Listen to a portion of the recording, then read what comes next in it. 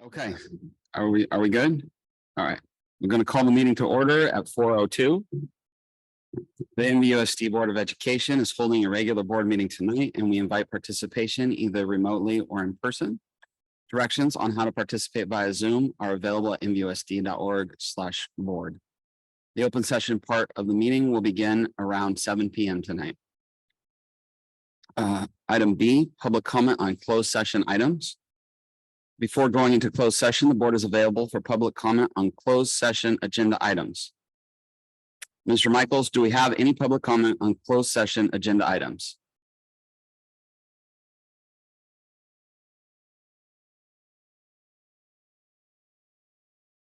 Sorry, a little technical difficulties. There's no public comment on closed session items.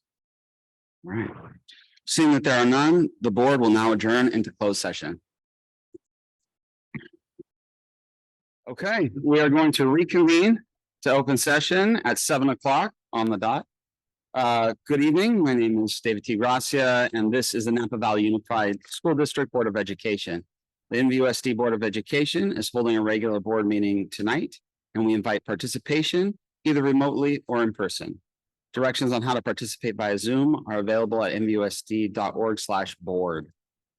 Interpretation in Spanish is available for tonight's virtual board meeting. Our interpreters are Isidro Mencos and Francisco Mesa. One of the interpreters will now translate the directions on our English channel so our Spanish-speaking families may hear the instructions. Sí, buenas noches. Va a haber interpretación en español esta noche para la reunión virtual de la Junta Directiva y para acceder a la interpretación desde un computador, por favor haga clic en el icono de la interpretación en la parte inferior de su pantalla desde la aplicación Zoom. Y en un dispositivo móvil, haga clic en donde dice más o more en la parte de su pantalla y escoja su idioma de preferencia para escuchar la reunión en español. Gracias. Thank you. All right, thank you for that. Can we please start with an attendance roll call from Vera Morales, Executive Assistant? Yes, Student Board Member Gomez, Present. Trustee Gracia, Present. Trustee Water, Present. Trustee Reiser, Present. Trustee Shu, Present. Trustee Jankowicz, Present. Trustee Hart, Present. Trustee Gonzalez Mares, Present. quorum present. Thank you. Thank you, Ms. Morales. All right, thank you for joining us tonight for our NVUSD board meeting. Our first item is E1, report on closed session. Trustee Reiser, do you have a report on closed session items? Yes, D1, report on closed session items. D1, student discipline. With respect to every item of business to be discussed in closed session pursuant to Ed Code 35146 and 48912.20, Government Code Section 49060 and 49078, and the Family Rights and Privacy Act. Regarding student matters, D1A, expulsions. The board recommends the expulsion for student 05252023A. Move to approve. Second. First by Trustee Chu, second by Trustee Hart. Ms. Morales, can I get a roll call vote on this matter? Yes, Trustee Gracia, Aye. Trustee Water, Aye. Trustee Reiser, Aye. Trustee Shu, Aye. Trustee Jankowicz, Aye. Trustee Hart, Aye. Trustee Gonzalez Mares. Aye. Motion passes. Thank you. Thank you. And then regarding item D2A, personnel, in closed session, the board took action to approve the following staff recommendation effective the 2023-24 school year. Sherry Floor to the position of assistant principal at Redwood Middle School. Dr. Massetti, is Ms. Floor available? President Gracia, Ms. Floor was unable to attend this evening, but we want to congratulate her and wish her a successful transition from American Canyon High School to Redwood Middle School as the new assistant principal there. Thank you.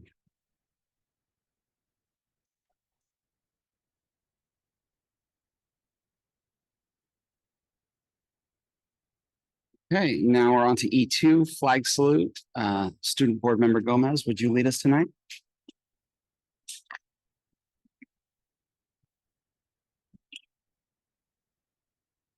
To the flag of the United States of America and to the republic for which it stands, one nation, under God, indivisible, with liberty and justice for all.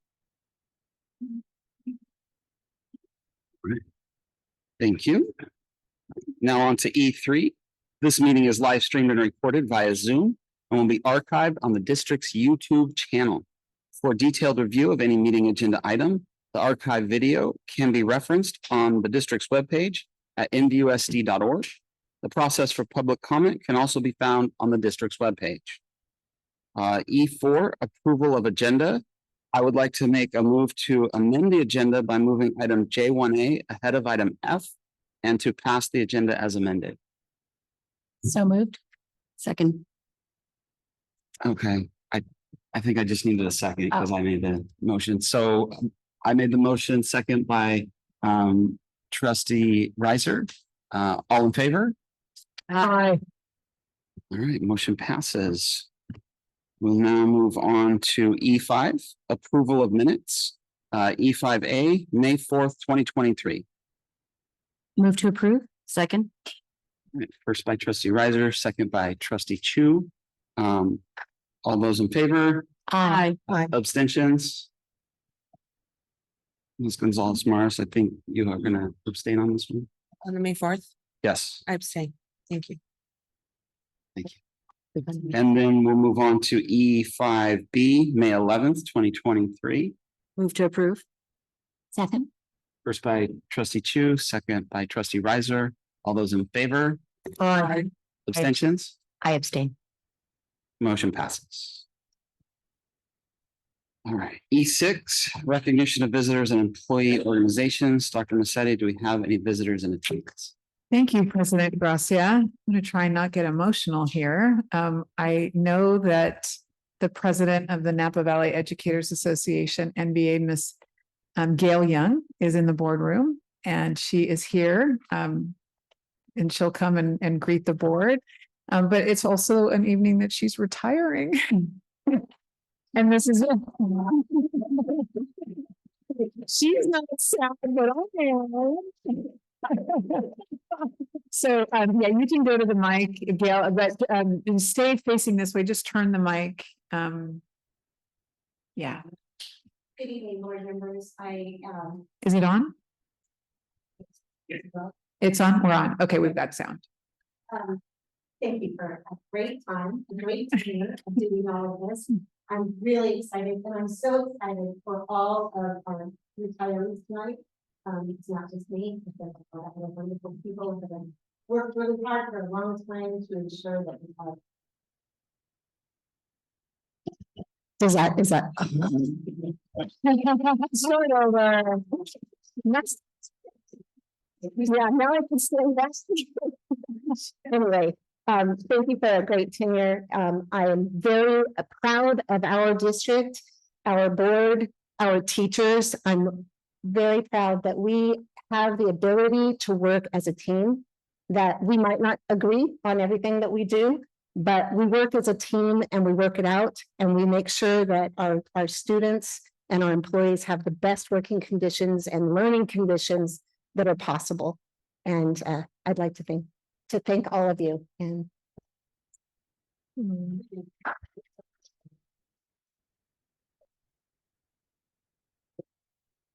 Thank you, President Young. And maybe we'll see you on June 8th, and it's not the last time you do your president's report and addressing of the board. So, and I do not see it. We have a lot of people in the boardroom, so I just want to make sure, is President Leslie Walder here? No? Okay, and I know Hector is not here. So that's all for this evening. Now we're on to J1A, 2022-2023 retiree presentation.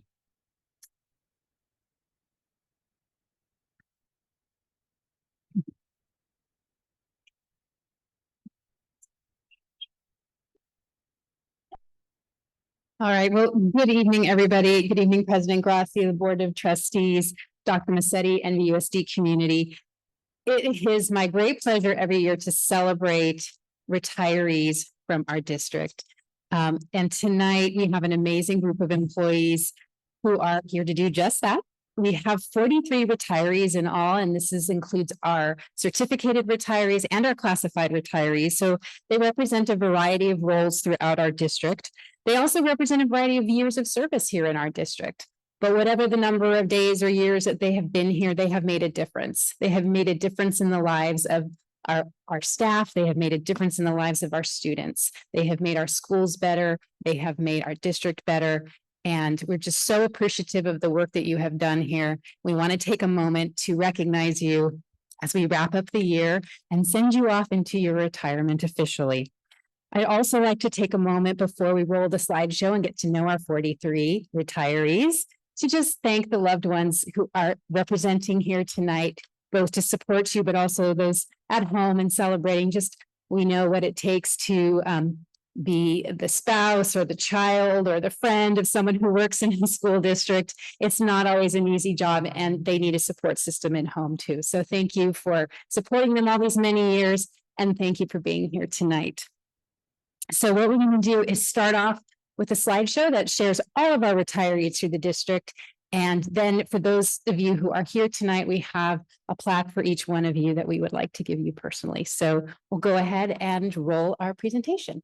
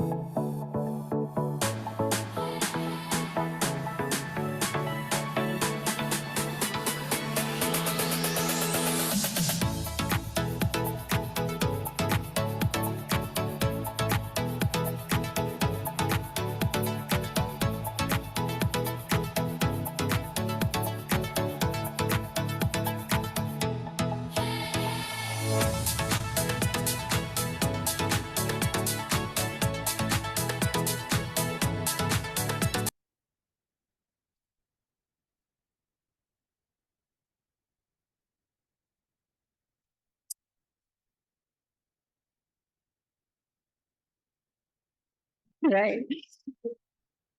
You know, it's funny, we practice this presentation earlier, we actually practiced the clicking of. But the reaction that I always hear is like, oh, I didn't know that person is retiring, I didn't know that person, and I heard it again.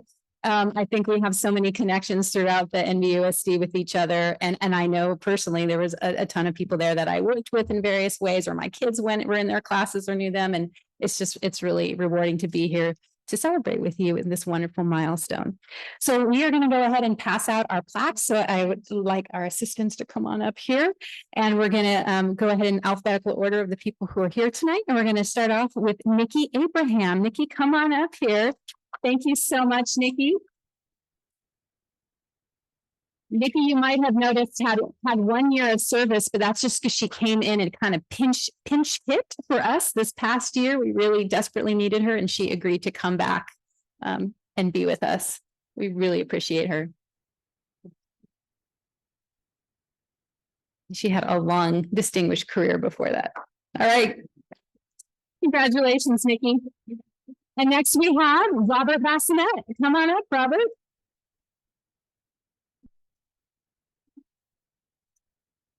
Robert is part of one of those NVUSD families. He literally, his family has worked for us. So we have a lot of different bassinets working for NVUSD.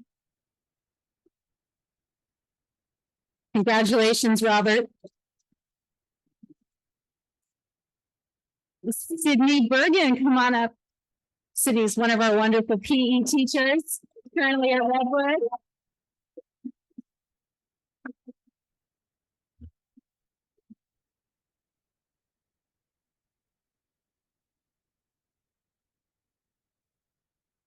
Congratulations, Sydney. And next we have Dawn. Dawn, come on up. We just celebrated yesterday with Dawn. She was selected as one of the classified employees of the year this year. So double celebration.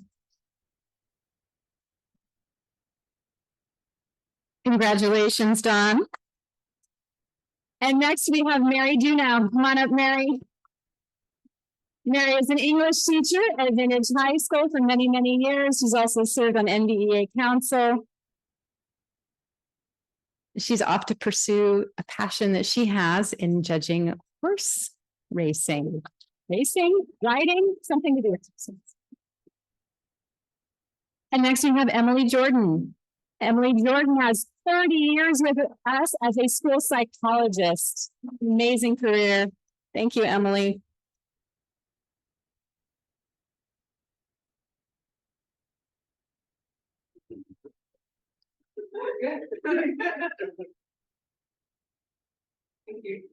Congratulations. And I'm not sure if he made it in here or not, but did James Livingston show up and we just missed him, or did he not? Okay. Well, we'll give him a little round of applause, James Livingston. All right. And next we have the pleasure of presenting a plaque to Elisa Parenti, another one of our wonderful PE teachers who retired earlier, but we're just catching up with her to celebrate.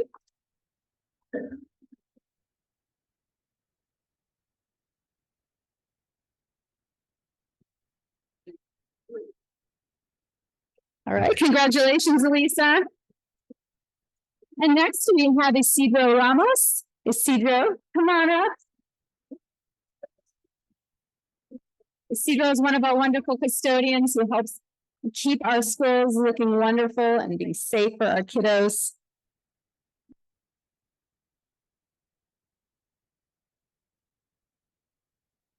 Congratulations, Isidro. And another retiree that we're just catching up with, we'd like to present a plaque to Bertha Rios. Come on up, Bertha.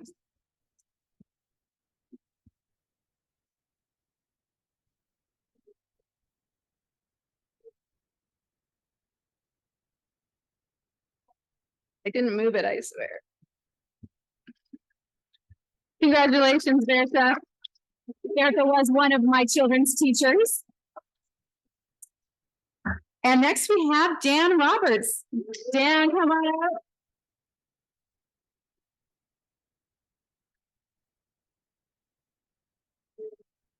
Dan's had a long career with us. In fact, on my first job at Pueblo Vista, Dan was the principal there. We go way back. Congratulations. And next we have Valerie Sarabalas Cole. Who? We also celebrated Valerie last night as one of our finalists for Napa County Teacher of the Year. So congratulations, Valerie.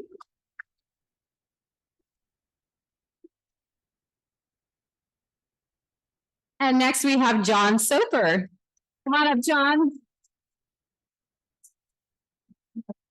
John's had a long career with us as well. Elizabeth and I from Human Resources got to work with John back at McPherson Elementary School. And now he's a teacher at Browns Valley. Congratulations, John.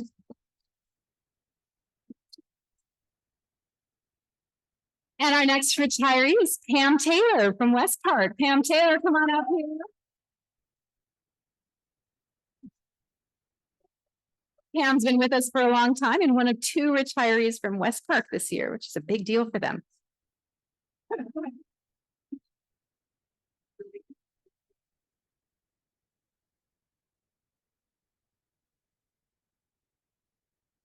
Congratulations.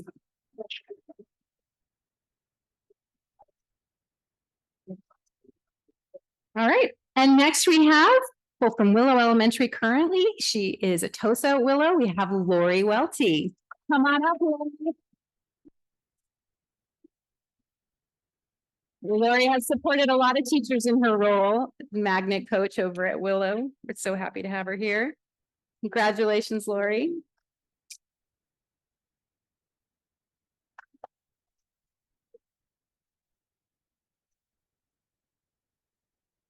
And our next retiree is Lynette Young. Lynette is also from Willow. Oh. We go back to a little bit. Lynette was at El Centro when my kids were there. And I can really relate to that, getting those quilting projects finally done.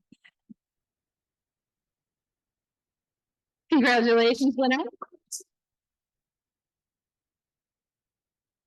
And that looks like we have one more plaque left. Okay, well, one more plaque left. Gail Young, come on up here and get your plaque.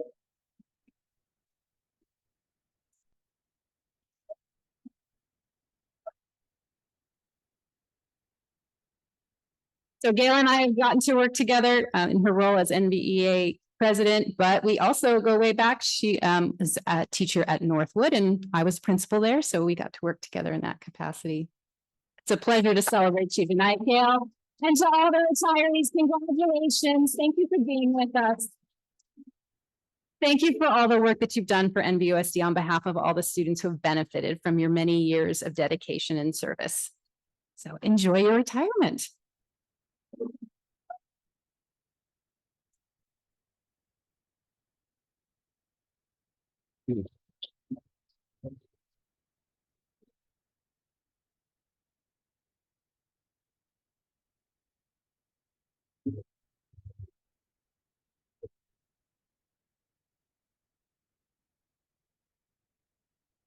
Mr. Michaels, do we have any public comment on this item? There is no public comment on this item.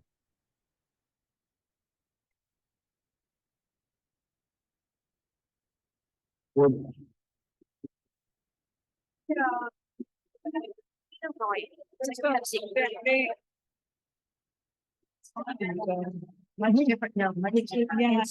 Yeah.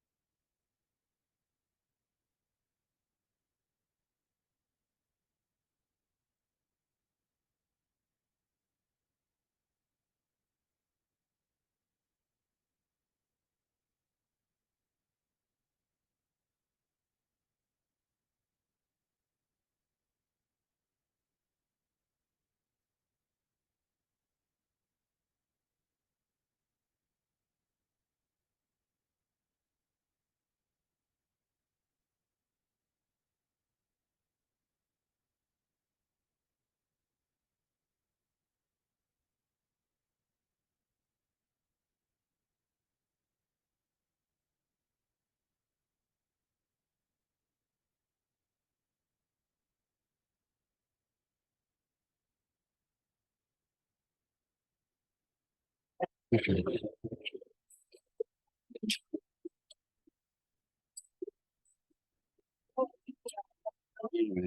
going to return now to our meeting. I'm gonna move on the agenda. We're gonna move on to item F, recognition of students of the month. F1, Valley Oak High School. Will Stephanie Lamarca please present the students of the month for Valley Oak High School? Good evening, NVUSD trustees, President Gracia, and Dr. Massetti. And I want to make sure you can hear me. Yes, we can hear you just fine. Okay, thank you. I'm Stephanie Lamarca, the very proud counselor at Valley Oak High School, and I have the privilege of introducing our students of the month for March and April. Both of these amazing young women have been of incredible help and service, not only to our school, but to their classmates and to the larger school district this year. Both Perla and Hunter hold two very important roles, and the first of those is as student ambassadors to Napa Valley College. This is a brand new position that high school students across our district have this year, in which Napa Valley College has trained them to assist their classmates. So Perla and Hunter have helped a slew of Valley Oak students with their Napa College application, the steps of enrollment, even financial aid applications, and even helped me organize a field trip to get students out to the college earlier this year. They've been of incredible help to me personally. I'm so very grateful to both of these young women. And they're always just proactive, positive, ready to jump in and help enthusiastically. Both Perla and Hunter are also part of the NVUSD Student LCAP Advisory Council. And so in that role, they've been instrumental in working with Pat Andrew Jennings and everyone else, and Monica Reddy and others who are working with the council to help students give voice at the district level. So they've been going between meetings at the district, coming back to Valley Oak, getting input from our students, bringing it back, and so forth, and have just done a terrific job in that role.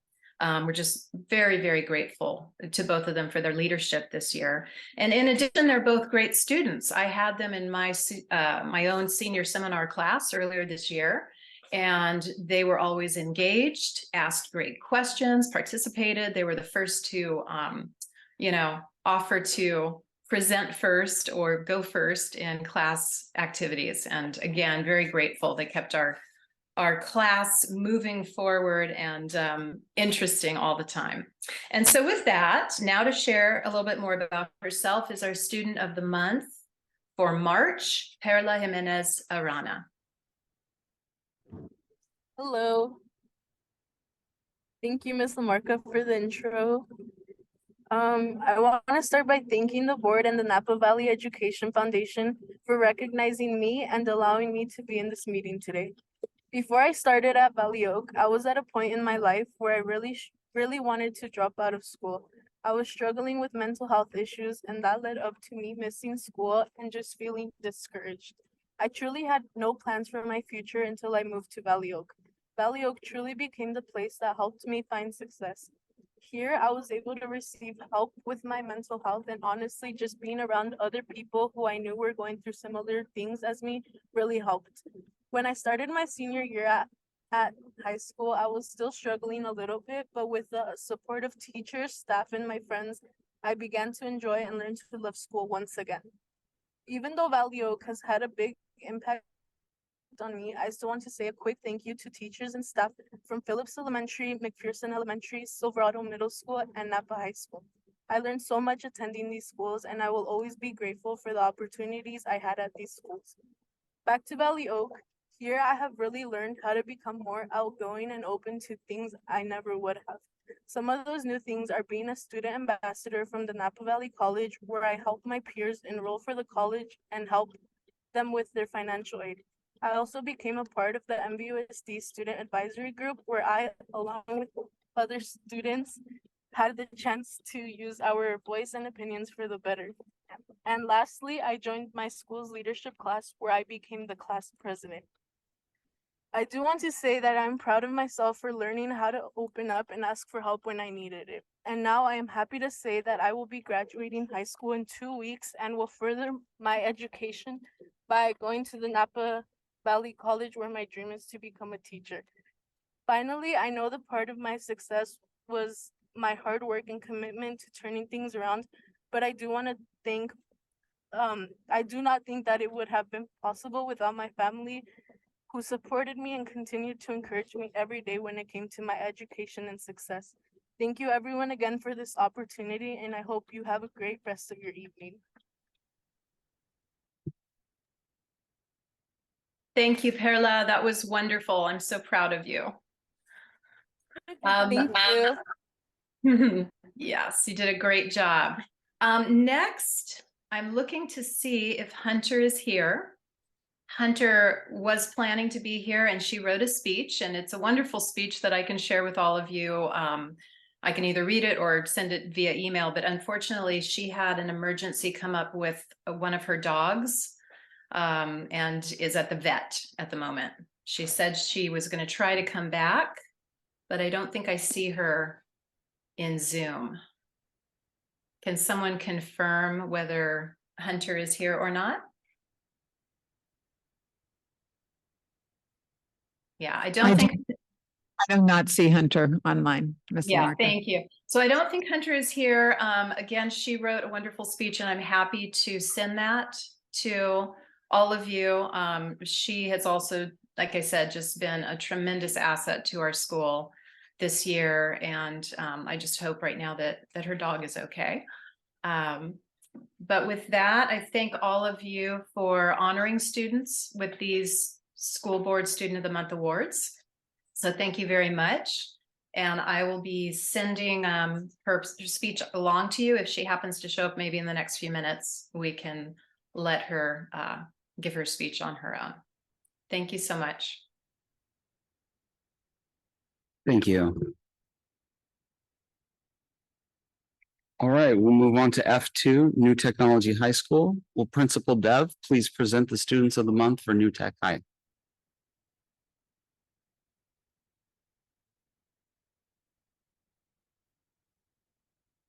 Good evening, NVUSD Board of Trustees, President Gracia, and Dr. Massetti. Congratulations to the Student of the Month winners at Valley Oak. My name is Abhinav Dev, and I'm the principal at New Technology High School. Our Penguin community is in our final stretch of the school year. I wanted to recognize that all our testing acronyms, SAT, CAST, LPAC, CAST, STAR, are all pretty much done. I also want to recognize that our incredible staff at New Tech and just share how much we value their hard work and dedication. We have an exciting incoming freshman class that we're connecting with at our ice cream social next Friday. Our current students will be defending their learning through presentations during finals week, and our class of 2023 are graduating on Tuesday, June 13th at Memorial Stadium. It's been a true blessing to take on leadership at New Tech this year, side by side with the best partner in this work, Mr. Andrew Biggs. It is my pleasure to end the school year shining a light on two of our very special New Tech Penguins. Tonight, I'm so excited to introduce you to two students who have shown strong academic results, given back to their community, and focused on their personal growth throughout their time at New Tech. Our Student of the Month for March is 11th grader Itzel Mendez. Itzel had a very unique start to high school, as did the rest of the class of 2024, starting school on Zoom. When she first arrived in person a year later, she was a shy, soft-spoken student who slowly began to build her confidence. She has blossomed as a student, is tenacious, advocates for herself, and is an all-around role model for other students on campus. Her teachers share that Itzy is an amazing artist with commitment to both completion and quality. She has shown incredible growth, dedication, and drive. When Itzel first started at New Tech, public speaking was not something that came naturally. She has worked tirelessly at this skill and has grown into a model presenter. Itzel always brings the positive vibes we continue to promote here at New Tech. Itzel, our community is so proud of you. Keep putting yourself in those new situations. You always learn something new and take it to better yourself. Congratulations, Itzel. Itzy's here tonight and has prepared a few words for the board. Thank you, Mr. Dev.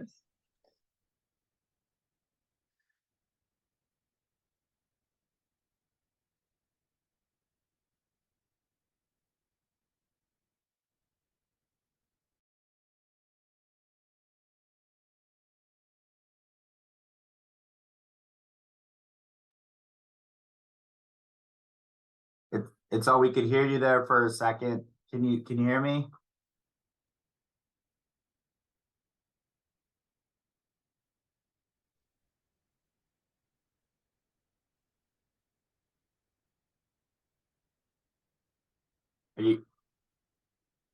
We can't hear you right now, or are you having trouble with your Zoom itself?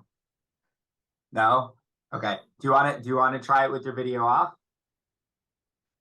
Okay, yeah, go for it. You've been an amazing educator during my freshman and sophomore year, and a great principal. My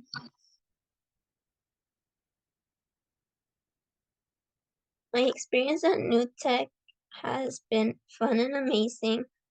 I receive a lot of help and support from both my teachers and my friends.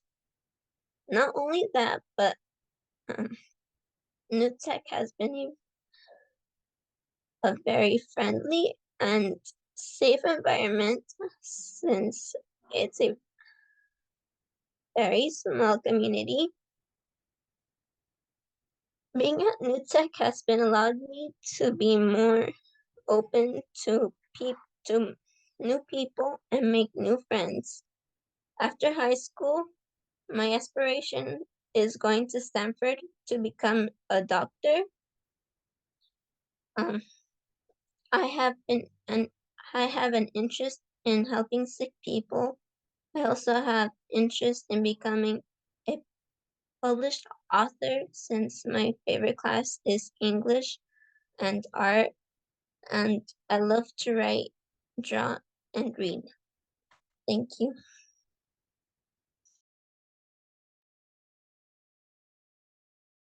Great job, Itzel. Great job. Thank you so much, and congratulations to you and your family. On to our student of the month for April.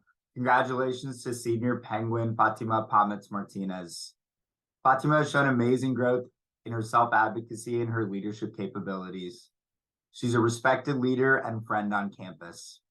Her teachers shared that Fatima continues to be a positive, thoughtful person at school and in our community.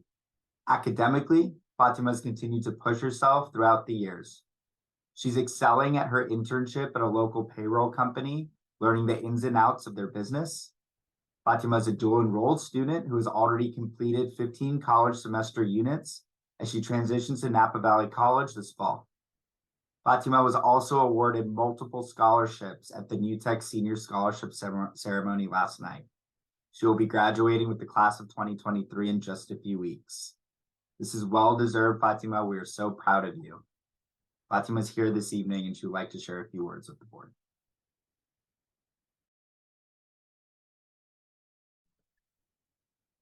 Hello. I would like to say a few words. Good afternoon, everyone. I would like to take this opportunity to say thank you for having me as a student of the month for April. I am a soon-to-be graduate of New Technology High School, and it's a great honor for me since I feel really appreciated. To be in this position, I would like to say thank you to Mr. Dev. He has seen my progress since like freshman year till now. And he has been such a great help. He has helped me throughout many things, and I want to say thank you for that. Throughout my time at New Tech, in the beginning, I felt like I wasn't appreciated in a way. I feel like I wasn't, I wasn't in that group or community actually. But now that I feel more confident, I feel more myself at school, I feel like I could be anything I want to be. And like Mr. Duff said, I just completed my internship at a payroll factory today, and it was my last day. It's very sad, but I'm gonna continue my studies at Napa Valley College, and continuing the career into accounting and business. And yeah, that's about it. Thank you very much.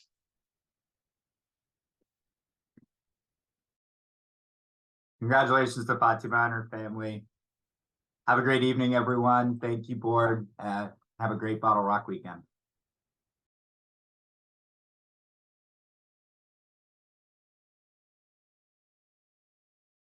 which is public comment on non-agenda items.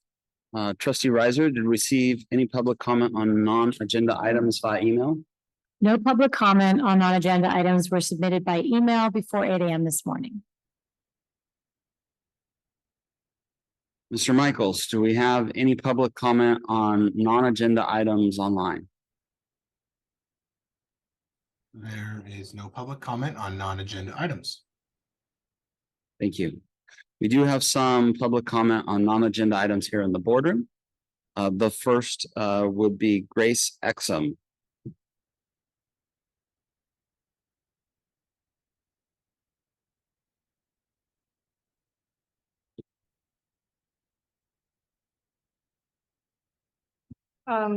Hello, I'd first like to thank you for this opportunity to address the board. I am here to discuss an issue at Napa High. We have just learned this past Tuesday that there's a plan to cut the drama class entirely. I don't have a heartfelt speech prepared. I don't have like emotional reasons for why, but even though I do have them, I don't have them prepared. I simply have just some notes for reasons why I think that the drama class should be allowed to stay. My first thing is that if this were to happen, then Napa High would be the only high school in the district that would not have a drama program, which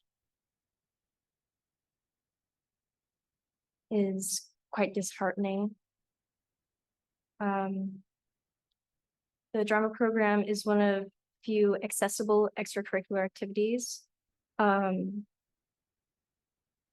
as it's allows students that maybe have mobility issues to participate in extracurricular activities, because other ones such as sports or marching band obviously are not fit for that. The drama class teaches life skills, as it has a lot of different parts to it. We focus a lot on communication and teamwork and problem solving. The drama class has multiple creative outlets for people that like acting, designing costumes, technology, set building. There's so many aspects of drama that are all like creative ways for people to express themselves. The drama program has been receiving a lot of support from our fellow students and our teachers and people in our community. And I know that a lot of people would be very sad to see the program gone. Yeah, thank you. Thank you. All right, our next speaker is Caitlin.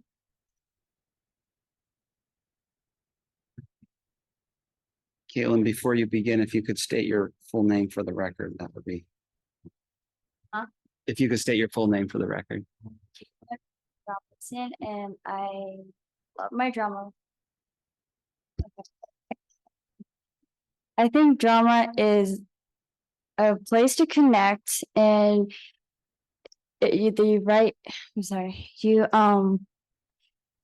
Miss Prophet works really hard to set plays for us. She has us go on field trips and have fun and get to know each other better and make new friends in class. And when you do plays and you practice your lines in front of people, it's like a speech in front of people. If you have anxiety, it kind of gives that away when you feel comfortable talking to a huge crowd. And it's like, let's say you're doing plays like on Broadway, for example, and you're doing the same exact thing, and that's what drama is for. And when you do a play, you have to project, which is talk louder so the whole audience can hear you. Because if you talk really low, no one can hear you. And drama is a really good class. And yeah, that's all I have. Okay, thank you. And next we have Gavin Morrison.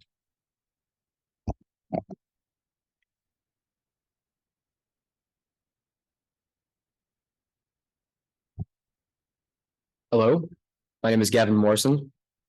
I'm an 11th grader at Napa High, and I'm currently in the advanced drama. Recently, there was a decision to remove the theater arts program at Napa High, which has saddened me as well as many of my other classmates. I find it unfortunate that if this decision were to go through, that Napa High would be the only school in Napa not to have a theater arts program. The situation my peers and I are now faced with kind of reminds me of a previous time in my life. So I moved here in 2014.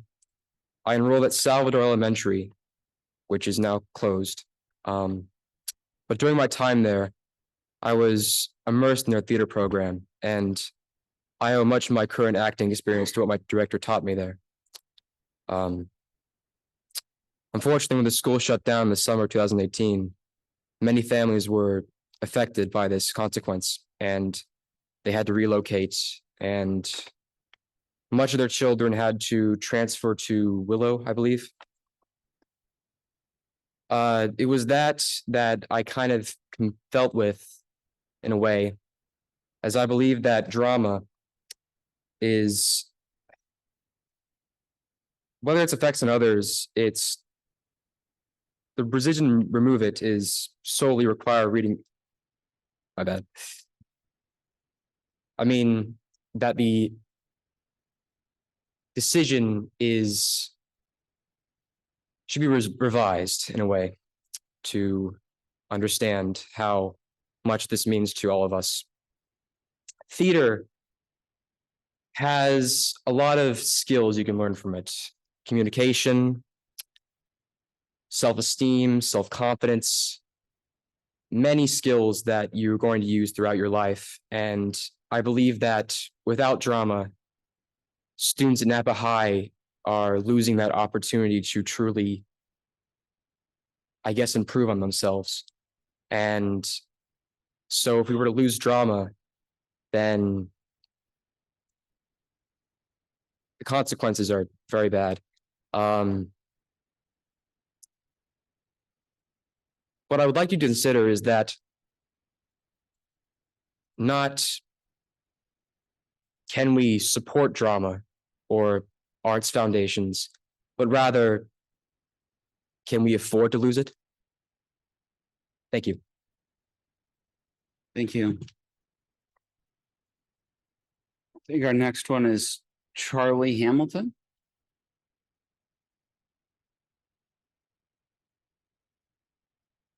See if I have to take this down. Hello? Hello? If you just Am I? leave it like that, it'll Won't pick me up? yeah, it'll Okay. be okay. Okay, we're good. All right. I would like to thank the board members, of course. I am Charlie Hamilton. I am an 11th grader, and I am also in the drama class. Let me start off by saying that this school, Napa High School, welcomed me with open arms and understanding smiles. I was struggling when I arrived. I was a high school dropout. I had to leave my mother because she couldn't take care of me the way she wanted to, and I didn't have much of a will to do anything. The school, though, gave me many things. I had amazing friends within a couple of months. My grades were doing so much better. My mental and emotional health wasn't at risk anymore. I wasn't struggling to just continue surviving like I used to. Another part of this, though, is drama class. Acting, designing the sets, watching the scenes come to life. Everything about it gave me a reason to continue moving forward. It gave me a reason to grow. It gave me a reason to look forward to another day. I know it's the same for many other people in this room. I know it's saved others' lives. I know that it's removing the drama class from Napa High is beyond devastating and heartbreaking for students and staff both. We are in a difficult subject to take care of. We take care of ourselves by paying for our own props, our own field trips, our own costumes, lights, and sets. We aren't fully appreciated or encouraged either, yet we still continue. After everything, we're being told drama won't be a class anymore. Drama class gives us opportunities to broaden ourselves and our skills. It provides an open space to be creative and energetic and unique. We don't have to worry about being left behind or alone because everyone becomes a family in one way or another. It also encourages open-minded actions, thoughtful discussions, and adopting new talents because we have to work together to create these stories and encourage each other to move forward. Not only that, but take someone who knows next to nothing about acting or doesn't know how to do art or struggles with memorization. They can pick up these skills easily with drama class because we nurture these abilities.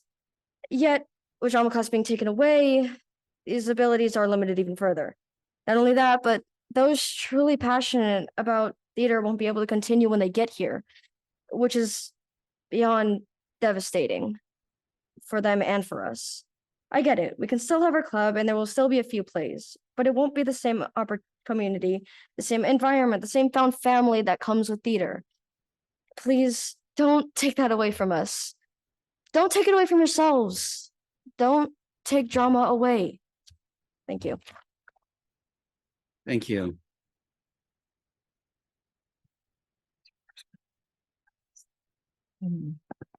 Yeah, I want to just take a quick moment. I want to thank Grace, Caitlin, Gavin, and Charlie. Thank you for bringing your input here to the boardroom this evening. I'm going to ask that Assistant Superintendent Pat Andrew Jennings follow up. We'll be in contact with Principal Ainsworth and get some information regarding your concerns related to this programmatic adjustment. So thank you for coming in tonight. And that concludes our public comment. So we will now move on to item H, reports. H1, Board of Education and Student Board Representative. Student Board Representative Gomez, would you like to start us off? Yes, of course. So last week I was able to attend the NVUSD State of the District event, which was conveniently held at my own high school, Vintage High School. Dr. Massetti spoke about our current standing as a district by highlighting how we've implemented and continued to carry out the 6 defined goals of NVUSD's strategic plan. We also heard from additional faculty members who have done work aimed at each respective goal, which was both informative and encouraging. It showed that the strategic plan is not just a list of goals that we know we should try to accomplish, but rather goals that we are actively fulfilling and continuing to provide resources toward so that students are given everything they need to succeed both socially and academically. I also attended the Vintage High School Wellness Fair, where members of Vintage High School's peer support introduced us to some of the features of the Wellness Center and how it helps tend to the mental health challenges that students face on a day-to-day basis at school. Special shout out to the amazing Vintage High School teacher, Melanie Merkner, who oversees the peer support program and provided NVUSD faculty and administrators the opportunity to walk around and observe what the VHS Wellness Center has to offer. And finally, as a Vintage High School student, I was at the annual Vintage High School Scholarship Ceremony held this past Monday at the District Auditorium, where nearly 100 students were granted scholarships to help them pursue their post-secondary endeavors.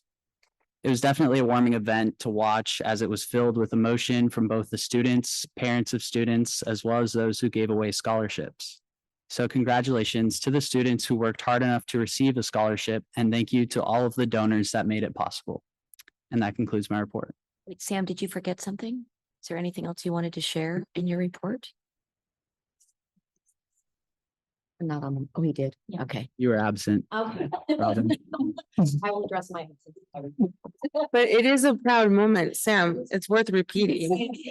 Say it again. Okay.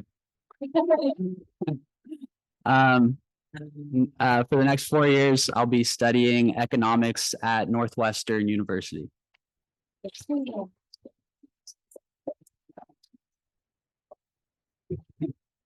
Trustee Gonzalez. It's good news. Good news should come around more than once. So,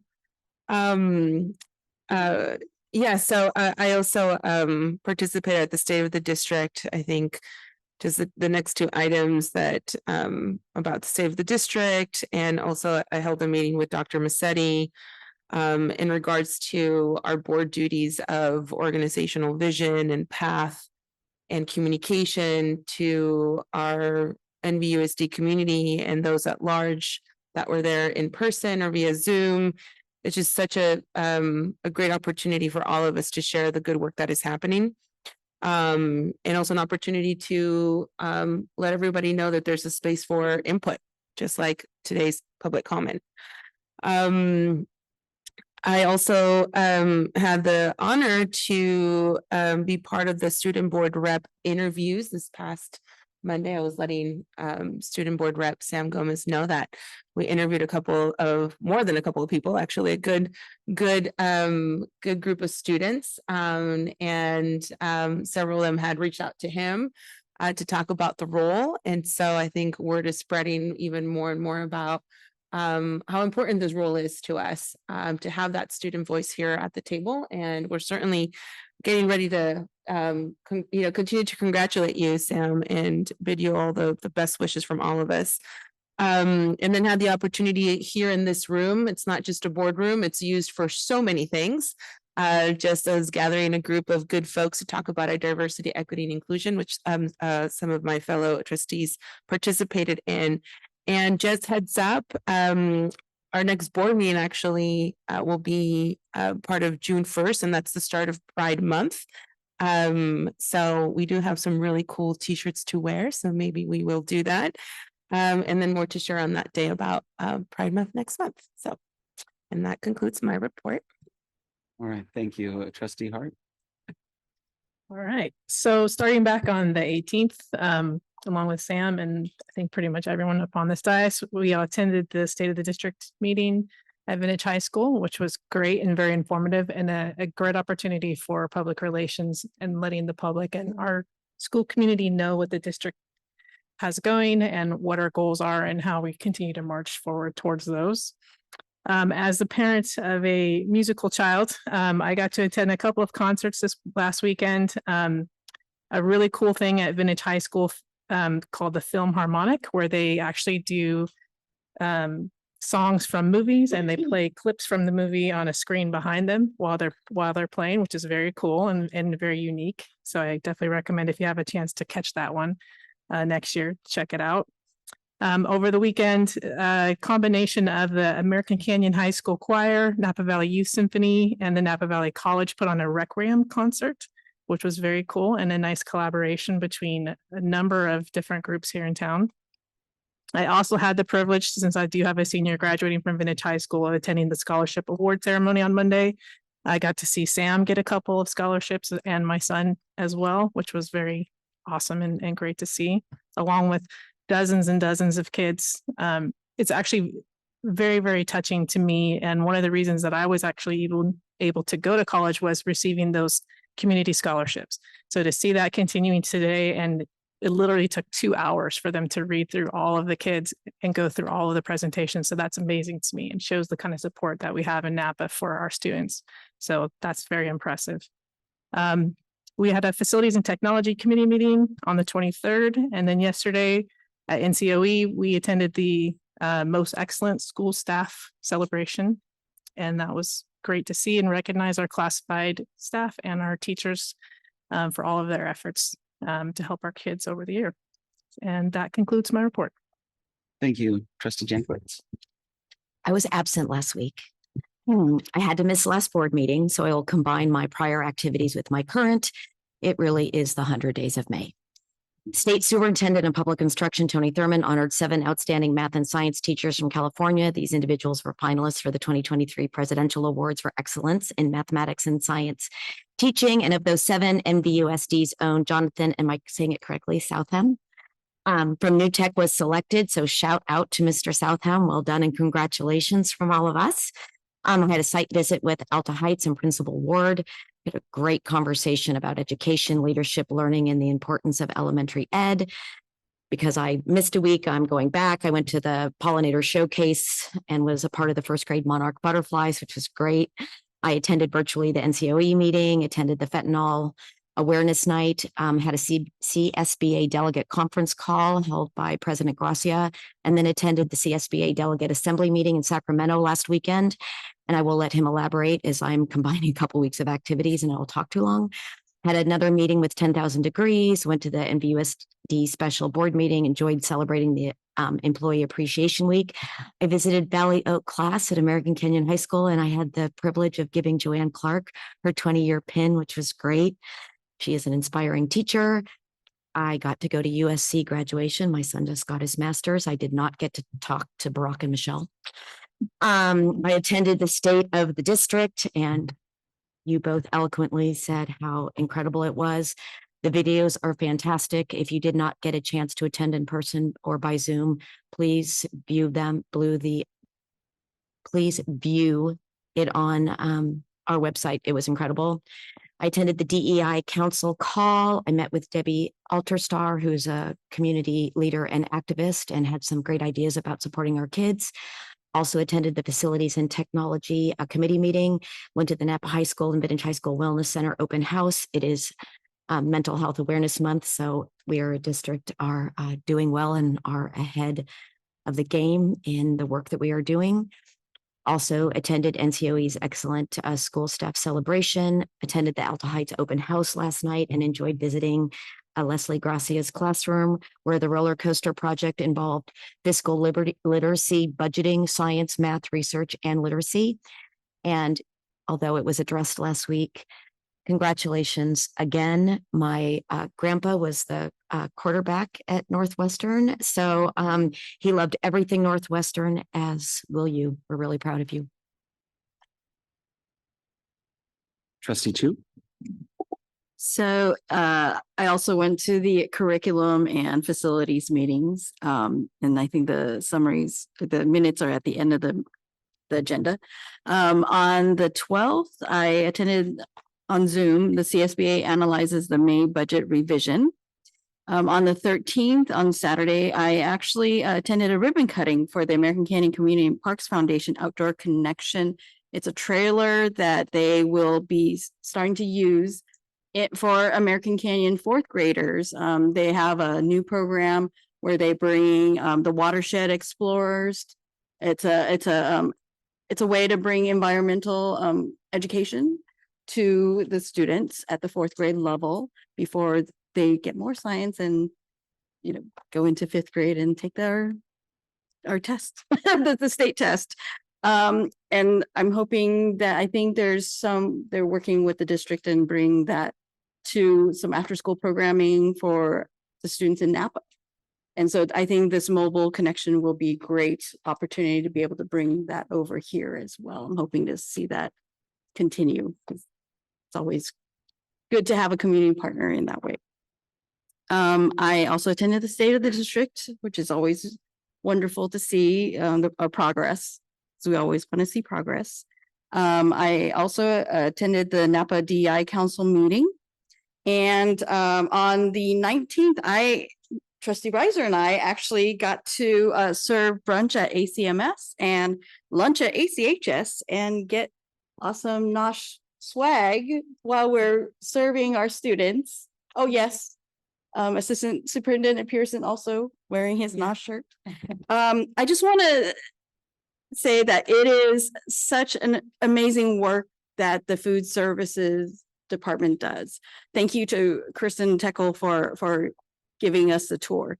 But more importantly, you know, these groups of our employees just do a fantastic job. I hope that we did not really delay their work because it's our first yes, we may have been the weak link, but it was incredible work just serving all that food. And I will say the students were very appreciative. They were always, you know, thanking us.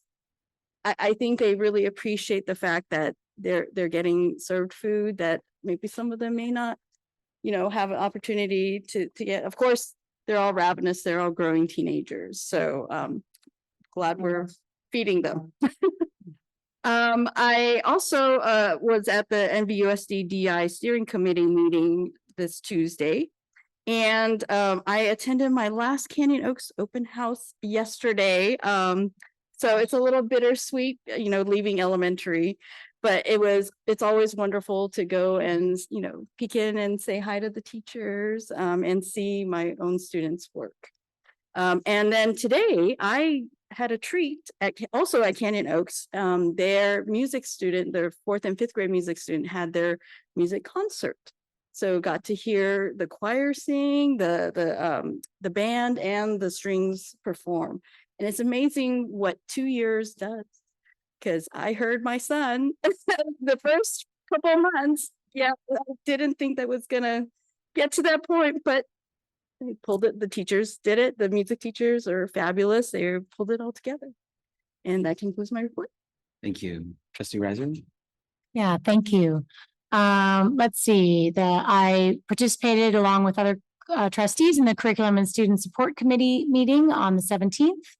And really enjoyed the State of the District event. It was just a beautiful production and, took it to the next level this year with really cool multimedia woven in. And it was really neat to hear from a lot of different people and especially the kids. It really ended in like a tugging of the heartstrings. My NVUSD is. I just love that so much. So congratulations to Julie Bordes and our communications team, Chris Reddy as well, for pulling that off and just, it was just chef's kiss. Okay, I was invited along with Trustee Chu and Superintendent Massetti to learn about the food service. And I will just add to what Trustee Chu has already said that it was really evident the care, the cariño that was, you think about serving food and sharing food with to children. And we were doing, sort of the late breakfast brunch at the middle school and then lunch at the high school. So all told, probably like 700 meals. More than that. Yeah, the breakfast burritos were all gone. But it was just really wonderful to witness that warmth and care. And it was two-way. It was not just our staff members showing care and being kind.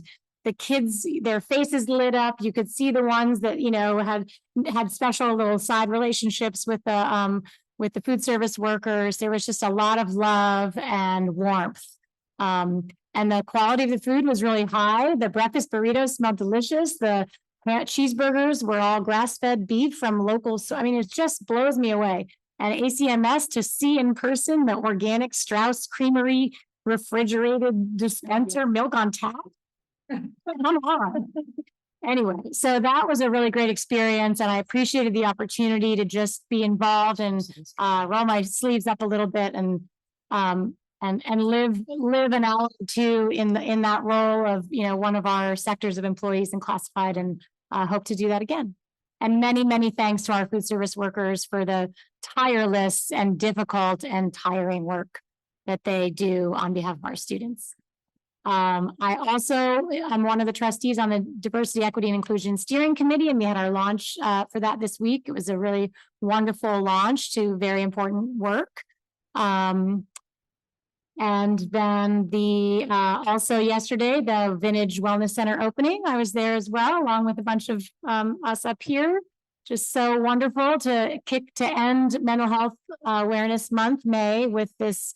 We sort of bookended with the Napa High one a little bit earlier, but I'm very proud of the work that we do as a school district to support the mental health of our students, and the wellness centers are just a wonderful model to be scaled up. And then I also attended the Napa County staff celebration and want to shout out the Napa County Teacher of the Year, Caitlin Nesbitt from Napa Junction Elementary. She's one of our NVUSD teachers, and we wish her the best of luck as she goes on to the state level of teacher acknowledgement and celebration. And then I guess the last thing was this morning. It was sort of a mom duty, but it's also what's going on in the district. I was a driver for the Napa High Vocal Music Workshop. They go to 7 or 8 elementary schools every year and sing to the kids. And so this was the last one of the year. And the director, Dave Ruane, said, I've had so many students who come through the a cappella group who say, I remember when they came to my elementary school. So I just want to thank the vocal programs in our district, but to Dave Ruane for keeping that program going for 20 years, and thank the kids for going out and giving entertainment and inspiration to their young peers. It's really cute to see the little kids and the looks on their face watching the high schoolers sing. So that concludes my report. Thank you. Trustee Water? Yes, I remember when the Napa High vocal music came to Shearer's school many years ago and started singing Into the Sea, and the kids went wild. Okay. What I did over the last 2 weeks, I did the webinar on the governor's budget, the May revision, you know, and well, you know, that was not fun. And then I went to the Napa Valley Education Foundation event at Copia, and I was glad I went. I'm glad I spent, and I was extremely touched to see the support from the community. And Chef Curry, who is a Michelin chef, mentored the students from our 3 culinary programs. And they did the hors d'oeuvres, and they were so proud of themselves, telling me, you know, how they did it and everything. And I think I ate a dozen of the salmon, of the smoked salmon, on the little tiny potato pancakes. They were really good, and that was lots of fun. But you know, very heartwarming to see the support to the schools from the community at large. I visited Unidos, and Principal Uribe, you know, gave me a wonderful tour, and it was topped off by seeing my former student, Mr. Bertolini, and he's working there, and it was just great. And I saw excellent teaching and happy students, just the way we like it. I also attended the State of the District with my colleagues here. I went to the Village High School Wellness Center and got to swing in the egg chair, and I felt more tranquil instantly. And this was like a student-led event. It was lots of fun, and I enjoyed meeting the high schoolers and saw Sam there. And I too went to the last night's Napa County Office of Education event, honoring our employees. Several of them, you know, like Dawn from Napa High, and I used to work with them, and she was, you know, and she's retiring, and I'm thinking of the people who are retiring tonight. I know exactly how you feel. It's this combination of relief and excitement and kind of your nostalgia. You're going to miss the kids, and if you don't look out, you'll end up on the school board.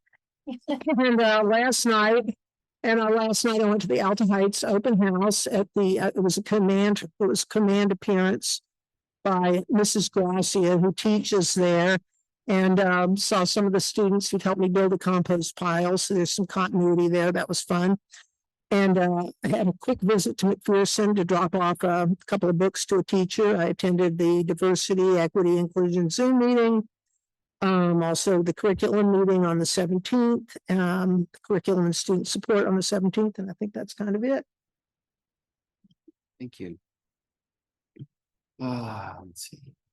So on the 12th, I attended Taste for Knowledge. The 18th was the State of the District at Vintage High School. The 19th was CSBA Board of Directors meeting.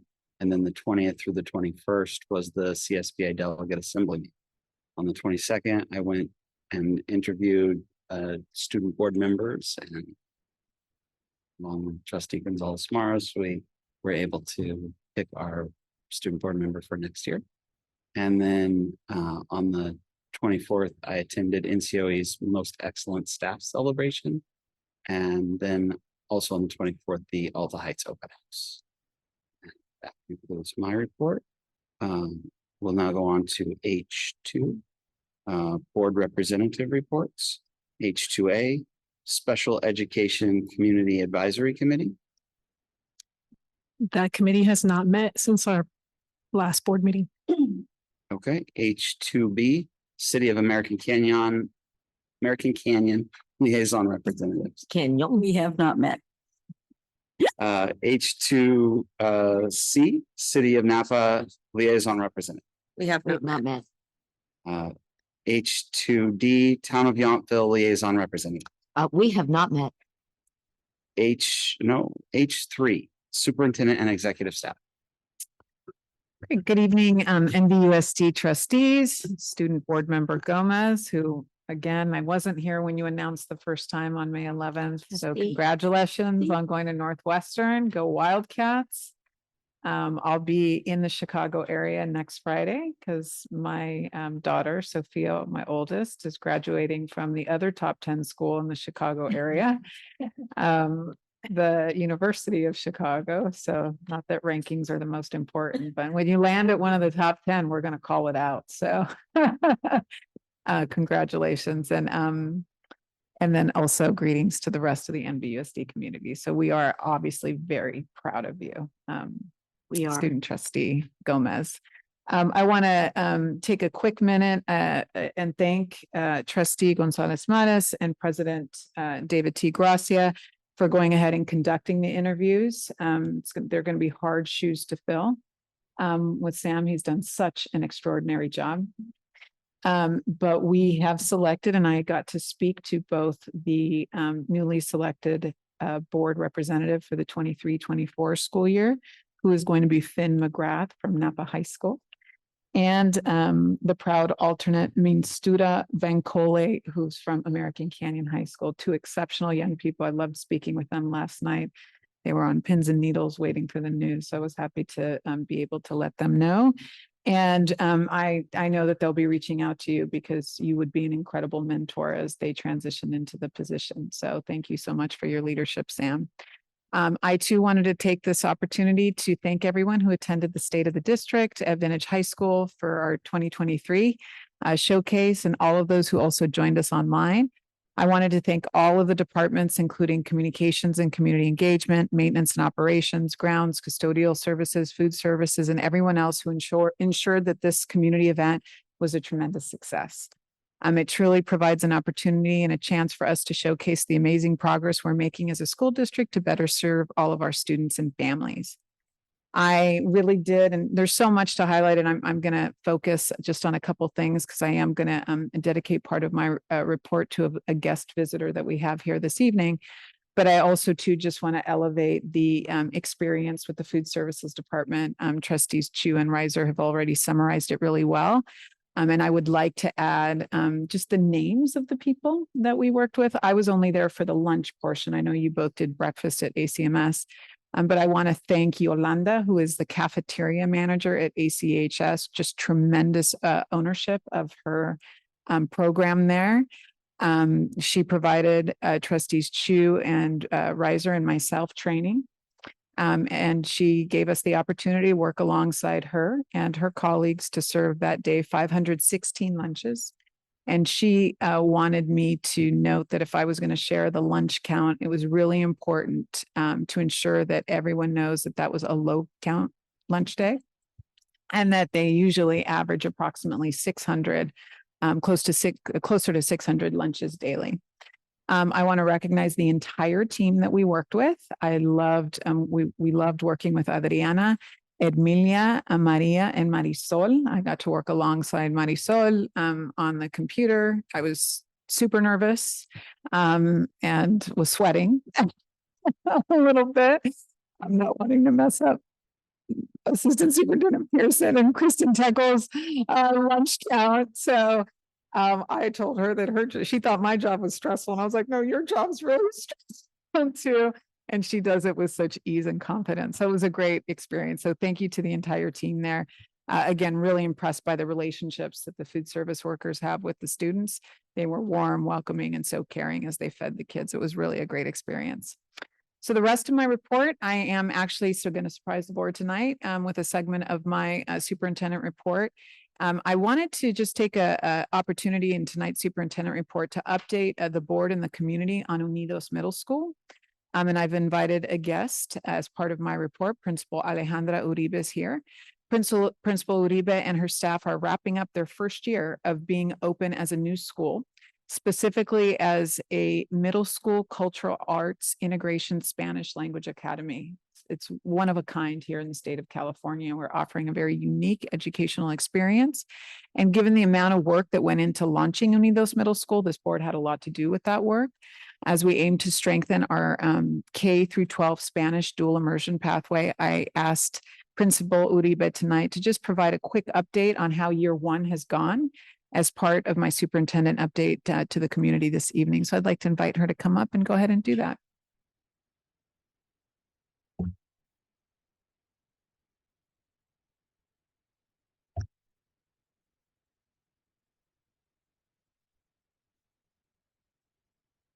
All right. I think she has some slides. All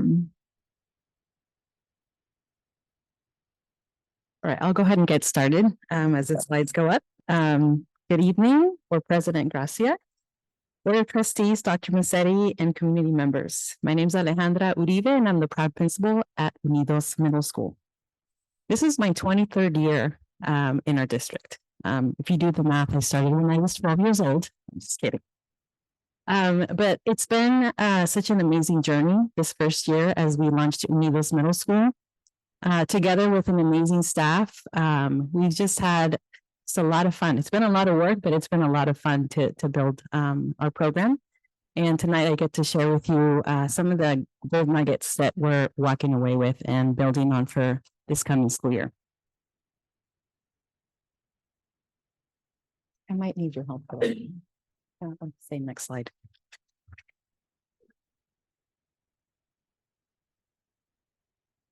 So I have a few things I want to cover with you. In community, we have built a strong foundation for our program, and I will share our accomplishments using the goals in our district strategic plan as part of my framework.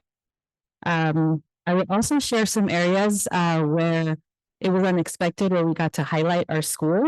You may call it icing on the cake. I'm calling it crema on the tacos tonight, just because we're in middle school. And I also like to share some next steps with you. Next slide, please. So this is one of our anchors in our school. And a year before we opened up the doors, in community, we created the mission and vision for our school. And so all the decisions that we've been making, we always make sure that we anchor them and tether them back to our mission and vision.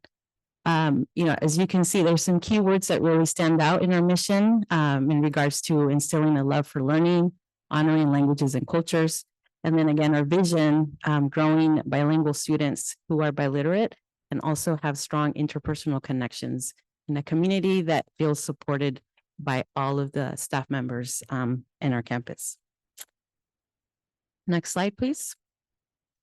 This is another one of our anchors. Aside from our mission and vision, it's also our core elements. We have our Language Academy Pathways, which sets us apart. We have a unique program where every student at Unidos Middle School is learning Spanish at different levels. We are housing the middle school years for the students who are in the dual immersion program at the elementary level. We are the second part in our program. And then we're also offering Spanish instruction for students who are learning that language for the very first time. And we also have the opportunity for students who speak Spanish at home, but haven't had the opportunity to receive formal instruction in Spanish. They are part of the heritage language speakers. So again, every student at Unidos Middle School is learning Spanish at their own level. Another key component or core element in our program is a cultural arts integration. And this is something that we're very excited to continue to grow in our school. Just the ability to integrate art into our instruction, whether it's math, social studies, English language arts, Spanish. It's something that we see across our curriculum, and it's a great opportunity for our students to demonstrate understanding, process information, and then also gain appreciation for the arts. And it could be anywhere from fine arts to performing arts. This is something that we're practicing and growing, and again, having more opportunities to grow deeper, grow our roots deeper in this area. And then school-wide AVID. This is something, again, that we're working on integrating into our school. This year, we took a few strategies that we could all commit to, and our goal is to continue to grow in that area school-wide. Next slide, please. So our first goal in our strategic plan, college and career readiness, this was, again, a big piece, the Spanish language pathway. We have done a lot of work with the world language teachers at the high school level, and we started this work a year before we opened the doors at Unidos Middle School. We just wanted to make sure we got it right, because we are preparing our students at the middle school level to then advance their work at the high school level and onboard students for the Seal of Biliteracy for those that are new to Spanish. Again, we've worked very closely with the language arts department, world language departments at the high school level to ensure that at Unidos, we are doing our part to prepare our students as they move up through the high school classes with Spanish. We've also had the pleasure to work with Rosa Molina, who is the executive director for the Association of Two-Way Dual Language Education, and she has met several times with our dual immersion team to ensure fidelity to our program and review our curriculum and overall support our Spanish language arts development in our school. We also agreed to a handful of AVID strategies, as I mentioned earlier, and we implemented them school-wide, such as binders and agenda planners. Those are baby steps. We're going to grow that moving next year. We also launched learning sprints in ELA and math, just like the rest of the district. We learned a lot with that. And since we have teachers that came from 9 different places at Unidos Middle School, whether they came from our own district or across or outside districts, we took some initial steps to calibrate around grading because we realized early on with trimester 1 that we were grading differently. So we made some agreements, we made some commitments from the beginning of the school year, and we're ending the school year where we're prioritizing standards-based grading, but really fully committing to moving in that direction at the start in August. And so that's really exciting to say that we're going to be all on board next year around grading. And again, prioritizing standards-based grading. And last but not least, we have 4 amazing math teachers in our department, and they rolled up their sleeves and adopted building thinking classrooms. And it's just been so amazing to see our students just get excited about math as they work in triads to work out problems, and the level of engagement is so amazing. I invite all of you to come and check it out. It's just exciting to see students be excited about math. Next slide, please. So for this particular goal, one of the pieces that we did as a staff that also served as team building was during the summer, we went through artful learning training. And this is a 3-year commitment that we have. We have a 3-year contract. And the first piece that we did as a team was learn 27 different arts-based skills and strategies. And the goal for this year was to incorporate and integrate those strategies into our curriculum as much as possible. And so we had a lot of fun. We tried different strategies. And again, we're going to grow that next year. And then we also had after school band and orchestra. We have 6 periods like the rest of the middle school. We don't have electives. So in order for us to provide this opportunity for band and orchestra, this is something that our students are participating with in after school. And again, just doing our part to strengthen the path with the Seal of Biliteracy by ensuring that we are developing, that we're adopting appropriate curriculum that is serving our students, that is developmentally appropriate for them. And just listening to our teachers and our students as they give us feedback around the adoptions that we had considered for last year, and then having to make some changes because maybe it wasn't as engaging or it wasn't helping us with advancing the work. A part of this piece too was adopting novels. That's something that we're also looking at right now.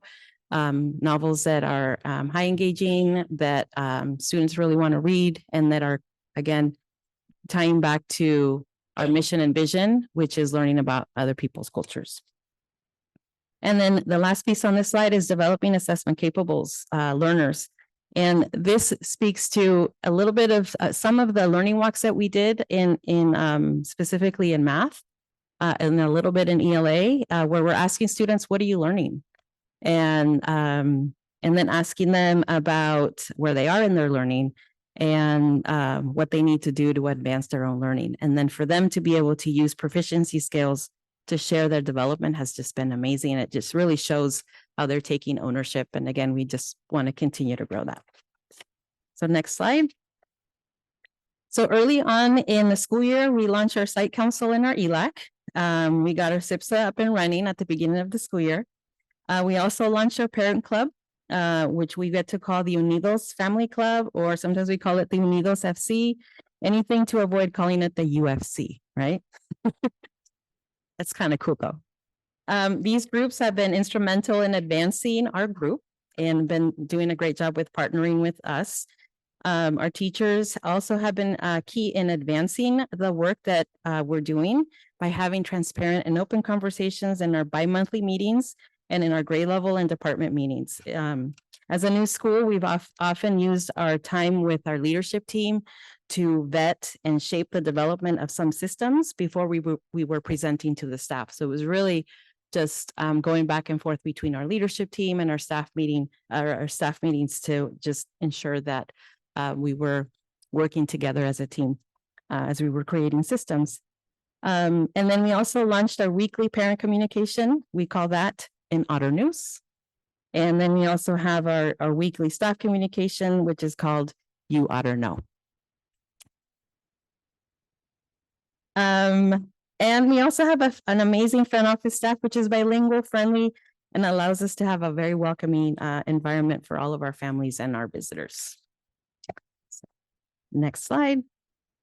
Our wellness center. I can't speak and I can't say enough about our wellness center. I mean, the team that we have at Unidos is amazing. They're seeing approximately 50 students per week. And they're just doing amazing work within our team, but then also reaching out and having partnerships with just different agencies in our community. Again, as a new school, just merging students from different programs, we really prioritize building community and building just that team feeling. And we did a lot of that through advisory. So that was something that we prioritized, especially at the beginning of the school year. We also recognize students every month for different character traits, such as global citizen, being reflective, being inclusive, being ambassadors and diplomats. And again, that's something that we do during advisory once a month. We hand out Otter Bucks when we catch students doing great acts towards others and showing responsibility. And then they use those Otter Bucks to buy things at the Otter Bazaar. That's something that our parents are helping out on Friday. They can purchase snacks, supplies, and on special occasions, they can buy a ticket to get a tour of the basement in the old Salvador building. That was popular. Our student council also encourages student voice as we encourage spirit days, dances, and other relevant events. And then we're just so lucky to have a lot of our teachers and staff who open up their classrooms during lunch.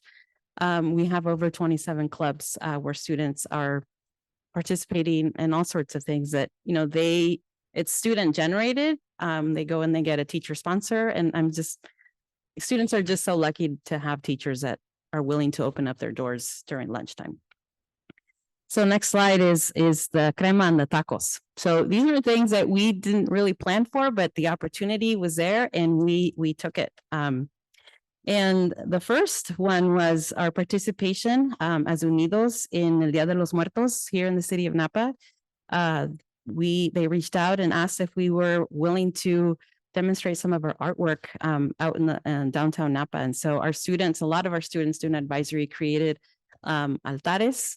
And we also did some other art pieces that we were able to display. And it was just so exciting to see a table with our mission and vision and representing Unidos in November when we had just launched for a few months in.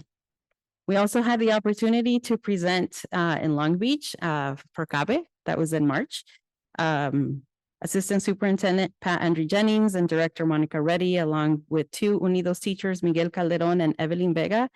We had the opportunity to share with about 100 participants regarding the development of Unidos Middle School and just the amount of work that went in and just different activities that we led to do this work with our community. And that was just so exciting to do in March and, before we even finished our first year.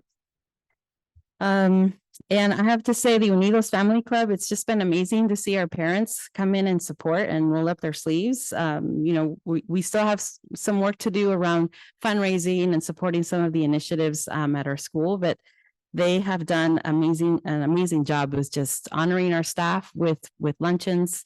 They bought us our first popcorn machine, so we're able to use that for dances. You know, it's those little things that just go a long way. And then the next slide has to do with enrollment. That's more crema on the taco, right?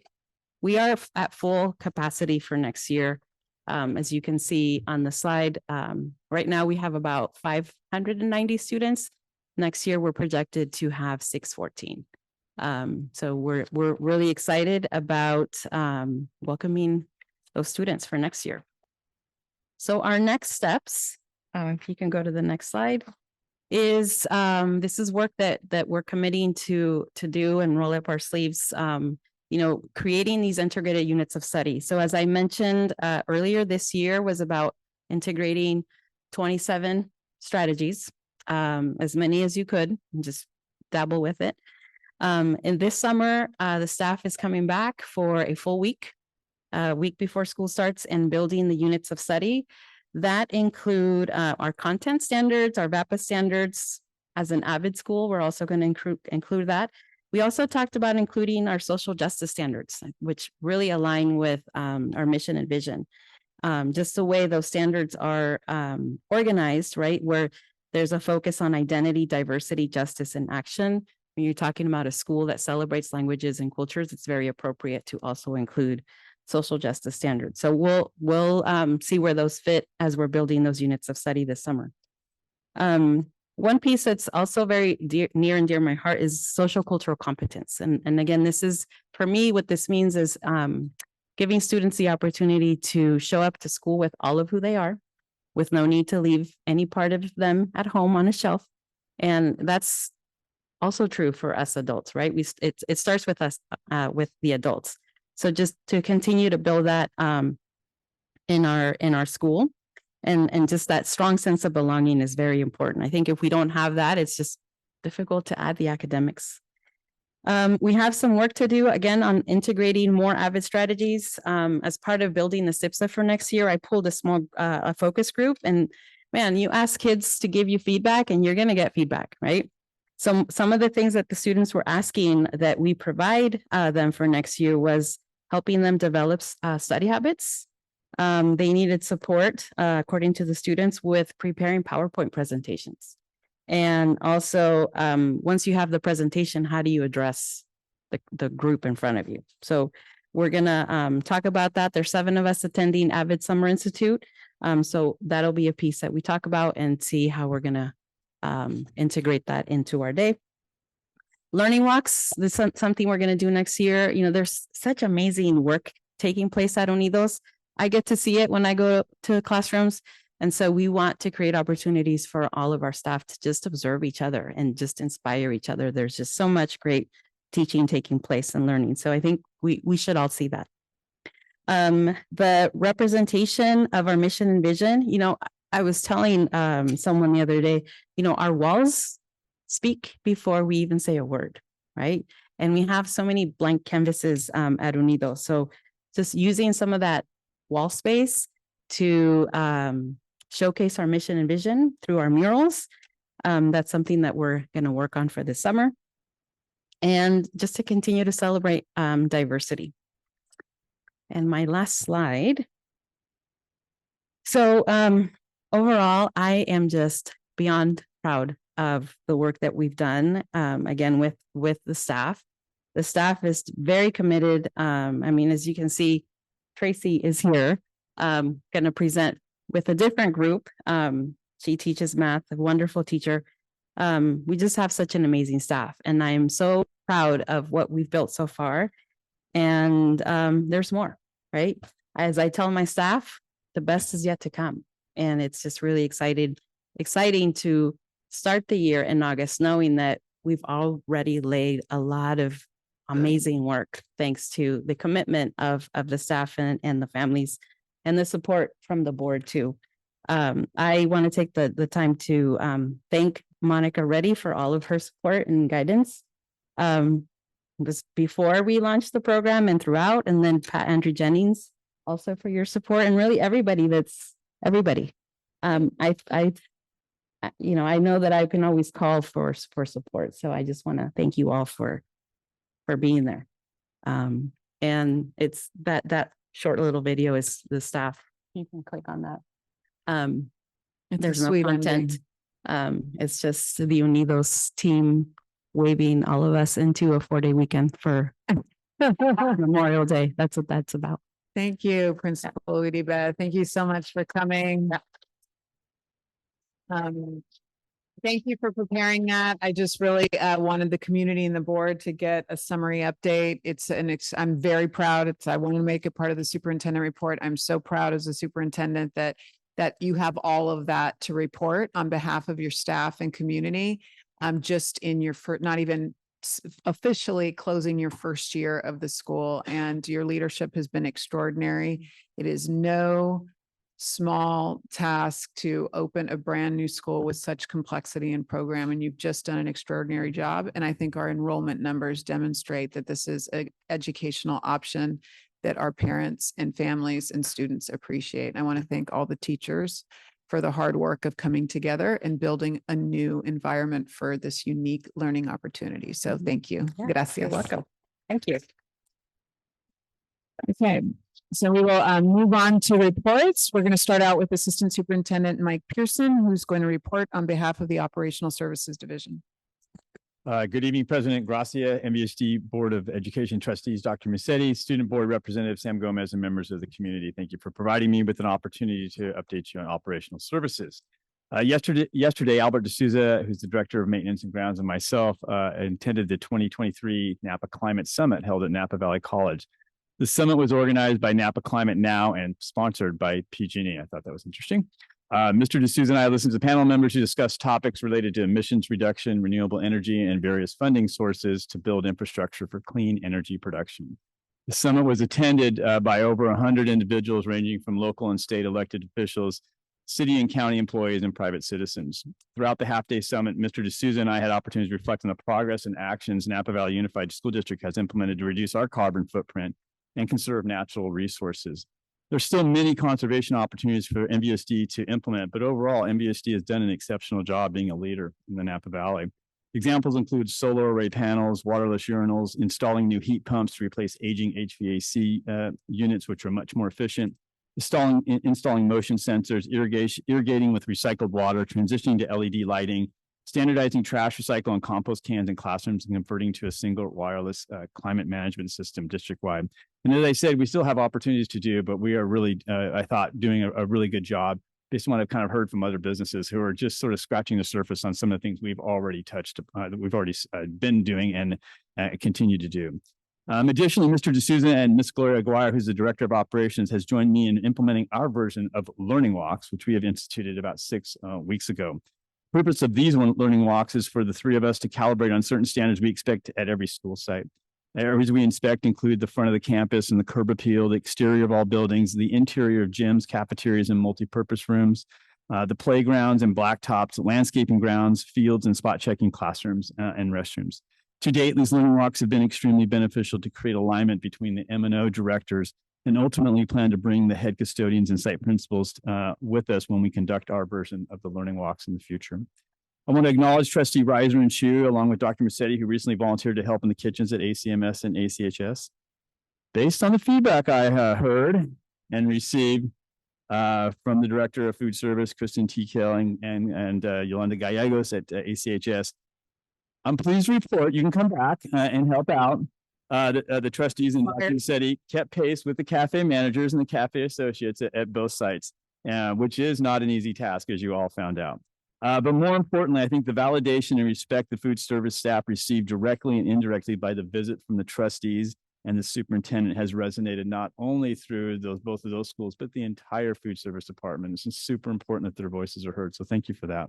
And we really appreciate you coming out and doing that. And we encourage any and all who want to help out to let us know. And lastly, graduation season is officially it began tonight, even though it's no NVUSD schools. We had Napa Valley College do their graduation ceremonies tonight. So congratulations to the class of 2023 at Napa Valley College. And that concludes my report. Thank you. Next, we have Assistant Superintendent Dana Page, who oversees the Human Resources Division. Good evening. Thank you for the opportunity to present our sort of our graduates, our retirees this year. And with that, I will forego my report in the interest of time. Thank you, Dana. And next we have Assistant Superintendent Pat Andrew Jennings, who oversees the Instructional Services Division. Good evening, President Gracia, Board Trustees, Superintendent Massetti, Student Board Representative Gomez, and the NVUSD community. I will keep my report brief this evening, given the two comprehensive instructional division presentations later on. In support of board annual priority number 3, which is focused on strengthening early learning programs, I would like to thank Executive Director of Special Education, Terry Lynn Rossetti, and our new Special Education Preschool Coordinator, Yasmin Ramatullah, for hosting an information night to welcome our new special education preschool, transitional kindergarten, and kindergarten families. Last night, we had over 55 parents and grandparents who had an opportunity to learn more about the students' classrooms, the process of enrollment, and how to participate in the upcoming IEP matriculation meetings. We are looking forward to welcoming our newest group of learners to NVUSD in the 2023-2024 school year. Thank you. That concludes my report. Thank you, Assistant Superintendent Andrew Jennings. And last is Assistant Superintendent Rob Manguala, who oversees business services. I've been told by my team that I need to smile a little bit more. Apparently money is not funny. So literally I'm getting jammed in the background here. So I thought I'd just kind of share that. And I'm going to jump in with take 2, April showers, bring May flowers, and the May revise. So the May revise has a few new programs and focuses on maintaining investments in education, including an 8.22% cost of living adjustment. While a fairly substantial revenue shortfall is projected, the K-12 budget remains relatively safe. Cuts to the K-12 budget are currently proposed to only impact one-time programs. Keep smiling. Okay. It's really hard to smile and talk about money. So the business office is working to put 8.22%. That's worth smiling about, right? So the business office is working to put the final touches on our budget, which you'll see at our next board meeting. And just to drop a little hint for you, Sam, there's an extreme shortage of chief business officials. And yes, economics is my favorite topic too. So keep with it. Wasn't that your major? It was my major also. Yes, it was. Sites are finishing up CASP and spring STAR testing this week. The data and assessment team will begin analyzing STAR data next week, and we'll share the results at the June 22nd school board meeting.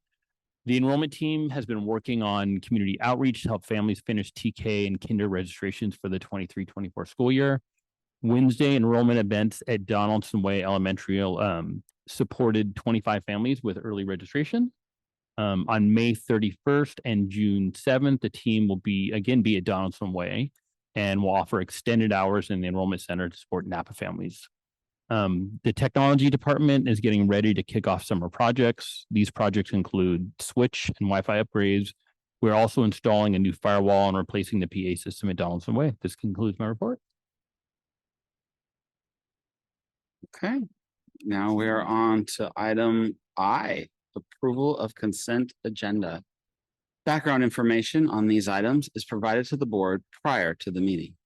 A common motion takes action without discussion on a roll call vote unless discussion of item or items is requested by board members. I'll move to approve. Second. First by Trustee Chu, second by Trustee Riser. Mr. Michaels, do we have any public comment on these items? We do not have public comment on these items. Excellent. Ms. Morales, can I please have a roll call vote on this group of items? Yes, Student Board Member Gomez, Aye. Trustee Gracia, Aye. Trustee Water, Aye. Trustee Riser, Aye. Trustee Shu, Aye. Trustee Jankowicz, Aye. Trustee Hart, Aye. Trustee Gonzalez Mares, Aye. Motion passes. Thank you, Ms. Morales. We have now been at this for 2 hours, so we will take our first break. See you in about 5 minutes. We are back. We'll now move on to J, presentation and discussion items. We previously did J1A, so we'll move on to J2, instructional services, J2A, TK12 mathematic program alignment and improvement presentation.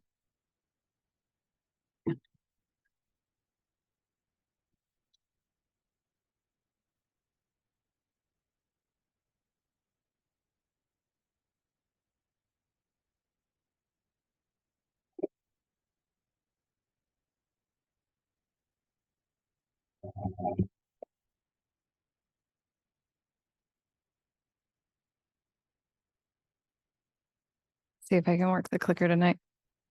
Okay, so good evening, President Gracia, Board of Trustees, Student Board Member Gomez, and Superintendent Dr. Massetti. As we continue to focus on TK12 mathematics alignment and improvement, we look forward to the opportunity to provide an update on our progress. This evening, you will hear from Director Manning, our Director of Elementary, District Academic Specialist Kendra Parsons, and Unidos Middle School math teacher Tracy Mosquite. Math has been a key focus in preparing students for college and career readiness, as outlined in NVUSD goal number 1. We also know that students who have a strong foundation in their core content, especially in mathematics, especially in Math 1 or Algebra 1 or Algebra, they are more confident in their learning, and often they thrive more throughout their schooling.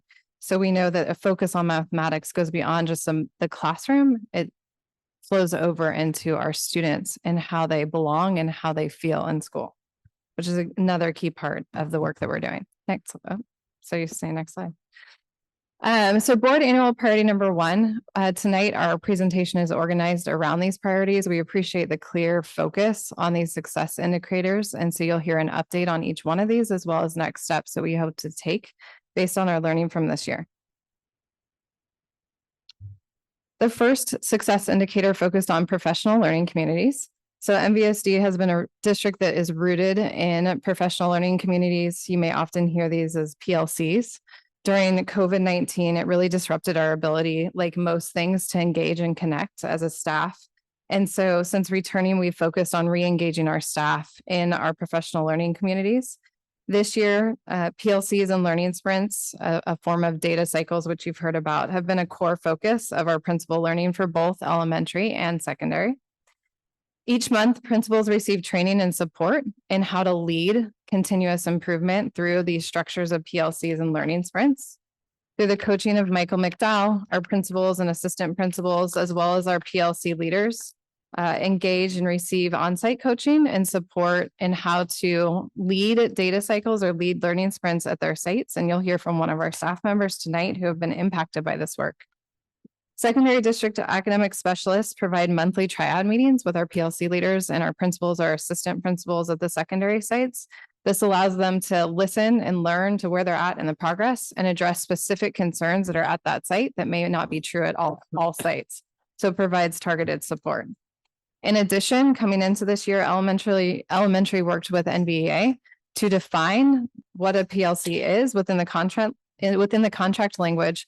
And TK12, our movement to common bell schedules has really provided us the opportunity to increase their collaborative time and define this time across the system.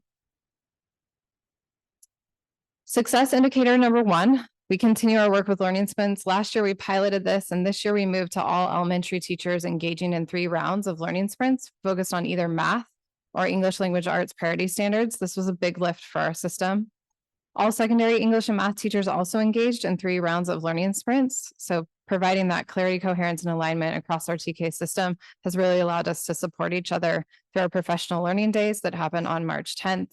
Not only were we able to support in the fall and October around the system of learning sprints and provide training, we then had the opportunity through this day in March to really then target instructional practices that feed into these learning sprints across TK12. With that, I'll turn it over to Director Manning to dive a little bit deeper into the learning sprints. Thank you. So I am going to present to you, share with you a fourth grade example of a learning sprint. So this is a learning sprint that's an actual learning sprint from a fourth grade team in NVUSD. So that the process starts with the team selecting a priority standard that they want to teach and assess. So the team then looks at the standard, unpacks the standard, and determines what it is exactly that students need to learn and do as part of that standard. So then the team uses pre-assessment data to determine the students' needs for additional support, and they select an instructional strategy that they feel will help the students learn and grow as part of the learning sprint. So in this case, the teachers worked with students to review their pre-test data, their pre-test responses, and then the students set goals based on those areas of need. So this would be considered a high impact strategy. It's a strategy that is research proven to have a high impact on student learning. So this is the strategy that this team selected for this learning sprint. So here we have the results of this learning sprint. So the chart reflects the results for this group of students who were the focus of this learning sprint. So as you can see, the teachers did spend a significant amount of time teaching or reteaching the concepts, and most of the students made academic growth. So these are very short cycle data cycles, so that teachers are able to, within a 4 to 6 week time period, assess and then provide the instruction, and then make any mid-course corrections that are needed to ensure that students are making growth on those very specific standards. So this is the fourth grade example, and I will now introduce Kendra and Tracy to speak to the secondary example.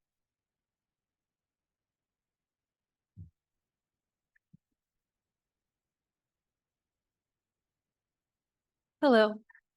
This is the secondary math learning sprint, the number of times a student has focused on academic vocabulary. So the instructional strategy, I think I skipped one. The instructional strategy was the incorporate a set of vocabulary words and sentence starters into the building thinking classroom. Thank you, Kendra. So down at the bottom, there's the strategy. So all of NVUSD Middle School is working on building thinking classrooms. And one of our staff meetings with TOSA Dr. Veronica was talking about language goals. And so one of the things in math is always difficult. How do you bring in language and vocabulary in math? And we're already doing building thinking classrooms. So my coworker, Mr. Versalini, was able to emphasize that maybe we put our building thinking classroom expectations with sentence starters and our current standards vocabulary up on the board. And I said, well, let's make that a sprint. What if we see how their vocab goes before we do this, and then say we're going to be looking to hear these vocabulary words. So once we did that, we posted a picture up on the board between every two. So that's the right-hand side of the slide. Whiteboard guidelines on the left, vocabulary and sentence starters on the right. And so the my third periods, I had two people saying or using the sentence starters or using the vocabulary. And you can see down pretty low, twice, three. And this was nothing other than saying, I'm looking for you to use the vocabulary. I then posted it and said, I'm looking for you to use the sentence structures and vocabulary. It went down. And this is why we're doing the learning sprints is, okay, well, what happened? Why did this happen? And so you'll notice the post after posting and task. The task really needed to emphasize, if I'm not going to use those words, why would they? And that's what I really recognized between the mid and the post as a teacher was, did the activity actually need them to be using the vocabulary? And so when I'm testing or looking at these datas to emphasize what is it that I'm doing, that we can see the growth.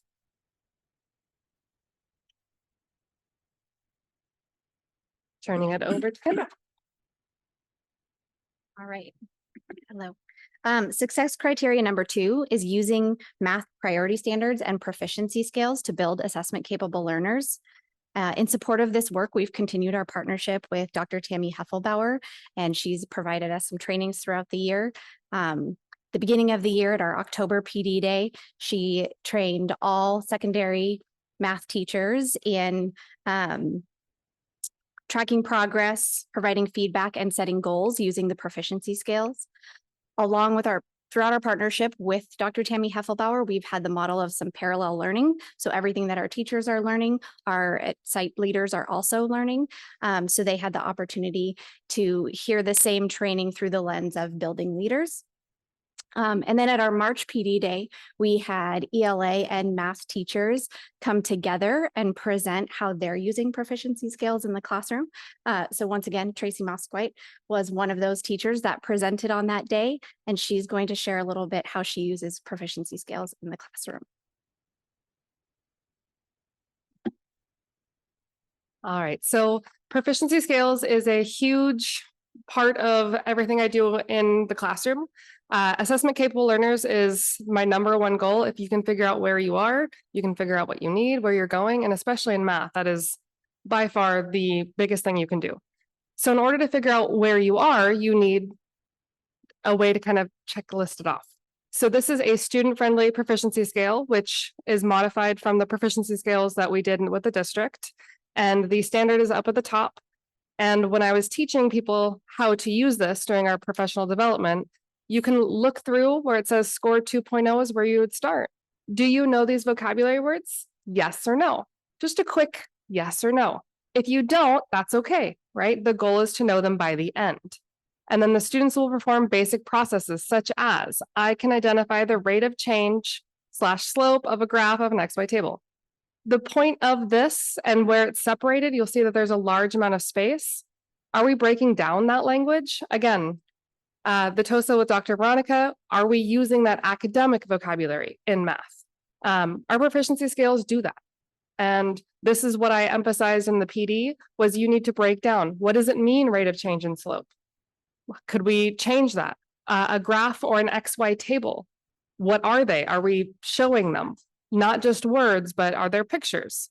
So every time you go through one of these with a student, can they check it off, yes or no? By the end of a unit, the students have seen this multiple times. And then right before I'm about to test, we take it out and I'm like, how are we doing with this? What are we doing here? What do we need a workshop on? And I will ask them to sign up. I need a 3 and I need to know how to, and then they'll choose one of the bullets.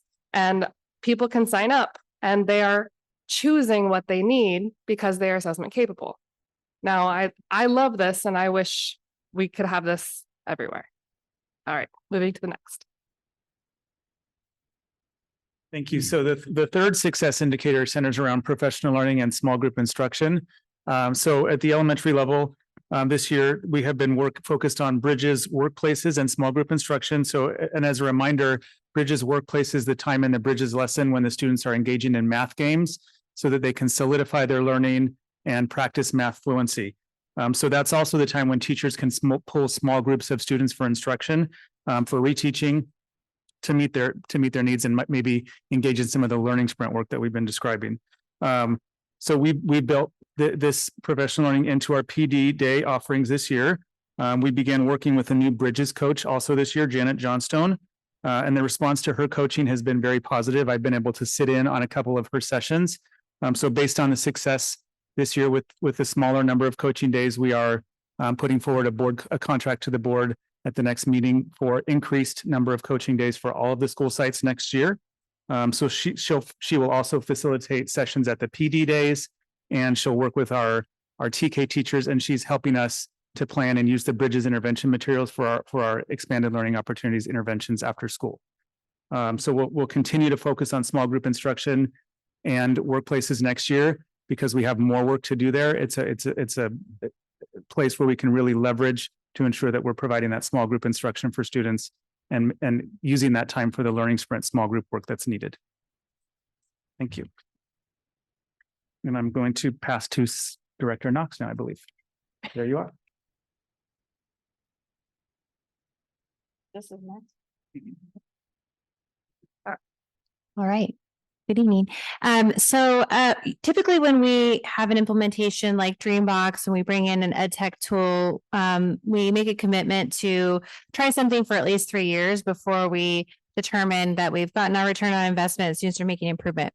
And so the end of this school year is the end of the 3 years that we've been using Dreambox. And so as part of that, in anticipation of that, at the start of this year, at the end of last year, and really at the start of this year, we asked for an external evaluator to take a look and triangulate the STAR math achievement data with Dreambox usage to see if students who did the recommended 5 lessons per week were actually making more gains on their STAR math than students who were not using it as designed.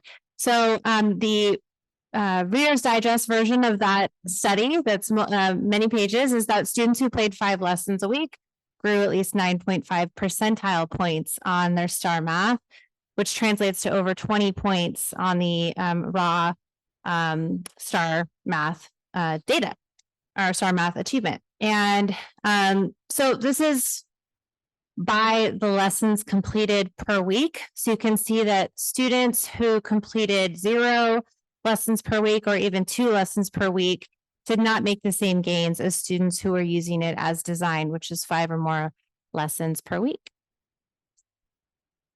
This is across grade levels. So you can see that those students in 1st and 2nd grade were showing the most dramatic gains, but still students in 6th through 8th grade in middle school were also showing significant improvement in their end of year STAR tests the more that they use Dreambox.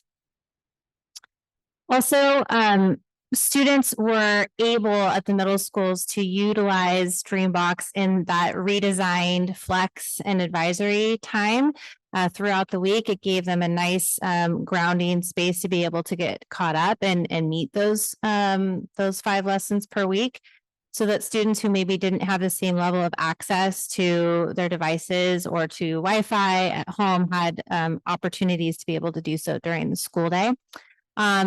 We saw that students from different demographic backgrounds and even students who have IEPs, who qualify for special education, still were able to show tremendous growth when using Dreambox as designed. And you can see that our students who are, according to STAR, qualifying for either urgent or intervention, or even those students who are on watch, are making gains. Now, this slide, you may look at it and say, wow, those students in urgent intervention, they weren't really served by Dreambox. In Dreambox, the purpose of Dreambox is not to serve our most at-promise students who are at the top of our multi-tiered system of support. It is really a tier 1 support that provides differentiation for all students. So students who qualify for urgent intervention will be getting one-on-one support with math intervention, either before, after school, or during the school day from interventionists and support staff. So you may not see them making as many gains on the STAR math, but they are getting the support that they need from those dedicated professionals. So when they are not making the same gains as those who are at or above benchmark, we're really pleased to see that students who are in the middle, those who are qualifying for intervention or who are on watch, are making the most dramatic gains, which is exactly what we would like to see with the tier 1 intervention.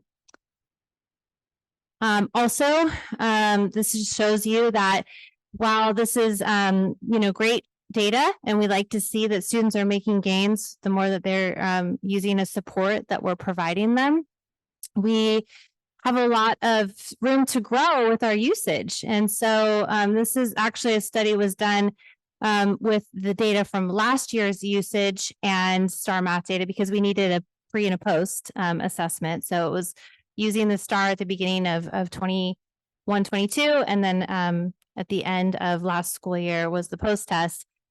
And so I'm going to show you in a second the usage from this year, the current updated usage. But as of last year, we still had, only 13% of our students were using it, that desired 5 or more lessons per week. The other slide here on the right is showing that our English learner students, our multilingual learners, and also students who qualify for free and reduced lunch are making similar gains when using it as designed as other students. Oh, are those other slides hidden in there? The ones that show this year's usage? I don't know where I'm going now. Wait, I went too far.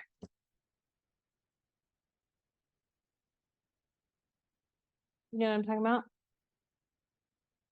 There's two slides that we added in after the advisory meeting that show this year's usage. So because that was a request of the trustees who are on that committee. So I just wanted to show you those.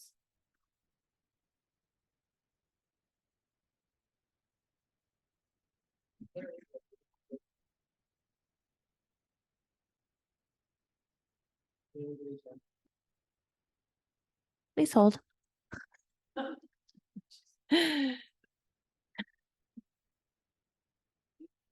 You can see them on yours. Yeah.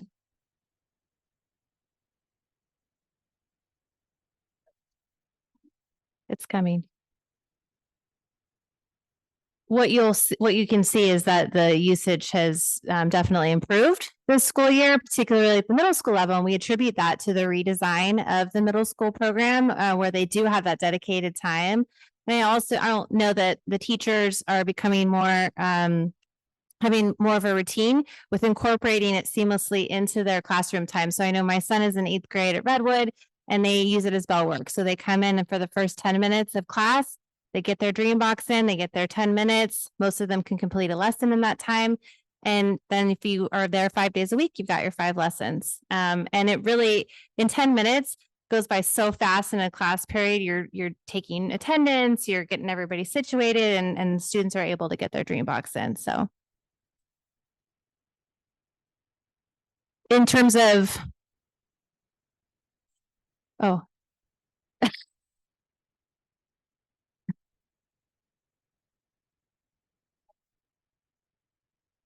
No problem. Are we ready now?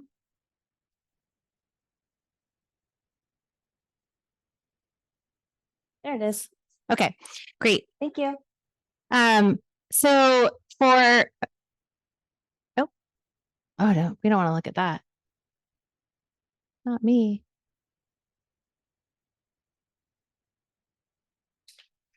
Thank you, Monica and team. All right. So for elementary, the average time per week is 36 minutes for students, and their average is 3.4 lessons per week. And that's across 6,500 students. So definitely improved there. And then this is by grade level. This is how many students are regularly accessing Dreambox each week by grade level. So definitely improved. And then this is for middle school, 3,500 students, 28 minutes per week, and an average of 2.2 lessons per week. The other thing that I can say about that, having a middle schooler who's in Math 1, who for the Dreambox, they have fewer algebra specific lessons in Dreambox. They're continuing to add them, and they're really difficult. Watching him complete some of them, they can take longer than than a shorter Dreambox lesson that an elementary student might have, and so that could be a contributing factor to middle school students completing fewer per week than elementary. And that's it. Thank you, Director Knox. And I want to highlight, I appreciate the focus on the grade levels. I want to highlight the opportunity that comes from redesigning our middle schools in this. When you look at the data, we've definitely had an increase in usage across our middle schools. And that comes from the consistency of having a similar bell schedule that has structures and core elements that were identified by our staff, where they can provide this level of tier 1 support through that time of advisory and flex. And so I just want to elevate that and thank Director Knox for highlighting that data so we can see how those hard decisions and challenges that we faced pay off for student achievement as they engage in a tier 1 support that we see as showing improvements in learning. So with that, we'll turn to more tier 1 and articulated interventions. Students have the opportunity to receive math intervention through extended learning opportunity programs at the elementary school level and through after school programming at the middle school level. So NVUSD staff push into our after school programs. I have to thank Debbie Baldwin and Audrey Chubbs for their amazing support of these programs and really allowing us strategically over various time times throughout the year to enroll students based off of their STAR scores into these interventions, TK through 8. Students also receive intervention through flex time. As I mentioned, having that common time is an opportunity for us. And so ACMS has piloted Edficiency alongside Vintage High School. And this is a program that allows staff to identify students' needs and then seamlessly have students transition where they need to go during their flex time. And so our ACMS staff has gotten that off the ground this year. Our UNIDO staff has visited them, and we look forward to moving that across our system. That's a contract that the board approved. And it really allows students to be assigned and receive an email and then go to the classroom they need to go to receive additional support, whether it's through Math 180 or it's Read 180 or it's intervention for our newcomers. And so they do have that. So students have access to Math 180 at the middle school level, and that's often what's used during that time. And then we use our STAR data to progress monitor these interventions as students engage in them. So success criteria number 5, improve vertical alignment for instructional practices. We know that the data shows there's really pivotal points of transition for our students between 5th and 6th grade and 8th and 9th grade. So we'll speak to that tonight. Previously, last year, our 5th and 6th grade teachers actually met together, and we had some of our 5th grade colleagues join us in vertically aligning our priority standards. That work was really foundational to be able to move to our focus on instructional practices. So our middle school staff began engaging in 2 rounds of learning walks. And so the purpose of these was really to raise their awareness around the data between 5th and 6th grade and how our students were doing, to raise awareness around the elementary curriculum and instructional strategies. So building their understanding of bridges, observing instruction at that level, and then developing some next steps based off of their learning. So we started that work with ourselves by looking at our middle school classrooms, and you'll hear some of those findings this evening. And then we also had our 6th grade staff and some of our 7th and 8th grade math teachers, some of our math leads at the middle school level, visited at least 4 or 5 of their feeder pattern schools. So for example, Silverado teachers alongside their principal or assistant principal with district staff went to Phillips, went to Alta Heights, went to Shear, and visited 4th and 5th grade classrooms and engaged in learning walks. When they engaged in these learning walks, one of our goals by the end of 2024 is really to have a look fors and listen tos when we go into classrooms. And teachers do great things every day. We know that. And we also know that there are certain strategies that have a really, really high effect. And when they have limited time, helping our staff really focus on those strategies is important. So with that, you'll see at the top of this that there are a few strategies that help our students get more than a year's growth in a year's time. And we know with the pandemic, it's important to focus on those areas. So those in particular are student assessment capability. You heard that earlier this evening from one of our math teachers. So a student's ability to know where they are, where they're going, and what's next. And then engage in high quality interactions, which has been a focus for us as a team this year. Providing scaffolding and then clarity. You heard that tonight around the proficiency scales and the usage of those with students. And then last but certainly not least, feedback. So as we went out into classrooms, we really wanted to get some pre-assessment data, like where are students with these particular high leverage, high impact strategies. And so you'll see that the questions we ask students align to these. So what are you learning today? Do you have clarity? Do you know what it is that you're learning? Where do you feel like you are with this? So do you understand your current level to even know what you need to do next, right? If you don't have that proficiency scale that was so clearly articulated by Ms. Moskowite, how do you assess yourself? And then looking at high quality interactions and feedback, what do you do when you get stuck, right? Are you dependent upon the teacher to ask questions, or do you have peers? Do you have collaborative activities that you can engage in? And then do you work with others to solve problems? And if so, how do you do that, right? So we went out and we asked students, we learned a lot. And so with that, I'm going to turn it over to Director Manning to talk a little bit about our learning.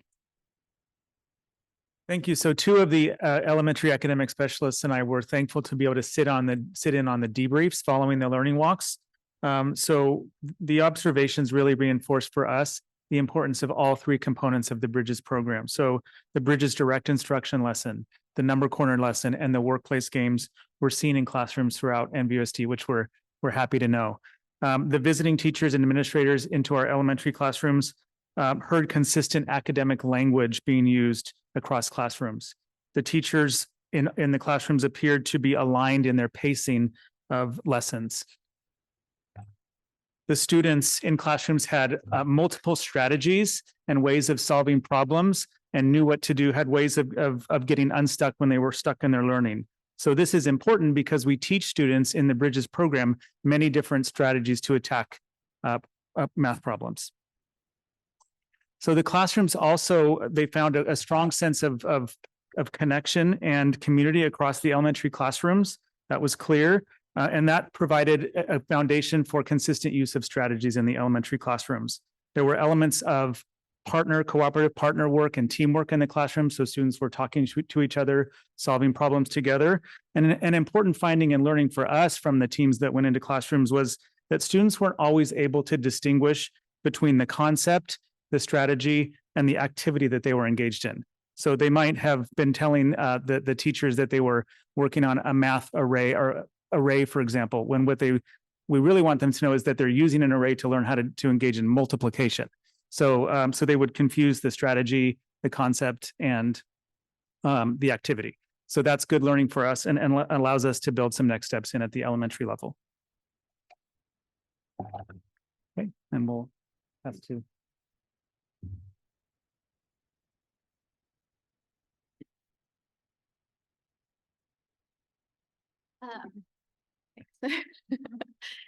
For the middle school learning walks, it was interesting to see that there was a high variability between the sites and the teachers. So there were some really great things that were happening in all the classrooms, but there wasn't necessarily a consistency of those things happening from site to site.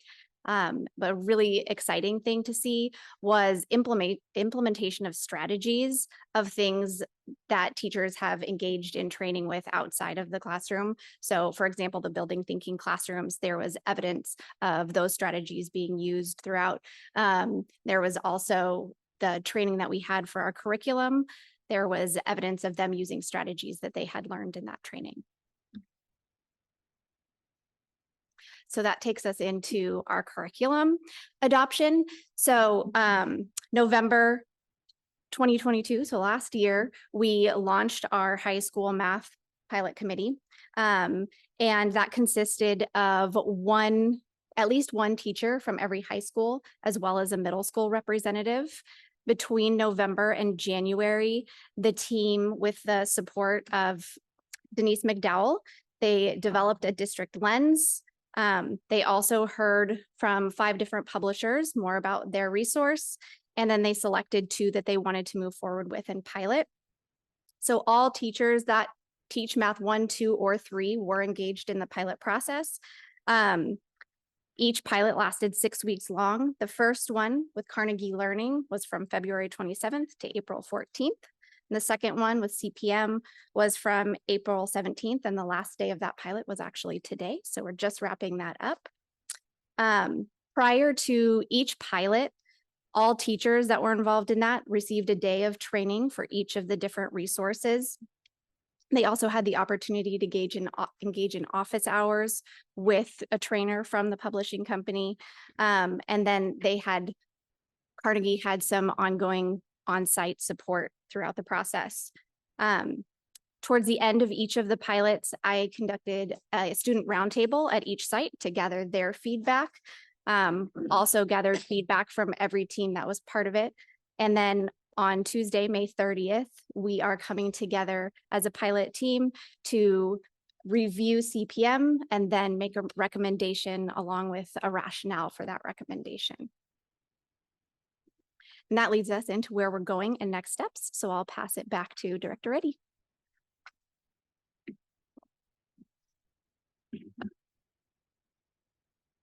Thank you, Kendra. As we reflect on this year, we're looking forward to diving deeper into our professional learning communities. We've set some structures and systems in place that we think will help us go to work with continuous improvement. So we will increase our support to on-site coaching and PLCs across our system before we start the year. Also, one of the challenges we faced at the high school level with the new Common Bell schedule was a decrease in the amount of time that they had on Wednesdays. And so I appreciate the interest-based problem solving and support of our union leadership and our sites as we changed our bell schedule by 5 minutes. And those 5 minutes each morning allows our staff to go from to have 40 minutes to move from 40 minutes to 70 minutes every Wednesday. So that increase was really important for our staff to be able to engage in collaboration, because by the time you finish your day teaching and you go to the bathroom and then you go to your PLC meeting, you're down to like a 30-minute meeting once a week. And then also we look forward to expanding learning sprints to all content areas in middle and high school. So we started with math and English. And one of the opportunities that came about is our leaders said they'd like to center this in their leadership meetings. And it's hard to center something in your leadership meeting across contents when only 2 contents are focused on it. So they will move this out to other content areas so that they can elevate that focus as they lead their staff. So we're entering into a partnership currently with California Education Partners to work collaboratively with districts throughout California in improving K-3 math results. So we launched our partnership actually yesterday. We attended our first launch session led by the California Education Partners. So this work will include analyzing our priority standards through the lens of vertical articulation, committing to common instructional practices, and monitoring student progress. We are starting small with two schools right now, and then we will scale up as we learn and implement successful practices. You, Director, ready? Oh.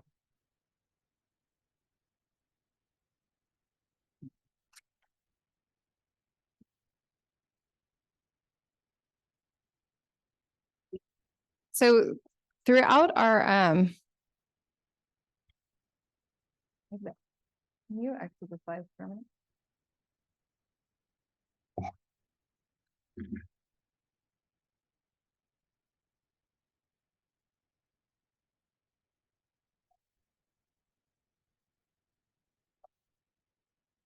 Please hold. Where's the music?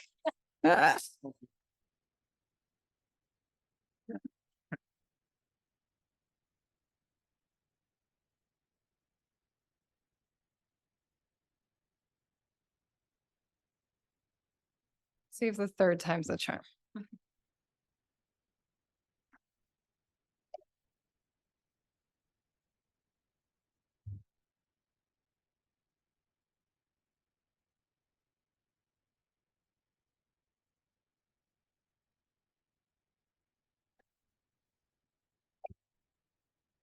Okay. All right, we're back to me. Okay.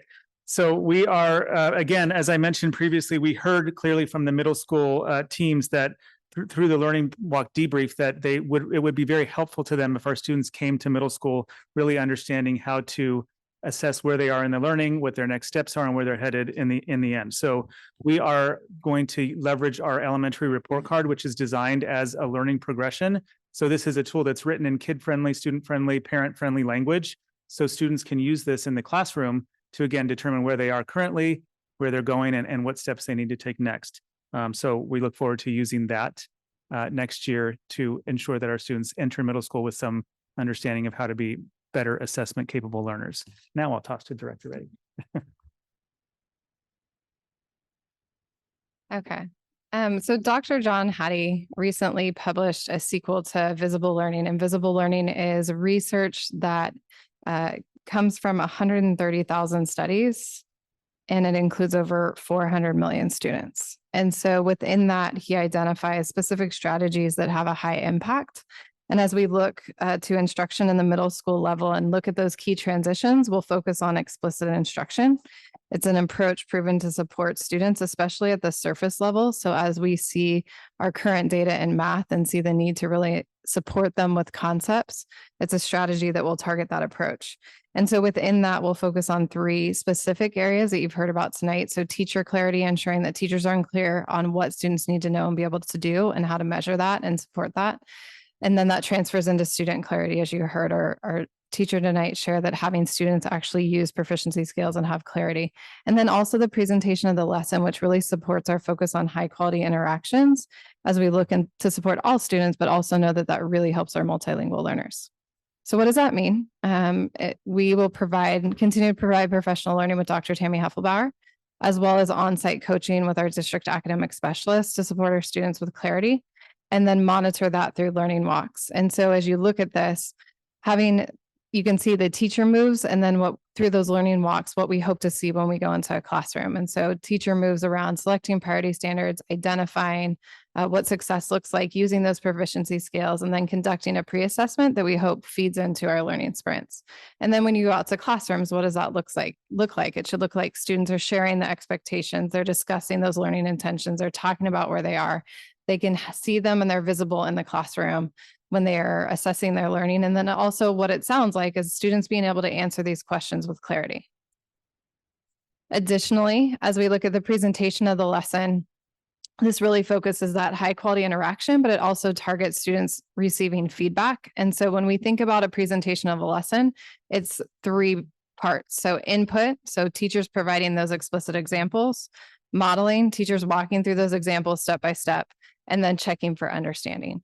So what that could look like in a classroom is chunking that core content into short segments and providing explicit instruction, and then providing multiple examples, and then checking for understanding through multiple different methods. So turn and talk, think alouds, non-volunteer questioning, summarizing and note taking. So some of those AVID strategies that we hear about, directed and targeted feedback as you walk around a room or between student to student.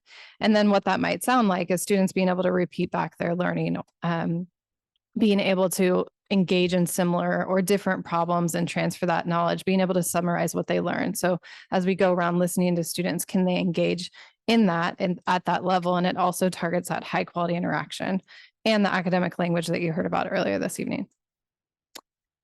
In addition, something that's come up for us, we're really grateful to have the STAR assessment as a screener. And we're now looking to add an assessment tool called the interim assessment block.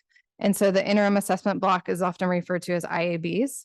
And these are short assessments that are aligned to the CASP and our priority standards. And so throughout the year, teachers can monitor the progress of their own students, and having common assessments throughout the year that are aligned to CASP also allow us to have teachers from across the district come together. They found that really powerful to have the Math 1 team come together, or 8th grade math teachers or 6th grade math teachers who participated in these learning walks come together and talk about how students are doing.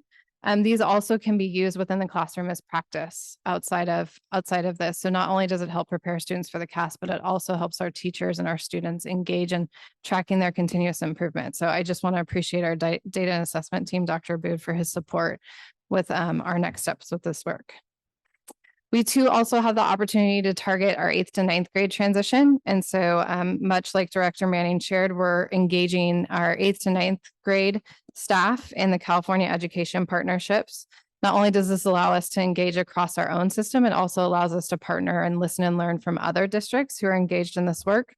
So the collaborative at the high school, the 8th to 9th grade, focuses on what you see up here, our A to G course sequencing and expectations that are equitable for students entering those. And with our graduation requirements being aligned to A to G, this is really key for us. Having common effective practices in grading, intervention, and instruction, and then monitoring our students for being on track. In other words, when they enter that 9th grade, are they on track to graduate? That 9th grade year is so important. And there's a big transition from 8th to 9th grade around meeting those requirements. And then building our teacher and administrative capacity. So today, the district staff, we are starting small as well. And so our COWL schools will be our starters. And that is Silverado Middle School and Napa High School. So it was a pleasure to spend the day and last evening with our principal of Napa High School. I couldn't think of a better way to onboard a new principal to Silverado Middle School than to bring her into the fold with her math teacher and her English teacher, and then a 9th grade math and English teacher and counselors today to sit down at a table and really identify where are some of the gaps in alignment and how do we want to address those. So conversations today, such as access and opportunity, assessments and grading, and intervention and support for all of our students and specific subgroups, were common themes that came across today as we talked across 2 schools within our system. So we look forward to engaging in that work over the next 3 years. And then last but certainly not least, we'll close out tonight around math, around our high school math curriculum adoption. I'm grateful for the incredible process that Kendra Persons has put into place with our staff and our math teachers. We are in need of curriculum. And so as they make this selection and recommendation, we will move to implementation in the fall. And the focus of that will really be building a scope and sequence with our new curricular resources, developing and identifying assessments within that curricular resource to assess learning, and then engaging in some unit planning. And so we know this is a need we've had at the high school level for a long time. So we're looking forward to it. And with that, that concludes our update on our TK-12 math program. Okay, Mr. Michaels, do we have any public comment on this item?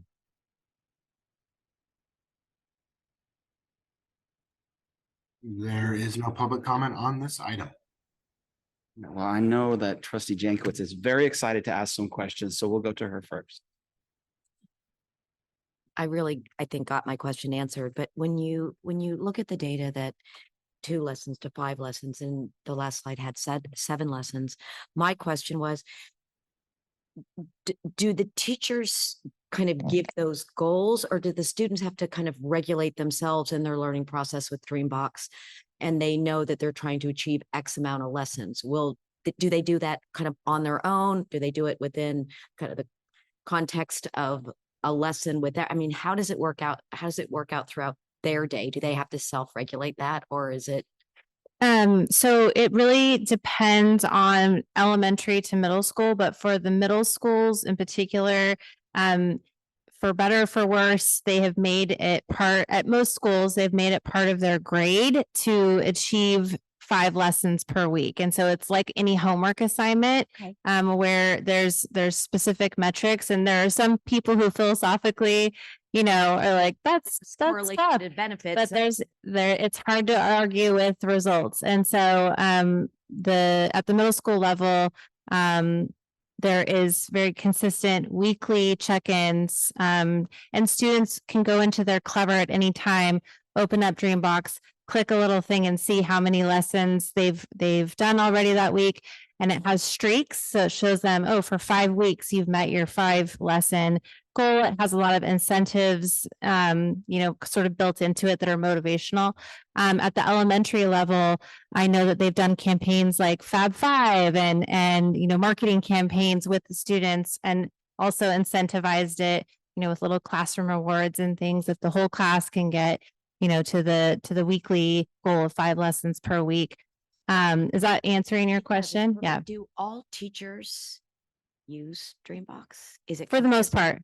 Yeah. So like, as you saw on those 2 slides, at the elementary level, it's close to, I think the average across was like 97%, 98% of students regularly engaging with it. That doesn't mean that they're all meeting their 5 lessons per week, but they're regularly engaging with it. And I go in every couple of weeks and just look and see, because you can look at it by month to see. And some months, obviously, like January and December, are, because of the winter break, are not going to be, as heavily used, but regularly going in and checking, and then sending out reminders through the What's Happening, where we communicate with principals around, make sure that you're encouraging teachers to encourage students to use it 5 lessons per week. So a nice tool for us to see growth rather than the Yeah. overall statistical relevance of kind of achievement tests. Right. It allows us a snapshot to all we've been talking about, to see that learning taking place Yeah. on an individual student basis. So it's nice to see. Yeah, and I think 8th grade is the grade that is using it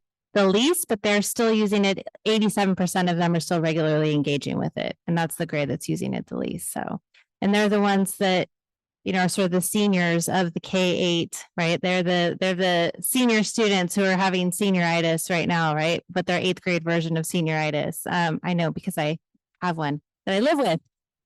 Yeah. So, and they also haven't grown up with it like the other kids have, right? It was something new to them that started during the pandemic. And so, at least for my own son, they associate it with the start of the pandemic. So, that group, whereas everybody else has just been doing it for a while. So, yeah. Thank you very much. And thank you very much for the presentation. Trustee Rising. Thank you.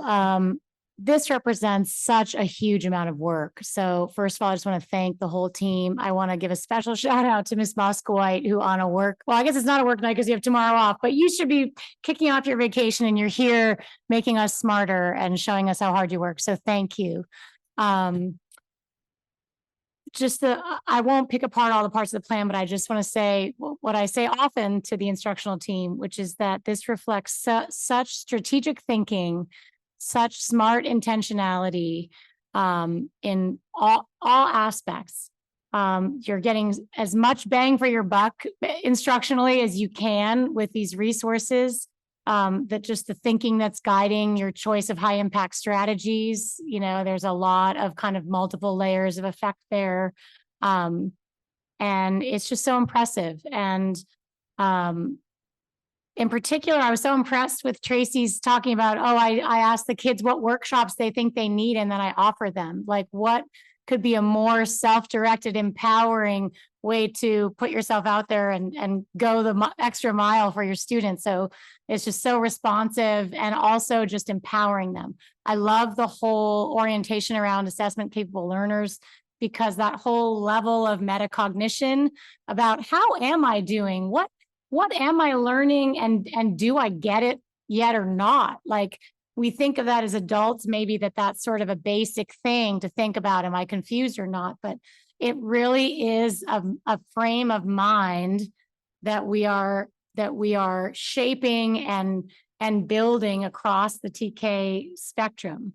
So that over time is going to have just, I think, exponential impact as more and more kids, we're talking about getting used to using Dreambox.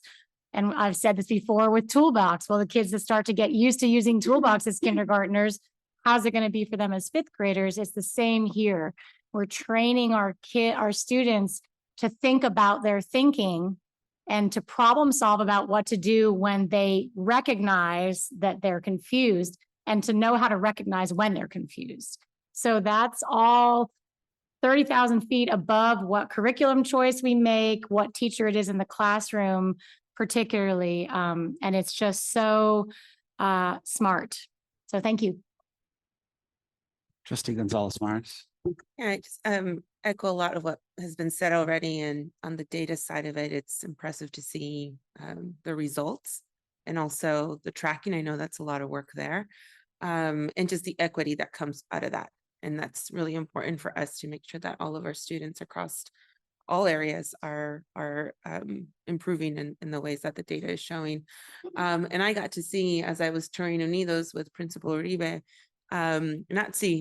listen to, I think maybe it was been a seventh grader or sixth, going over what the proficiency scale, and she walked me through her path and how this has worked for her in what she was doing. And so I just wanted to share that example that I experienced, and I thought it was just so cool. It's so empowering to have her just explain it and go over it with me. And it's just allowed her to be articulate and confident and just see her own progression through it. And it was just very empowering to see that. So I just wanted to share that experience that I saw. So when I saw it here, I just was having her in my mind walk me through it as the presentation was going along. So just thank you. Trustee Warren. I'd just like to thank you again for all your hard work. I'm really happy that we have people like you working for us. And math instruction, frankly, has been the Achilles heel of the NVUSD all over the district. You know, the supposedly desirable, super desirable schools had that issue too, as well as the schools where students, do struggle. I mean, it was a constant, and we recognized that we had an issue, and we've gone to work, and I'm feeling really encouraged. The other thing I really like is when you're asked on slide 24, when you ask students, how do you know you're learning, or how do you improve your learning? And it's improving student assessment capability, seeking help from peers, classroom discussion, scaffolding, teacher clarity, which you later expanded upon, and feedback.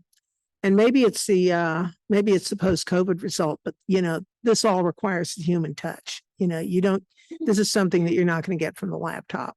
So I found this quite intriguing, and thank you again for everything you do. Trustee Chu. So I echo everything that the other trustees have said.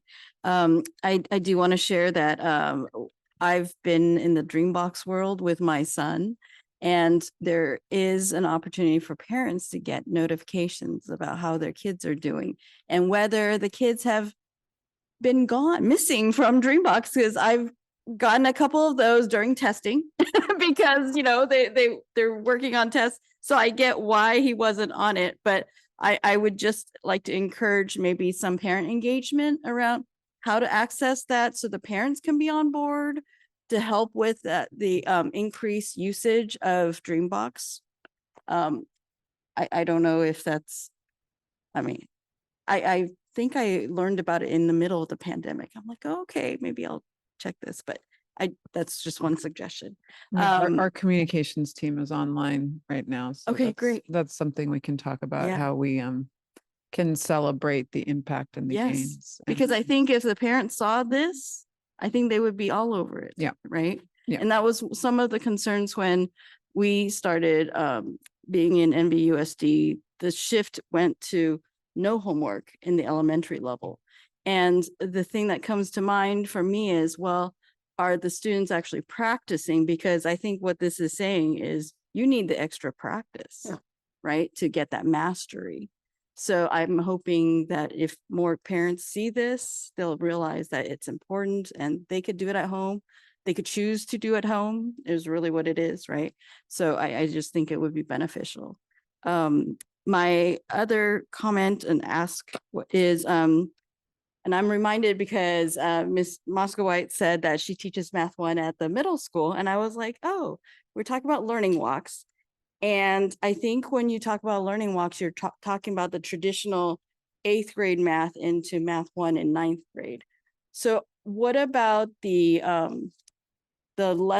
more rare instance where you have students going from 7th grade accelerated 7th going into Math 1 in 8th? Are we looking at that kind of a learning walk within that school, or even in our TK8 schools, right? Are we looking at that transition going into the middle school year within the TK8? Have we gone there? I know that we're kind of focused on. So with regard to going into classrooms for the learning walks for math, we did go into a cross section of math 6, 7, and 8, and we did also look at math 1 courses as well to see. And I know that in the pilot process, our math 1 middle school teachers have been engaged in that process with our math 1, 2, and 3, our teachers who teach math 1, 2, and 3 at the high school. So we're looking at both alignment across. I think spending time on the development of those pathways was helpful so that we could see how students flow through the system. That was work we did last year. And so now being able to actually look at the alignment across those, so they are included. And I would just say that the TK8 schools do provide us a unique opportunity to really look vertically. And right now there's 2 different math programs that are in use, but where we can really leverage is that there are instructional strategies that we would want to see scaled from TK all the way through 8th grade. And go on a learning walk looking for those specific strategies in the schools. Great. Thank you very much. Okay. So I just wanted to start by saying that I love to see how staff has really embraced the board's annual priority in improving math instruction. This presentation has been a great reflection of the deep work being done in favor of that annual priority. So thank you. And then I appreciated also part of the presentation really demonstrated how the proficiency scales can be utilized in the classroom. And it was really helpful to have a concrete example so that I could better understand how that can help improve student achievement. It was also interesting to see the results of the learning sprint and how a mid-course correction made a big difference in the sprint's outcome. So that was fun to learn about. I am concerned about the urgent interventions category, obviously, but you clearly indicated that that is beyond the scope of the Dreambox program. But how can we better help those students who are clearly struggling with their math?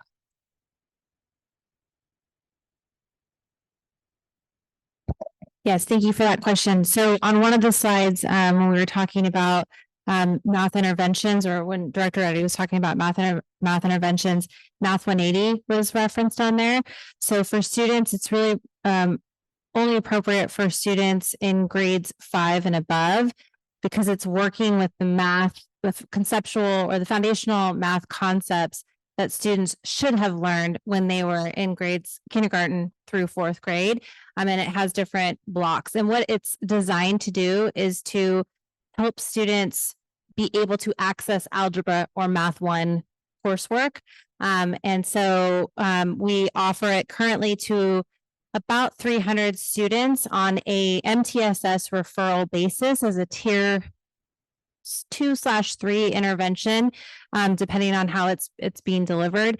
As a tier 3 intervention, it would be in a very small group environment with a staff member where the students completing the coursework online, and then the teacher, staff member is following up with their usage, doing progress monitoring with them. So it's very intensive, right? One-on-one. And students at the middle and high school level will be doing that during flex or TLT at Vintage or intervention. That's called many things at the different high schools, but during those intervention times or after school, we've had teachers take groups of kids and do that after school. So those students who require urgent intervention, like Trustee Water mentioned, they need a human intervention. A computer program in and of itself, and them doing it on their own and the teacher just monitoring usage is not necessarily going to do the trick for your urgent intervention students. But the classroom teachers can also support those students through the assignment feature of Dreambox, where they can assign specific concepts that they know that student needs additional work or practice with. And our teachers have been receiving professional development from Dreambox throughout the past 3 years and will continue to do so in those more nuanced features of Dreambox and how to support students, not just with using Dreambox, but using it as a tier 1 intervention, using the assignment feature as a tier 1 intervention to support them, even if they are also getting Math 180. So it's like an ice cream sundae, right? Where they still get the scoop at the bottom of the ice cream sundae, which is the Dreambox, and they get the extra little scoop with I love my metaphors. You love your with the second, scoop would be the assignment feature. And then that top whipped cream and sundae would be, or whipped cream and cherry would be the Math 180 support that they're getting. They get it all. They get the whole sundae. Lots of scoops. Yes, lots of scoops. Okay. And then how do we work to eliminate some of that high variability at the middle school level that we learned about on our reading walks? I think that the first step was really raising awareness. I think it was really insightful to take our teams out and actually we went over our STAR data and we went over our STAR data across a cohort of students. And so that's step number 1. I think bringing awareness. Our teachers are in the classroom every single day and maybe are not hitting those touch points with that data. I think the second piece is that the getting to instructional practices. So that focus on clarity and really building a teacher's clarity around what do students need to know and be able to do, and then building their student clarity. And then also ensuring that within the lesson, those points of checking for understanding and ensuring that students are with you, right? Because the teacher can be up in front of the classroom doing amazing, great things, and the student may not be with them. And so ensuring that we have those turn-in talks, ensuring that we have those times where students are providing a summary or engaging. One of the strategies that we have looked at as well within that, and that has some of those components that are in that slide also come up in building thinking classrooms. So I don't know if you want to add to that piece. Yeah. Part of the alignment and from the transition 5th to 6th and 8th to 9th. Throughout this year, we've done a community of practice and focused on building thinking classrooms. So every month, teachers that wanted to from 5th grade through high school could come and join this community of practice to really align those instructional strategies. As Unidos brought up and Tracy brought up a few times, all 4 teachers there are using the building thinking classroom strategies. So that's something to kind of start that alignment and what it looks like in one classroom to the next can really be consistent, and that students will have a similar experience as they move from grade to grade. I think then monitoring progress, getting out into classrooms consistently throughout next year. So engaging in our principals and our staff in learning walks in math classrooms to ask those questions and to see some of those instructional strategies if they're happening in the classroom. And then that helps us provide support. I think also the IABs, as we bring staff together to look at how our students doing, just like the course correction you see in a learning sprint, when we look at that ongoing data and we can come together across the system, having a common assessment where we're looking at common data beyond a screener will allow us to bring our staff together and check and see like how are students doing? Is there a high variability in the data? If so, then there's probably a high variability in the classroom. And so how do we address that? So having ongoing progress monitoring will be a key strategy and really looking at as we implement a focus on clarity and a focus on the presentation of the lesson and explicit instruction, is it having an impact and is it decreasing that variability? And is the decrease in variability also leading to student achievement, right? Because sometimes you can have consistency, but you can have consistency that doesn't lead to the outcomes you want. So. Got it. And then there was a mention that the California Education Partners were going to be working with 2 elementary schools, but we didn't hear which those 2 were. So I'd like to know. Sure. So the 2 schools that we're working, starting with our Phillips and Snow Elementary Schools. So we'll work with those 2 schools this year. And then as we begin to learn and grow, we'll add more schools on. So we're working with a small team of teachers from both of those schools and the site administrators, and we'll expand from there. Thank you. And I do just want to jump on that real quick. The California Education Partners opportunity emerged from the district, the collaborative on district reform that you and I participated in San Jose.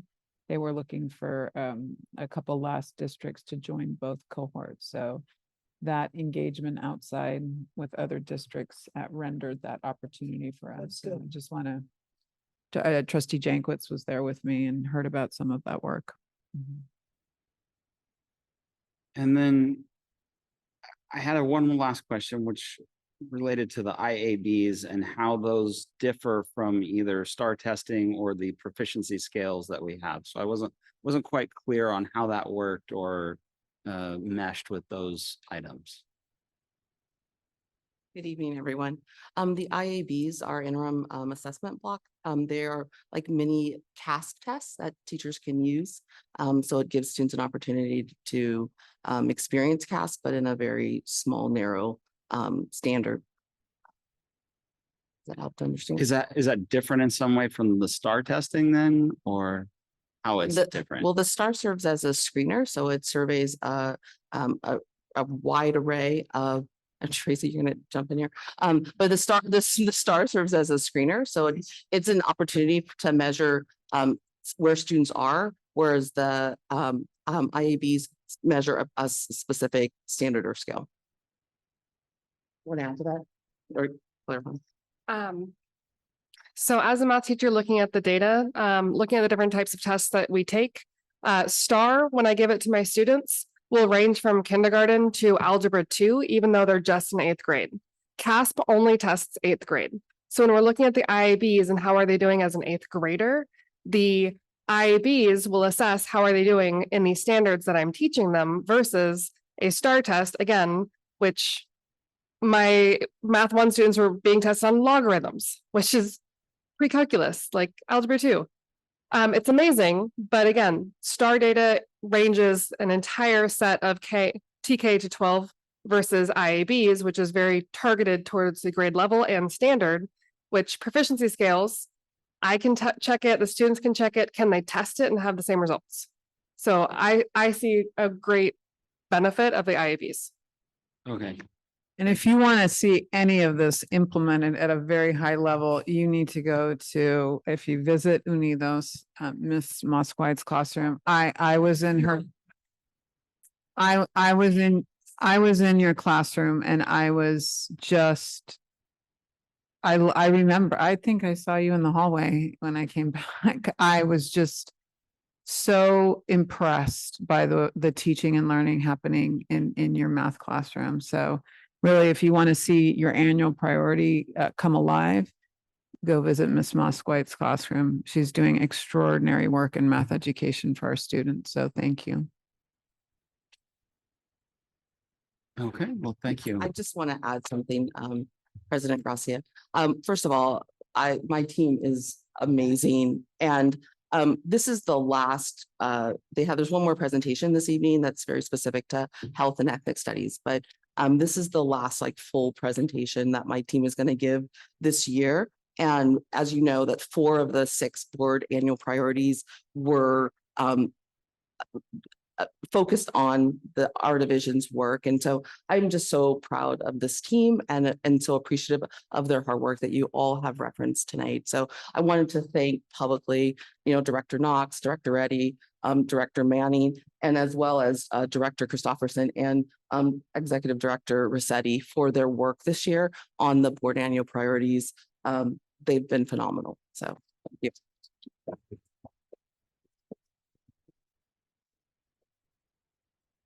All right, thank you for that.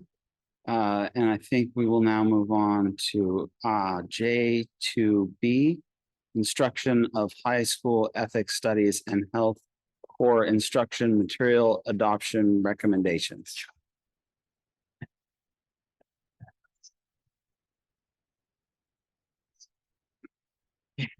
I agree.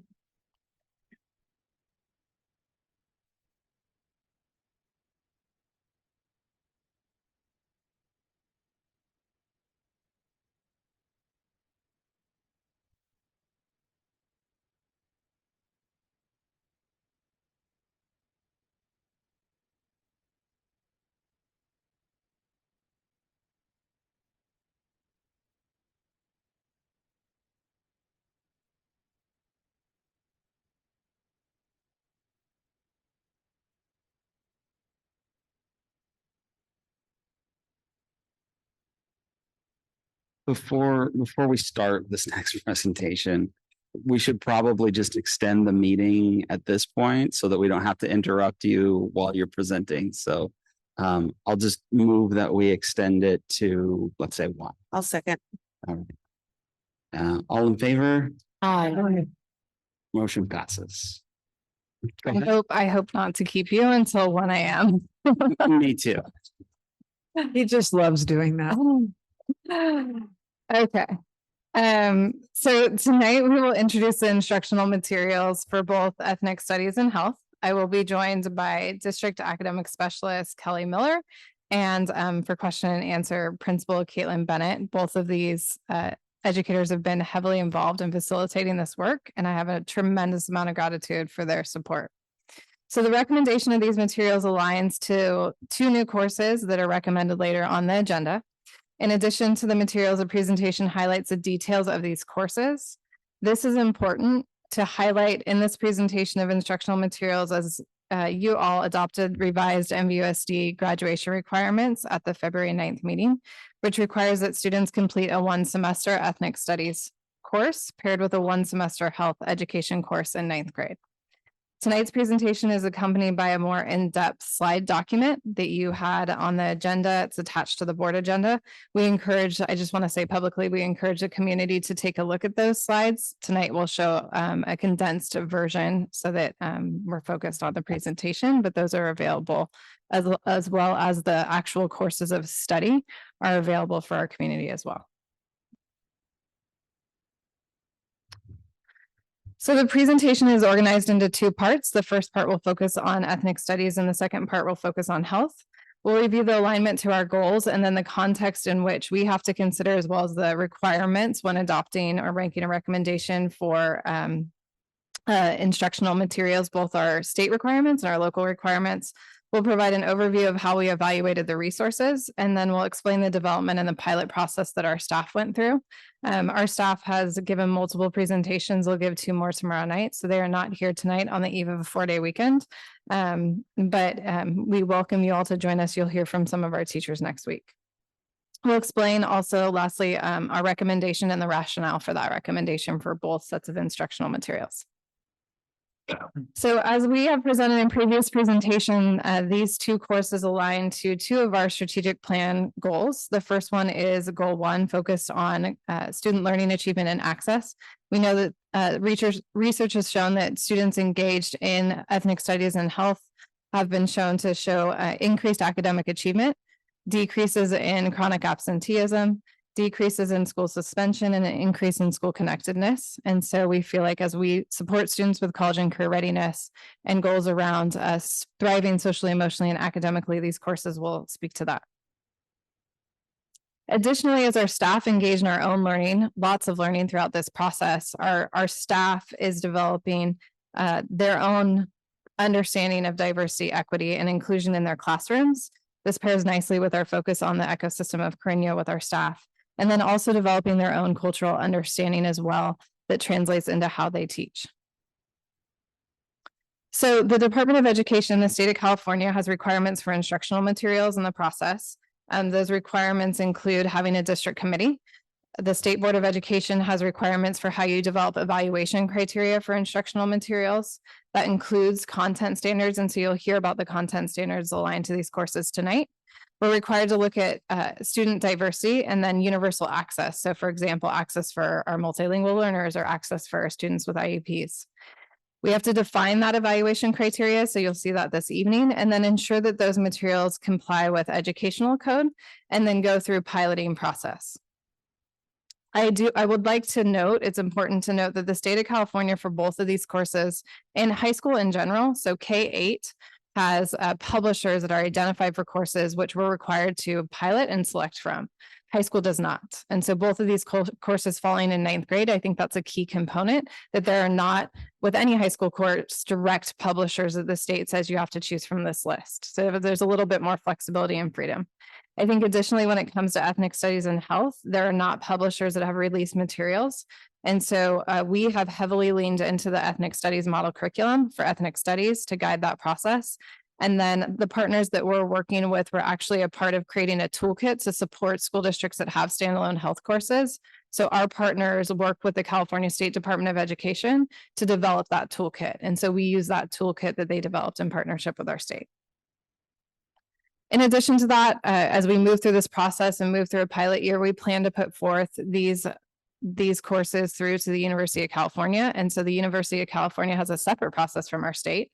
And they look at the course overview, they look at summaries and assignments, and they look at the content and assignments and if they meet the A to G requirements. So we do plan on putting this forward as an elective for both of these. And so I wanted to make it clear that those courses will go forth.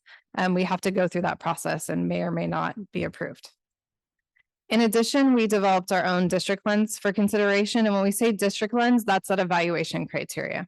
And so in general, there are guidelines that we typically follow. Again, we leaned heavily into those ethnic studies models and into our toolkit for our health curriculum. So we look at content standards, we look at our own strategic plan as a district.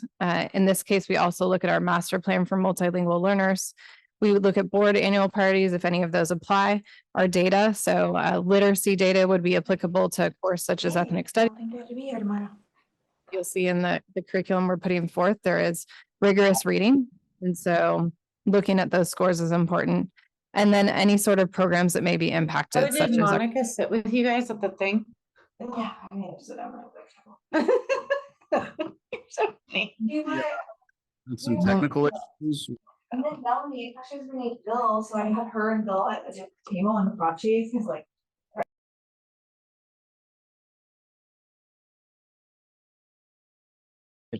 It sounds like we're in better shape now. Please continue.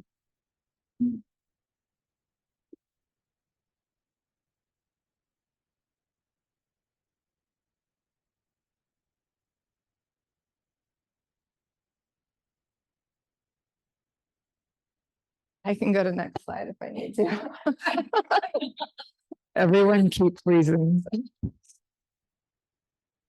You could have transitioned to 1 a.m. after all. Okay. So we'll turn our attention to ethnic studies first. So just as I too, like Rob, don't smile enough in my presentation. So it's just like a good break for me to like pause and smile. So, and I don't even have the excuse of talking about money. I can talk about math. Okay, so as a reminder, we've been able to provide you updates along the way. This is in response to AB 101, which from the state of California is a requirement for a one semester ethnic studies course.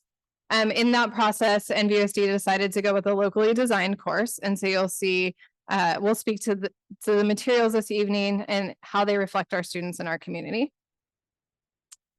We had an amazing ethnic studies committee that represented each of the schools in our district, as well as teachers from our middle school. So we had history, social science teachers from each one of our high schools and English teachers. We had eighth grade social studies teacher from American Canyon High School who's been a part of this process. A key facilitator in this process has been our district academic specialist, Kelly Miller, who you'll hear from tonight. And then I have been involved in this work as well. I think that it's important to note that as we've transitioned and identified in our master schedule who the teachers of these courses will be, because the designers are not necessarily the teachers, they've been able to join us in this process over the past couple of weeks and start to engage in that transition and learn about the materials and the work. So ethnic studies is grounded in our history social science framework. And so it actually calls out in chapter 14, ethnic studies.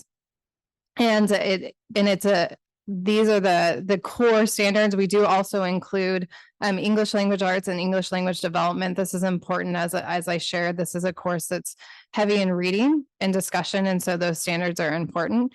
And then also our social justice standards, which you heard Principal Uribe reference earlier tonight. They're starting to spread. We leaned heavily into the model provided to us by the state, the California State Model Curriculum. And so to call out a few things within that curriculum that are important to these instructional materials and the design of the course, there are values, principles, a purpose, and outcomes that this is grounded in that align to that.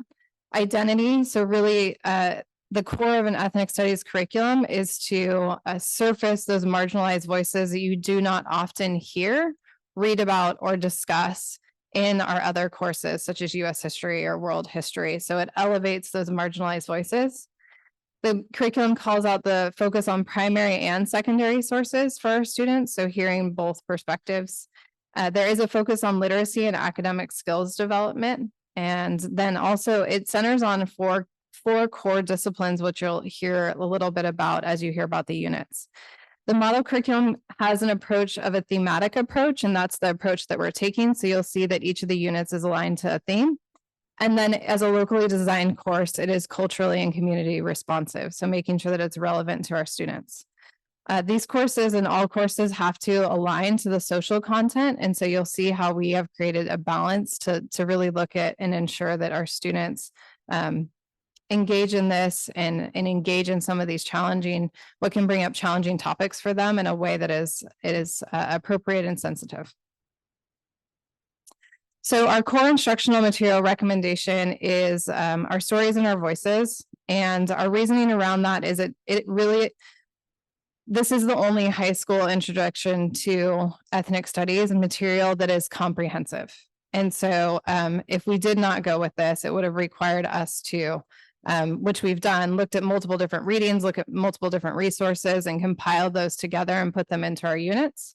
We felt that this particular instructional material met the values, principles, and outcomes in one comprehensive book. It identifies marginalized voices. It talks about the self and also the impact on marginalization, on marginalized youth voices, and it really does speak to a younger audience, the audience of our students. It includes both primary and secondary sources in it. It has literacy and academic skill development, so it calls out the academic language of ethnic studies. So within the stories, there's actual references to core elements of the ethnic studies curriculum, and so this academic language is embedded in it.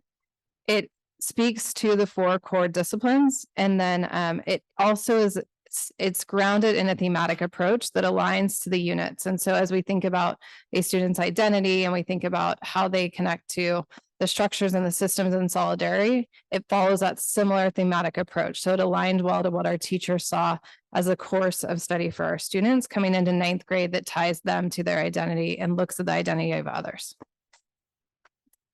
Throughout this next year, we'll continue to look at supplemental materials. And our goal is, as we look at these supplemental materials and put forth a reader, that we bring to you a reader of materials that have been vetted. we are fortunate to have some examples of local history that you see up there that our community has written and provided, and we've had the opportunity to attend some speaker series. And so we've been reading and engaging in these. I think it's important to note that every day teachers make decisions. They have degrees and credentials and their expertise in their areas. And so as they make those choices, whether it is a core material or it's something that they supplement, that having guidance for them will be critical in this course, especially it is new. So one of the aspects of the ethnic studies model curriculum that was called out was actually something that was developed by Los Angeles Unified School District that has ethnic studies already in some of their high schools. And they developed what's called an elements of balance curriculum. And so as we were thinking about how do we, I have to give credit to our curriculum council as we presented a draft of these courses and had it vetted through them. Our site level administrators said, how do we support our teachers in making decisions that are supportive of our student learning and provide a balance of perspectives? And how do we ensure that our students are engaged in that? And so this really led us to having guidance so that we could accomplish a balanced curriculum and pedagogy.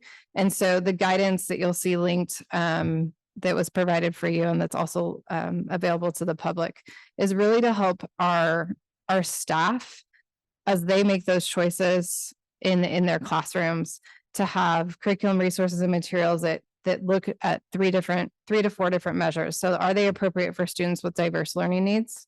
Do they incorporate the historical thinking skills of sourcing, close reading, corroboration, and contextualization? Are sources and genres that represent a variety of periods, cultures, and worldviews with an emphasis on the communities represented in at least one of the 4 ethnic studies disciplines? And do they create opportunities to teach students to both understand our increasingly complex society and participate fully in our democratic system? And so you'll see that there's guidance for teachers as they look at resources to go to that then a site administrator or our Department of Instruction could actually sit down with a staff member, sit down with a parent, sit down with a student and explain to them how these meet those particular guidelines. And with that, I will turn it over to Kelly Miller to go a little bit deeper into each of the units of study and the instructional materials recommended to go along with this. Thank you, Director Reddy. The Ethnic Studies Committee has been hard at work this year, taking our learning, developing expertise, and considering the students that we already work with, and creating a course of study with 4 units. It's a 1 semester course, so 4 units is just about right for 1 semester. Our first unit will be a unit around identity. And it's important to note that this is a freshman course. So these are students starting out their high school journey who will have a focused time to explore their own identity and also respect the identities of other people in the room. We will get the clicker just right. Yep. We will be using our stories and our voices for core readings. We have identified a few that we feel will really speak to not only who am I and who are the other people in the room, but also that essential knowledge that's important in an ethnic studies class, which is, what is ethnic studies? Why am I in here? Why is ethnic studies made for me? Our assessment of learning for the first unit will very likely involve an examination of positionality, bias, understanding our own identities and how they relate to the 4 core disciplines of ethnic studies. Our second unit will be about land. And land is a way to consider not only who is here right now, but who was here before us, who was here before them, and what patterns do we see in the larger systems of California, the United States, the world, about how people move, where they end up, and what systems cause those changes. We have representation from some really great readings for our land piece. And what I also expect is that we'll be pulling some local resources. We have a really rich, we have a wealth of Indigenous resources here in Napa. We're very lucky to have that. And we've done a lot of work to make sure that we have some of those documents ready for students to explore and to learn from, as well as understand kind of broader movements around activism and land and who is where and why are they in those places. The assessment of learning at the end of our land unit will likely involve a land acknowledgement. One of the teachers on our committee said, I really like this. I really want to pilot it with my students. So it's been very beneficial this year to have teachers who are in the classroom say, okay, I see where we're going with this. Let me try it. I'm going to come back to you. And the land acknowledgement that her students developed were just, they were lovely. And they were very excited to share their work with the SoSchool Intertribal Council because they had a relevant audience and a purpose for what they were doing. Other assessments of learning that could come up in that second, there we go. In that second unit are more personal reflections and a closer analysis of where we live now. What are our streets called? Where are they called that? What were they before? Our third unit will be a look at systems. I can't tell you how exciting it is to talk to 8th graders and try to explain them what systems means. It's kind of an abstract concept to a student who's just graduating out of middle school. The way I've explained it to students is systems is the things around us that we may not think about that kind of create our outlook on the world, or they can impact our outlook on the world. And once we can look at those systems in a really knowledgeable way, we understand a little bit more who we are, where we come from, and why things are the way they are. So systems include things like your school, your government, the region where you live. We will, let's see, there we go. We will be using the reader again, sorry, our core text. We have some great readings that I think are going to support those critical looks at systems. And our assessment of learning will be looking at this idea of normalization. What is normal? And how does this idea of being normal create social expectations in the systems where we live? It may involve looking at housing policies, the experience of growing up mixed race in California. What does that look like for different people? And our final unit will be a unit on solidarity. A very easy way to explain solidarity to rising 9th graders is, if it's important to you, it's important to me. And if it's your victory, it's my victory. And if it's your fight, it's my fight. And looking at historical moments where we have seen people from different races and ethnicities come together to support one another. And we would really like to make sure that as we are reading, we're reading from our core text and seeing things that have happened throughout the course of history, that we're able to relate that to current events and not only see what's happening around the world today, but also ask students, what can you do to support others? How can you join in units of solidarity and movements of solidarity? We're really looking forward to that culminating end of course unit where students have learned so much over their 3 or 4 units and can do something with it. Like, what do you do next? How are you going to move through the world now that you have this knowledge? So we're really looking forward to piloting this next year. We've been really enjoying the work to develop this course. And I'll hand it over to Monica.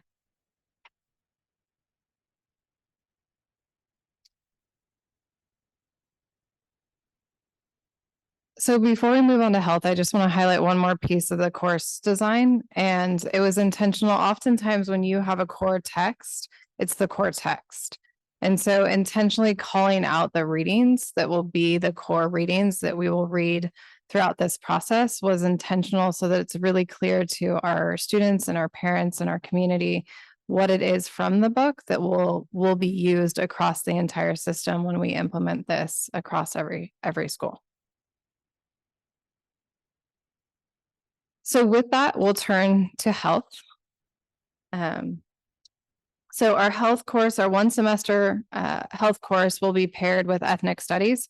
So a student entering 9th grade could enter taking ethnic studies and then transition in the spring semester to health or vice versa.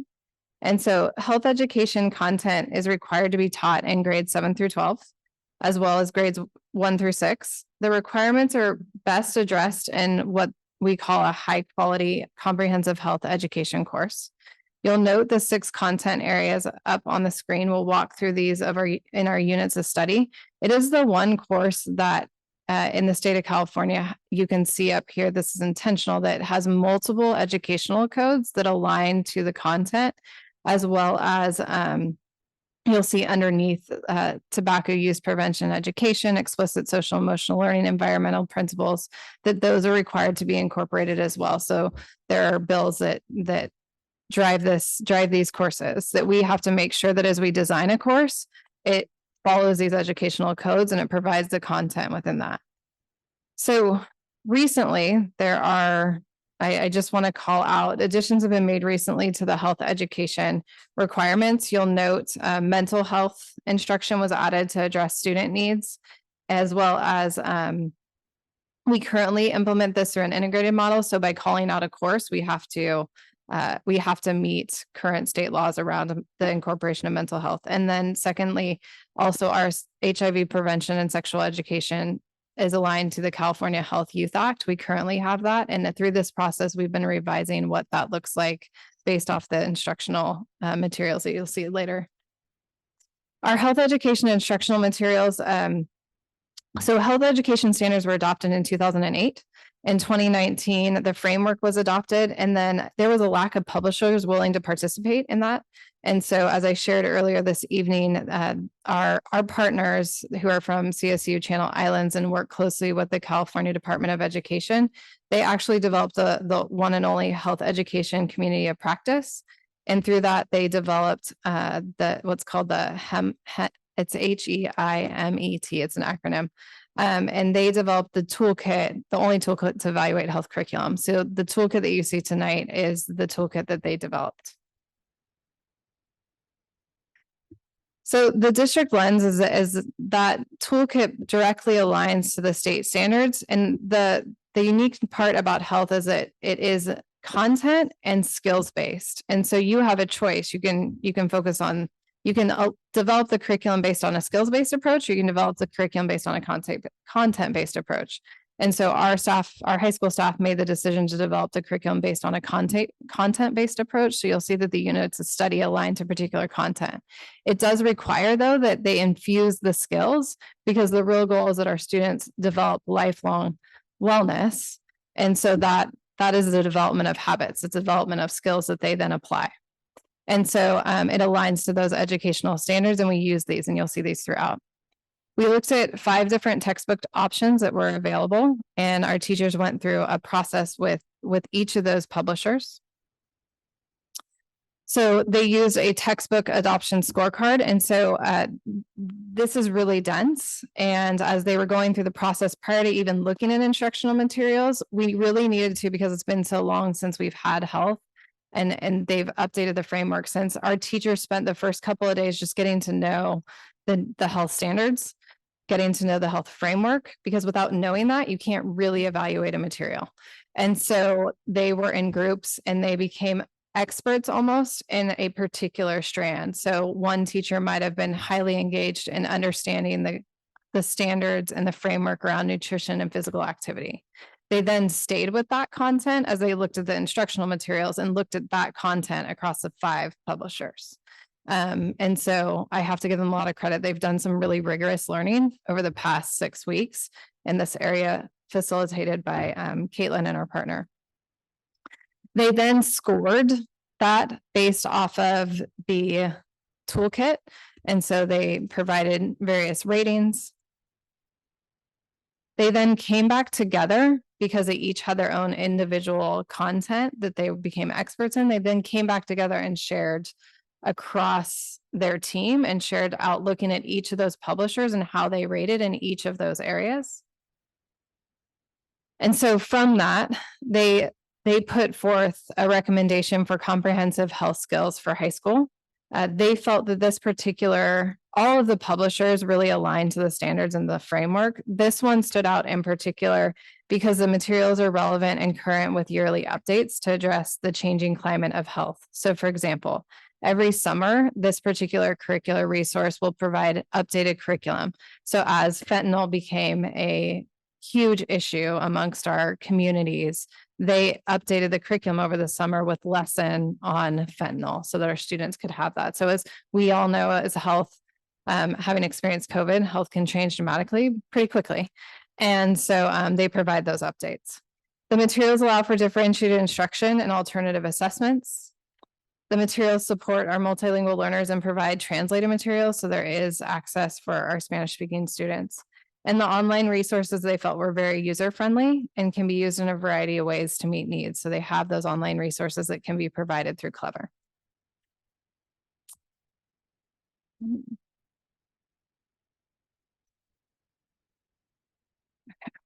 So our scope and sequence, as I said, they decided to base the scope and sequence and base the units on the contents. And so the order is strategically designed to go from low risk to high risk, right? So a student entering high school in ninth grade, we don't want to start off that course with topics such as alcohol, tobacco, and other drugs, right? So teachers need time to get to know their students. They need time to develop their classroom community. And so starting with my own personal and community health, as well as when you're transitioning, some students may enter this course after ethnic studies. So transitioning from a course where they've looked at their identity, and now I'm moving into looking at my personal health is a nice transition. They then move into injury prevention and safety. And then the next couple ones are strategically aligned. So nutrition and physical activity often can be connected to the next unit on your mental, emotional, and social health. And then we know that the impact on our mental, emotional, and social health often connects to alcohol, drugs, and other alcohol, tobacco, and other drug usage. And so they're strategically aligned in that way. And then ending the course with growth, development, and sexual health. We did have a debate around some of these units that we felt like were important to students coming earlier on in their ninth grade year.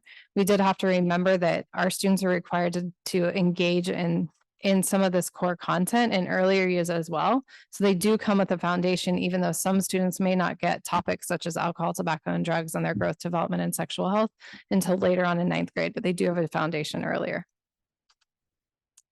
So the first unit of study really focuses on that personal and community health. So establishing those personal behaviors. So as you think about what are some of the behaviors that I have right now, how often do I exercise? What do I eat?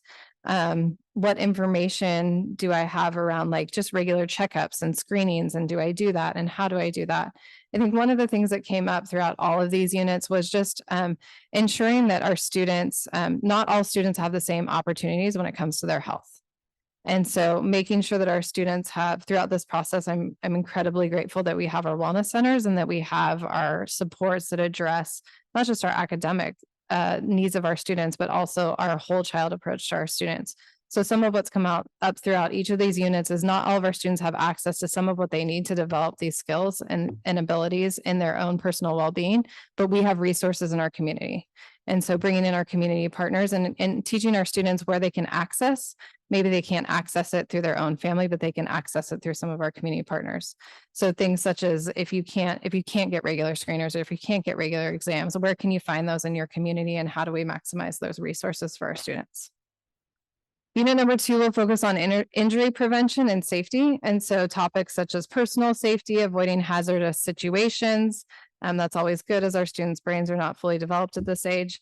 Managing emergency situations, violence prevention and responsibility, right? As we think about how our students engage and interact with each other, are they being thoughtful and mindful of that? And then one that comes up, which I think we had questions around, should this course come later in their high school journey? And this particular topic as is relevant prior to and I think is important to ninth grade. They'll learn about the risks and responsibilities related to teen driving.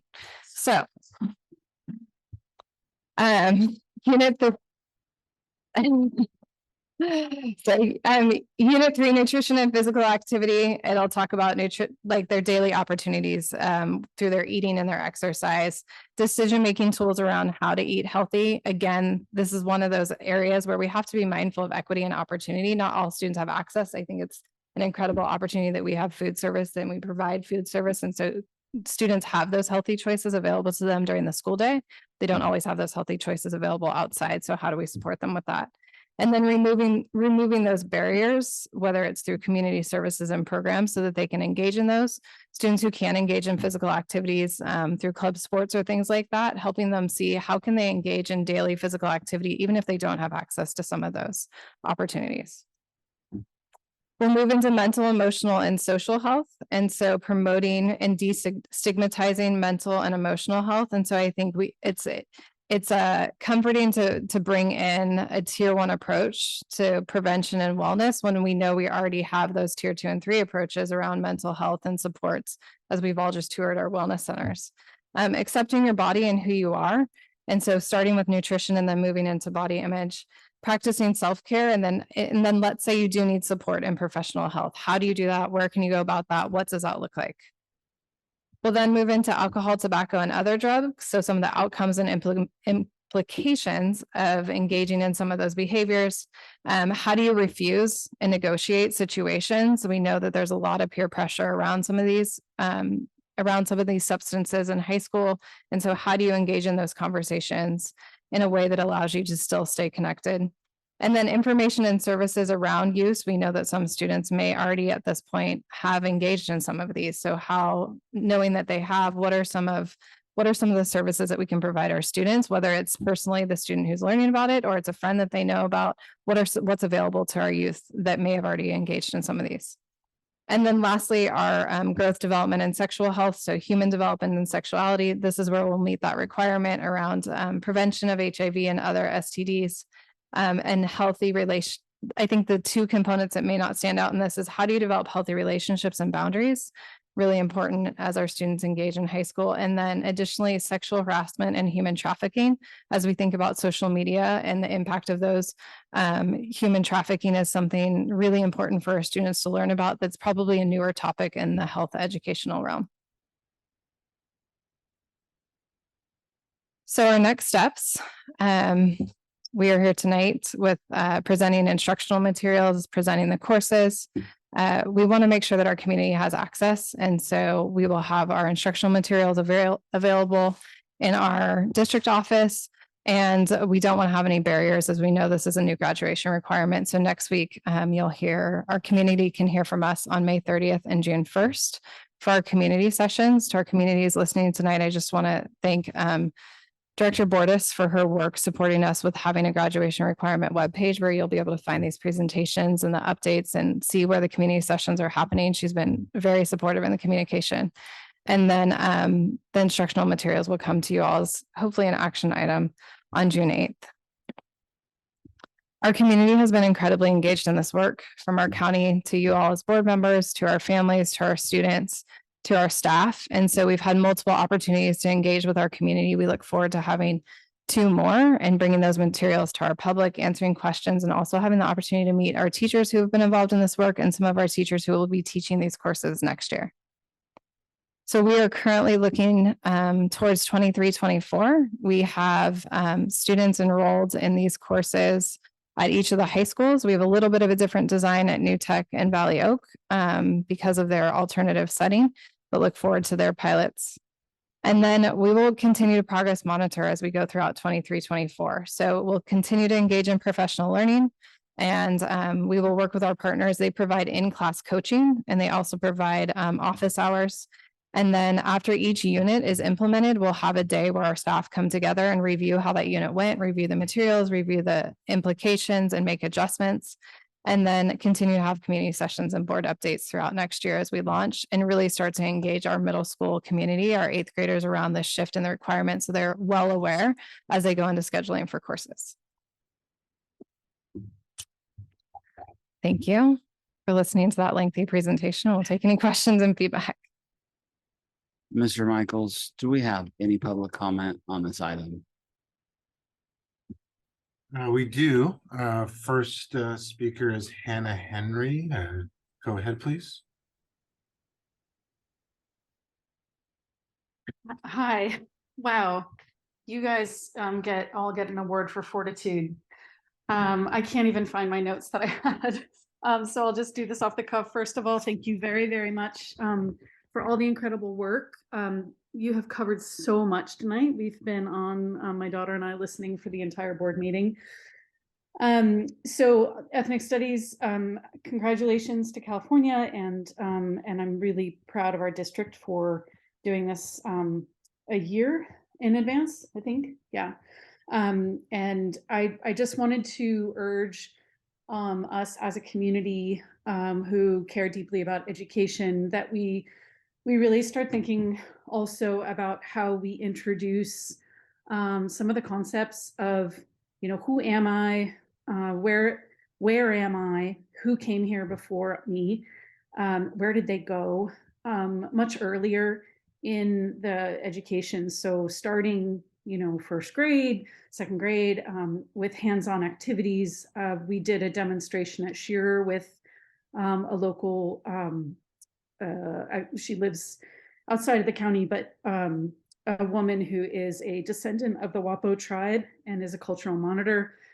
She came to Shearer Elementary, and I fundraised for it, and she came and brought an incredible full, 2-hour classroom activity to the kids. And it was very enriching, and I really wish we could scale something like that for kids, so that by the time they get to the 9th grade, these questions are the material isn't just out of the blue. It's grounded in a real understanding, a better understanding of the history of this place, and why kind of just why life is complicated. By the time they get to high school, they really have a sense of kind of the some of the political turmoil they may not be aware of when they're much younger. But if it's grounded in hands-on experience with real people, I think that it could really make a difference. It's a vacuum right now. Kids don't know the tribes that lived here. They don't know why they left, and that's just one example. I'm not talking about other the immigrant groups, which is also very, very important. I would also please, we need to make sure that we're talking to California natives, not, we just need to be really careful. The slide that was shown earlier is inaccurate. That's not what the WAPO call themselves right now. And it seems like there's a wealth of information, but there isn't.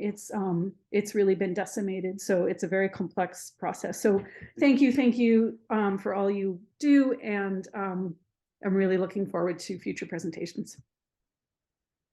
Thank you. Mr. Michaels, do we have any other public comment on this item?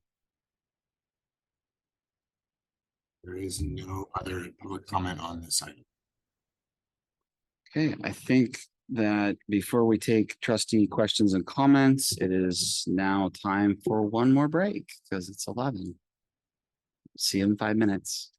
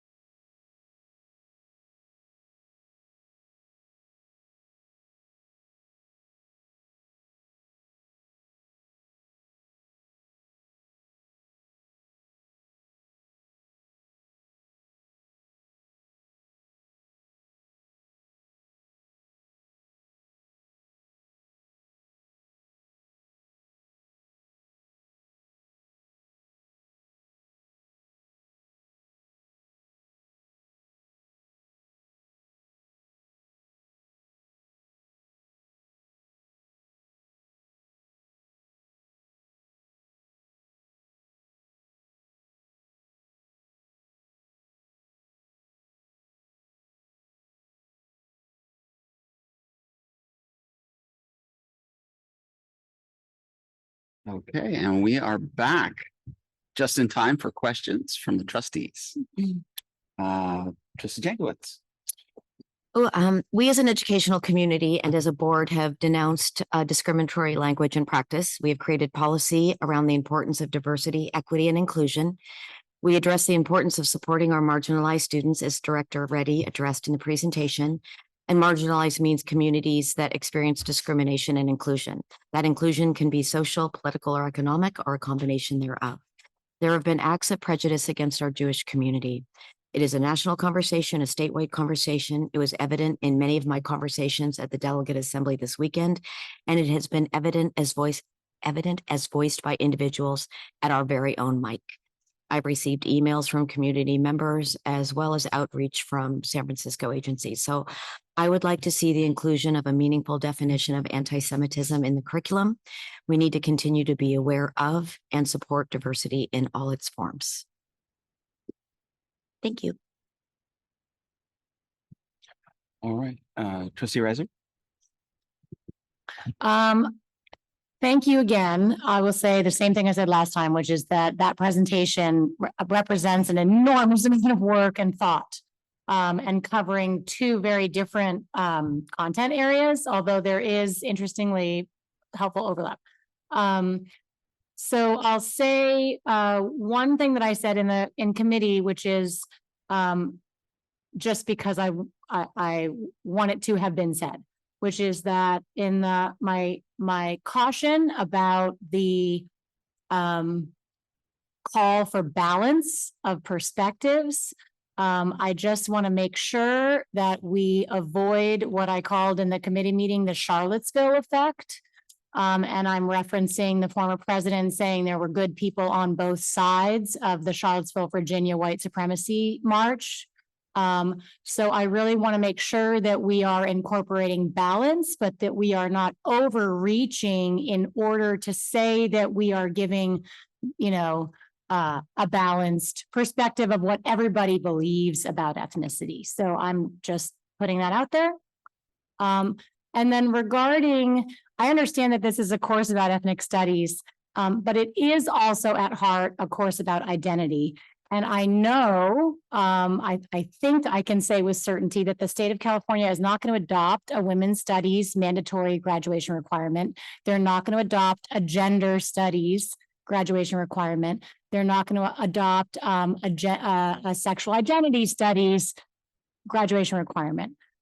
So what I'll say about that is, there was a document that talked about balance, the document attachment that was about balanced curriculum.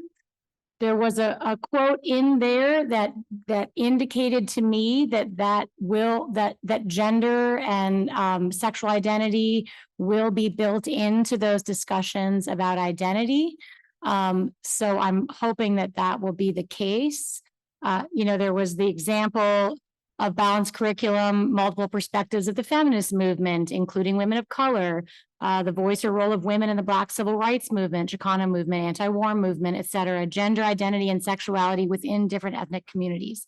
So I did raise this at the committee meeting, and I'm just interested to know if we already have an intentionality about that, or if that's something that has to be developed.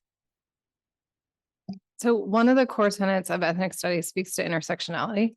And so I think you see that in the first couple, specifically in the first unit around identity, it'll speak to the intersection of that you might see between race and gender, or particular sexual identity and race. So that should come up through that first unit. I don't know if there's anything else you want. Okay. Great.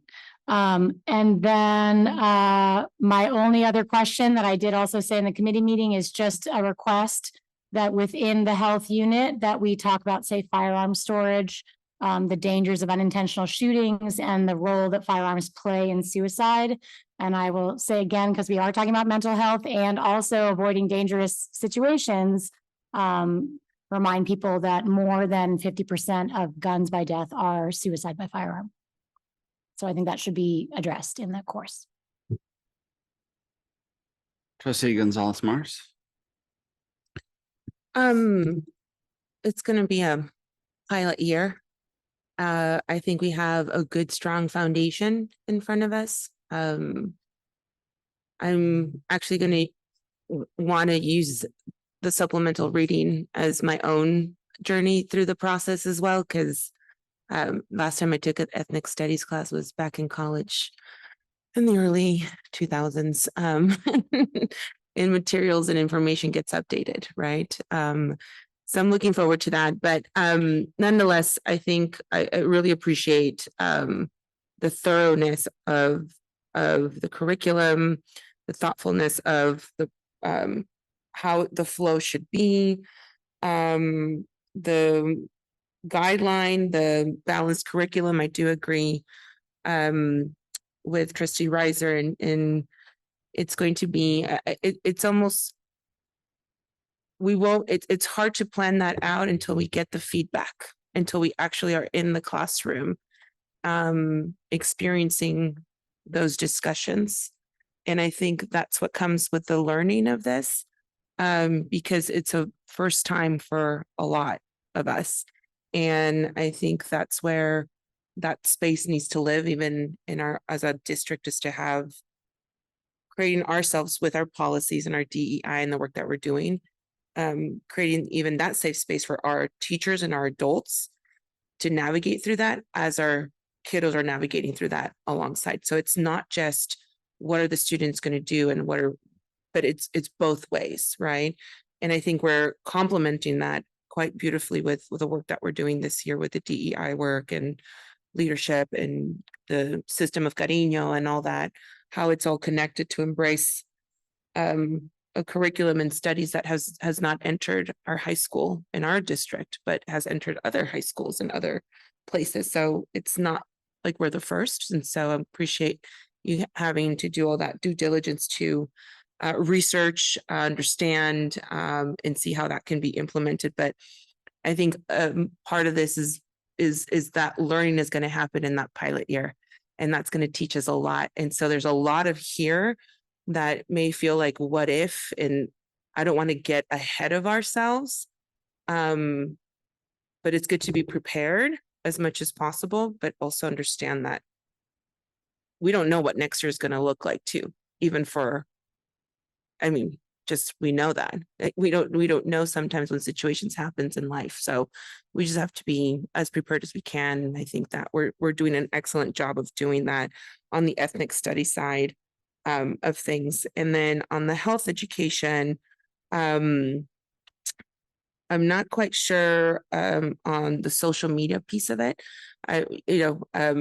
Everything touches on, I think, social media in terms of the actual content of accepting your body or how to not be stressed and all that will connect to that. But I don't know if there's a particular item in the curriculum that addresses that in specific with social media. But I'm sure it will get touched on, and maybe that just might be something that I'm missing in the curriculum, because it impacts the mental and emotional piece of it, and a lot through that. So that was just my one comment on the health education piece of it. And I don't know if there's any response in regards to social media. So I think that you highlight it comes up in multiple different content areas. And so part of it is content and part of it is skill. I think it isn't specifically called out yet as we go through those units of study, but I think it's something that we can maybe intentionally call out as we look at these and see how that impact comes through the use of various forms of social media. It's directly aligned to things like I shared, like sexual trafficking or human trafficking. It comes up, as you shared, in body image and what we see on media, even just beyond social media, but media. And so as we go and continue to develop the daily units of study, I think we can look more intentionally around the impacts of that. Trustee Warren. Thank you, President Gracia. He likes that. There's a little bit more to that with I was reminded of something that happened in this community more than 10 years ago. There was a man who lived on Seminary Street, a couple blocks from me, who was arrested for running an internet. He was a sexual predator who never touched children, but he got them to take compromising pictures of themselves. And then when they wouldn't go far enough, more extreme, he would flame them. He'd put up every picture they sent and say, I'm going to send this to everybody you know. I have all your contacts. This made the New York Times. It was not covered in our local paper. I have no idea. The local district attorney, I believe it was Lieberstein at the time, worked very hard on this. And but I don't know, maybe the story conflicted with the Happy Valley narrative, that we enjoy here. But this is the sort of thing that parents need to talk to their children about. And I do like I think it can ruin lives. And I do like the scope of this. I like how it moves along. And I really like the injury prevention. I mean, I'm at the stage where I'll cut myself with a brand new knife, or I'll trip over a crack in the sidewalk. That's it's an age thing. But our younger people have to worry about car accidents, getting in the car with somebody who might be a little impaired, and we really have to do that. We have to do that, and I think the whole issue of social media and what it does to mental health. I mean, we've talked about what passed for health education when we were young people. I will tell you that basically they didn't cover any of this stuff. And if you came, well, they were okay about it, about nutrition and exercise, nothing else. It didn't exist. And as for mental health, these are the happiest years of your life. Now go away. And it was, and I think that this is something that would be impossible to teach in a PE class. There's so much curriculum here. It has to be a standalone class. I think it's going to be a challenge to get through it in one semester, frankly, but I'm hoping that the content will be so interesting to students that, that maybe some of them will take up, the health field as a profession. So thank you for this. As far as ethnic studies goes, I'm a very concrete person. And I hope that the teachers approach this class in a concrete manner, not theoretical.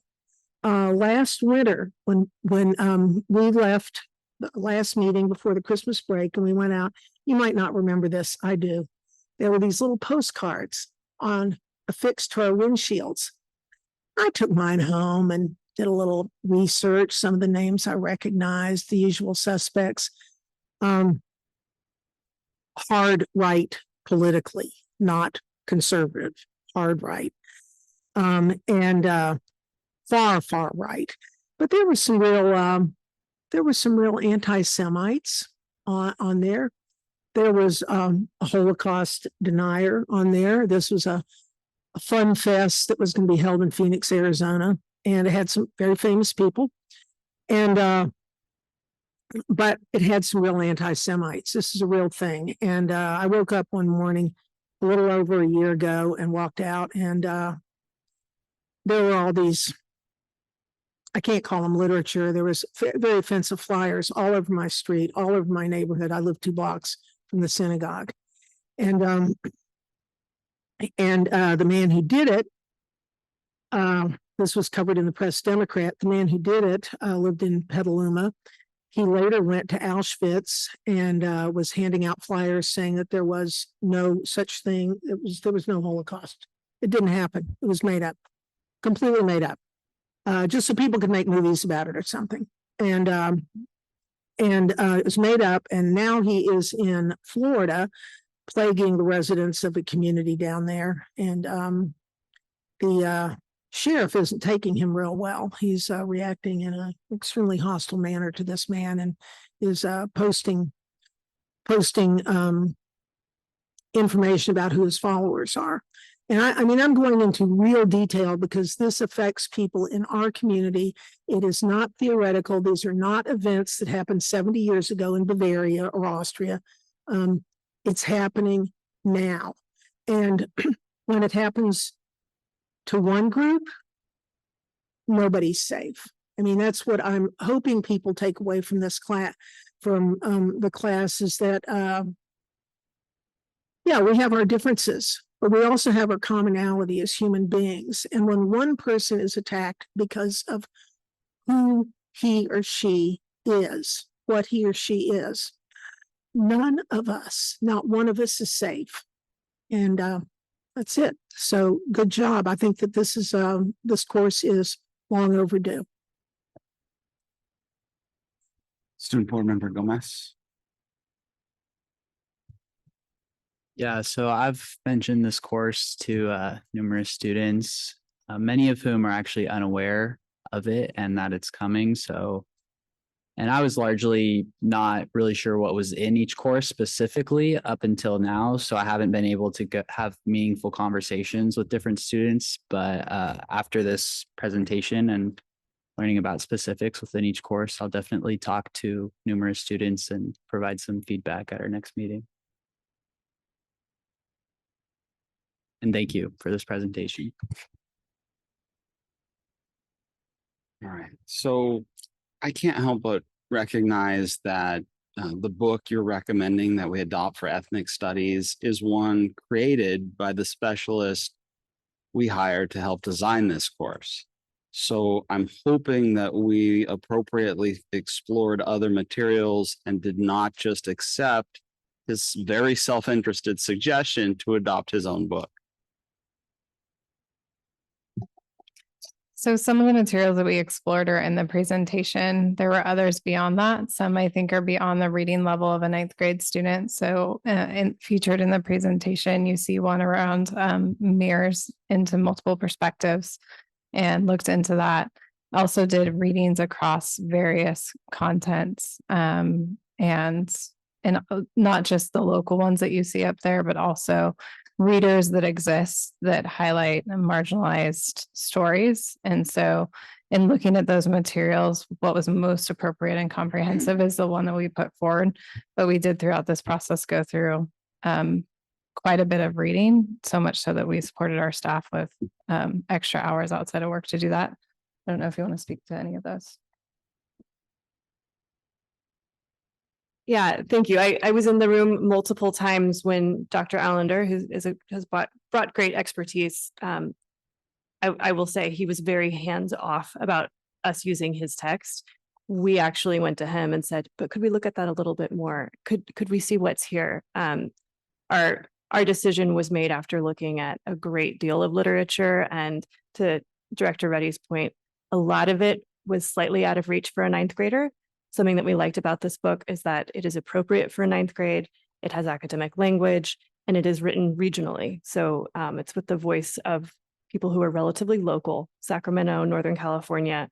And we noticed that there's a lot of stories that students we think are going to resonate with students. So that was our reasoning behind choosing the book. And I can say for sure we were not encouraged by our expert to use his book. It was something that the teachers in our committee had a high interest in. Thank you. That's encouraging to hear. I was hoping it was not the case, that he was just trying to enrich himself. With regard to the health book, you said that it is updated every summer. Does that mean that we will need to constantly be buying a new edition every year? No, so they update their online. So this particular text will be the text. We do have online access. And so they do provide not a lot, maybe 3 to 5 updates around particular topics. So. Thank you. Okay, and that looks like all. So we will move on to J2C, introduction of core instructional material adoption recommendations for high school.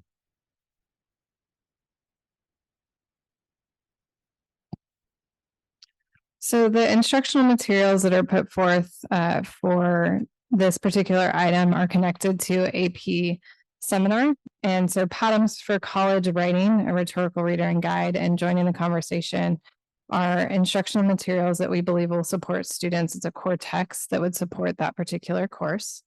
This course is one that has existed in the College Board, the AP suite of courses. It was tied to a capstone course. And so students engaged in this in the 11th and 12th grade level. What they found through this particular course is that it really provides students some comprehensive baseline support with conversation, reading, and writing that positions them to be successful, not just in advanced placement English courses, but also across content areas. And so AP has recently moved it down as an offering that we can have in 10th grade, so that students who start to take advanced placement courses in 10th grade have a course that has reading, writing, listening, and speaking that would position them to not only to be successful, for example, in AP US History or AP Gov and Econ or AP Environmental Science, and be able to write to those various genres as they engage in those other courses. So they're seeing it as kind of a foundational course for that. It is a course that is heavily aligned to various writing strategies. And so it is a little bit of a different course than you would see in a typical English course. This course is currently being put forth for Napa High School. You do have to apply to AP to be able to offer this course. We have applied previously and have not been accepted. And so this is 2 years ago we did that.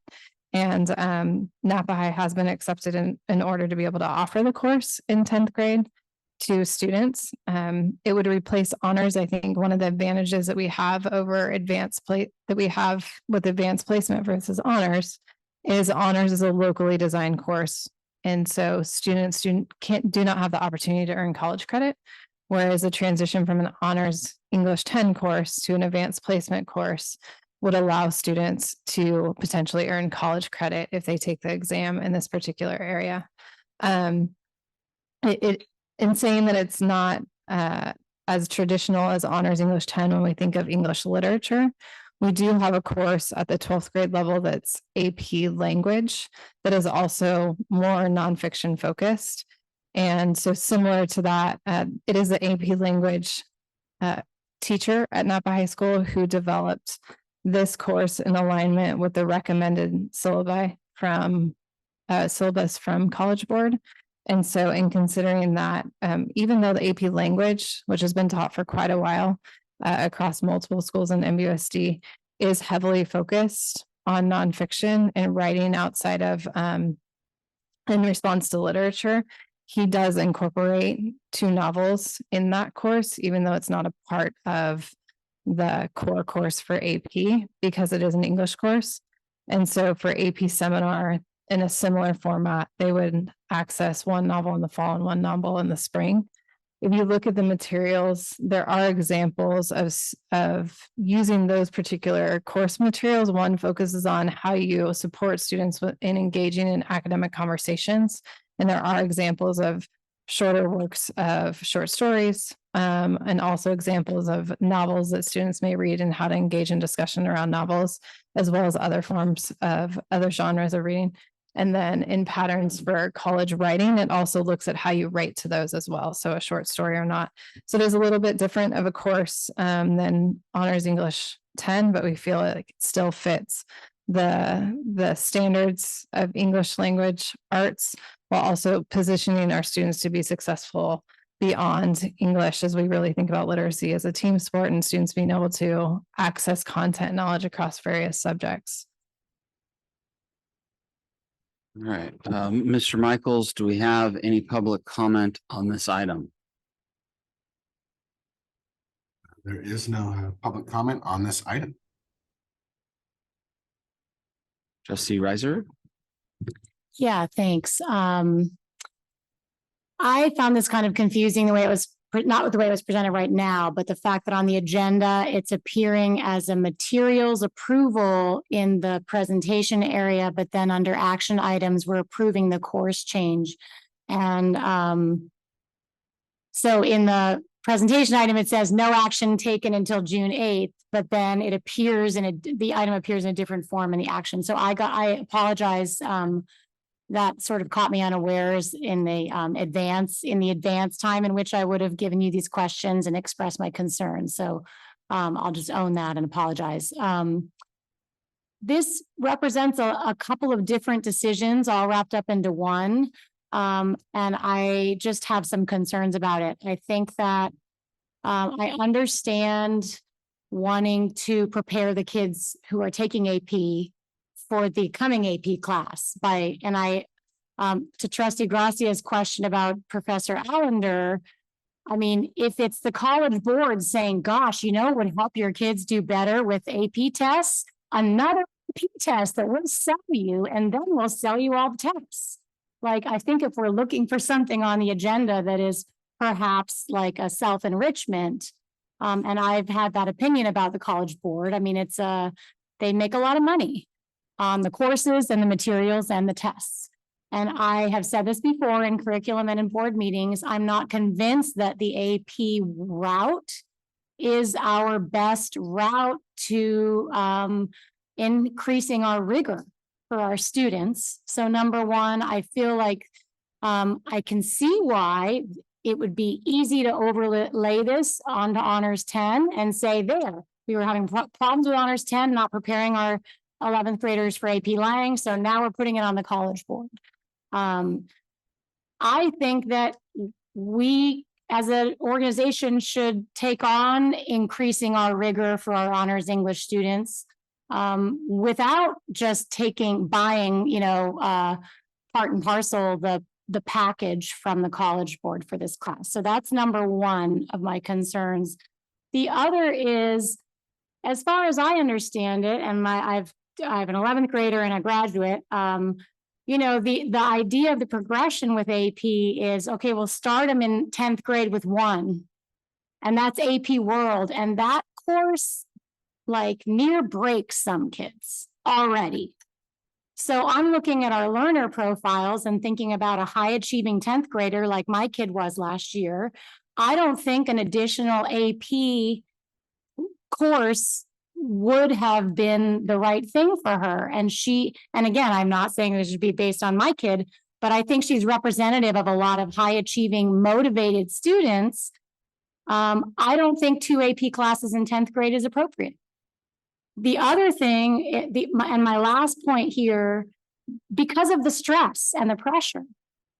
And in addition, I mean, I'm encouraged to hear, and this was not part of the information that or at least I didn't catch it before, that there will be novels, because the way it's presented in the agenda was very much nonfiction oriented. So I feel a little less concerned because you said that there will be 2 core novels, but we've been having conversations for years about wanting to get more books in our students' hands. And we already have AP Lang as the accelerated pathway for English for 11th grade, which also only has 2 novels. And my students' experience in AP Literature, there were not many more than 2 novels taught last year in AP Literature. So I'm concerned about the constraints of the AP course, because if we take this on, then I know what that means. You are on the track, and that is the only way you go. And then my last point is, we know the statistics that only about 1 in 4 of our kids are getting college credit for their AP tests anyway, for their AP classes anyway. So to me, to do this, it feels sudden, and I just was caught off guard by it, but it feels like a really bigger decision than just, well, this is a new class and we're going to try it. It feels to me like a big pedagogical decision about how we're meeting the needs of our advanced learners. And is the college board have our best interests in mind, and our students' best interests? And is that what's happening? Is that the result? And I know last year we talked about this more generally about AP, and only 1 in 4 kids half are taking, and only half of those are passing enough to get credit.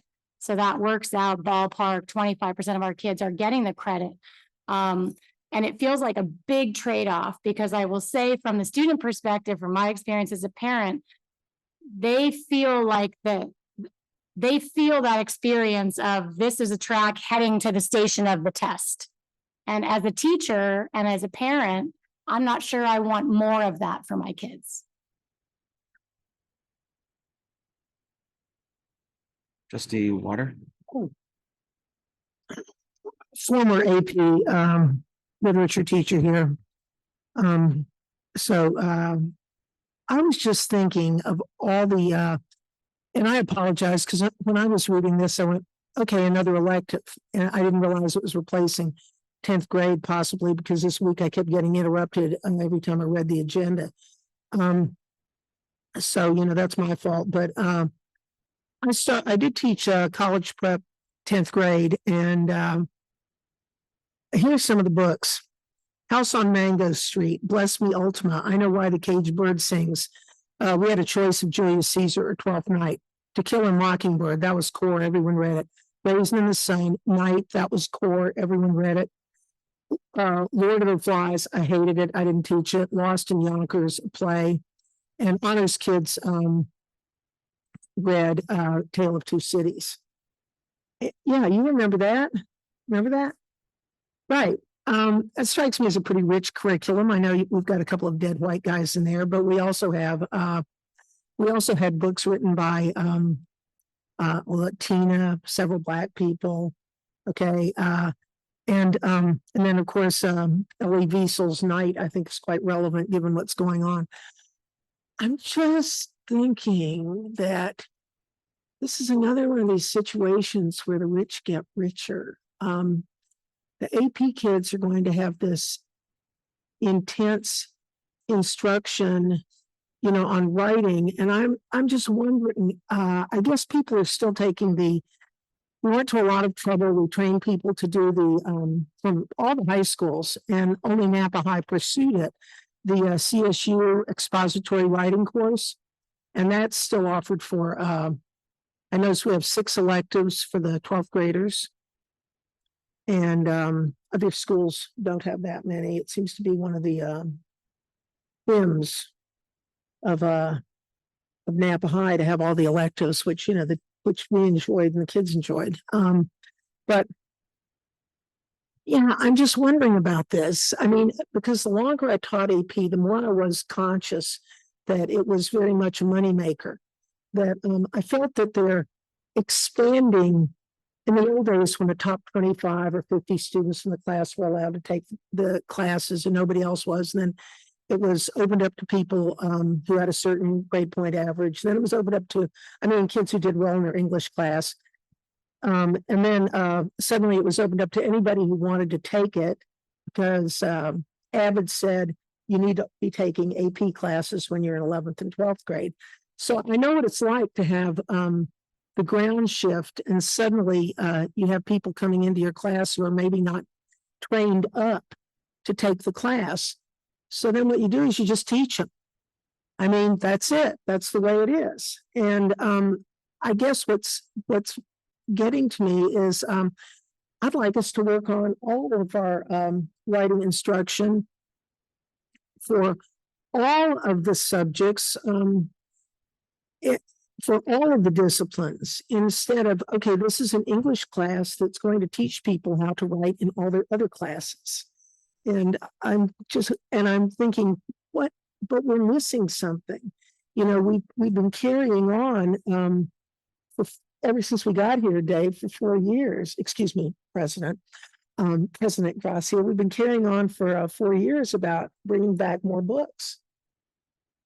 And this just isn't what I had in mind.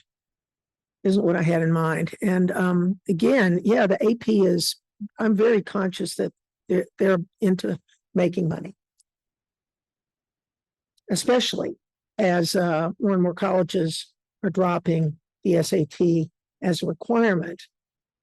Especially after so many of those SAT tests were compromised in the college admissions scandal. They've lost some considerable prestige. Well, that's what I'm saying. Two. So I kind of have mixed feelings about this, given I have very similar feelings about the AP model being the model that it really generates a lot of money for some people. And it's, you know, those are expensive tests, and we're asking our students at the end of the class to take these tests. And I have mixed feelings about that. But on the other hand, you know, my experience is American Canyon High School, where we don't even have an honors English 9 or 10. So we're not even preparing our kids. If the honors English class at Napa High is not preparing, we're not even, doesn't even seem like that's where we're going. And they're expected the next year in junior year to go into AP. And what does that mean, right?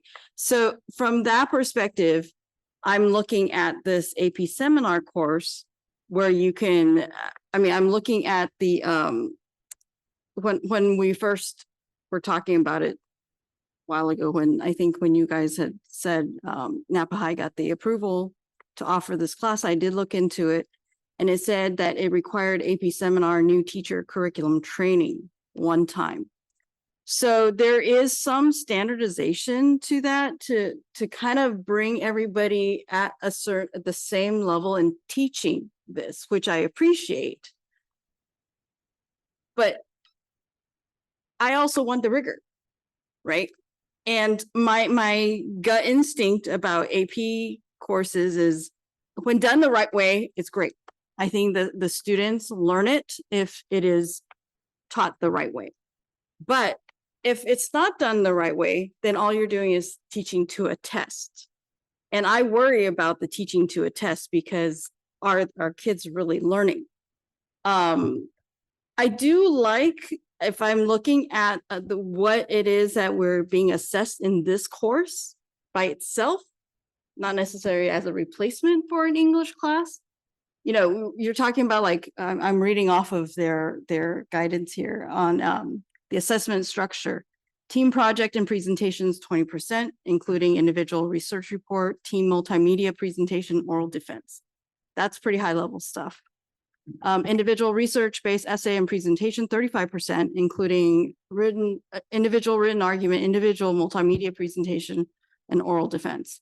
And then an end of course exam of the final, basically, 45%, which is analyzing an argument with 3 short answer questions, suggested time 30 minutes, synthesizing and creating an evidence-based argument, 1 essay question, suggested time 90 minutes. These are all great. I love that. If we could teach our kids to do that, it's great. I just don't know whether or not to replace English is necessarily how I envision this. Like this, I would have loved to have known how to do this coming out of high school. But I also appreciate all the books that I read in high school too. And what are we losing? But, you know, we're talking about, I don't know, it's 2 books. I would agree 2 books for an honors class is also, I feel like, not enough. So I'm struggling with that component of it. I mean, I appreciate the class.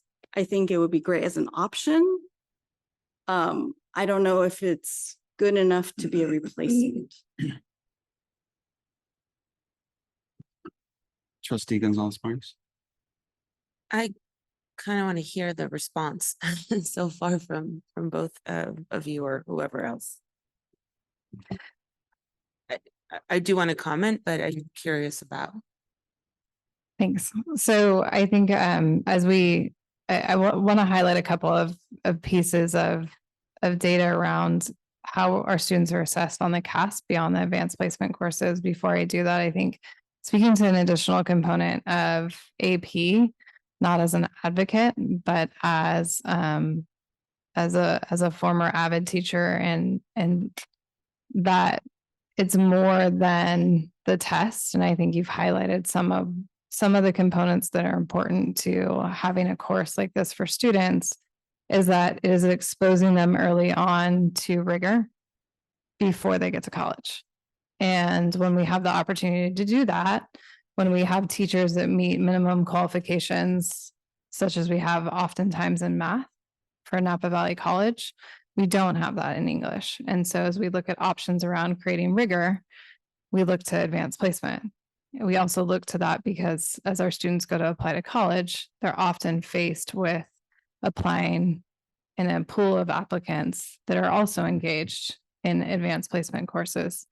I think to Trustee Chu, your comment around the standardization, it is more of a standardized aligned course.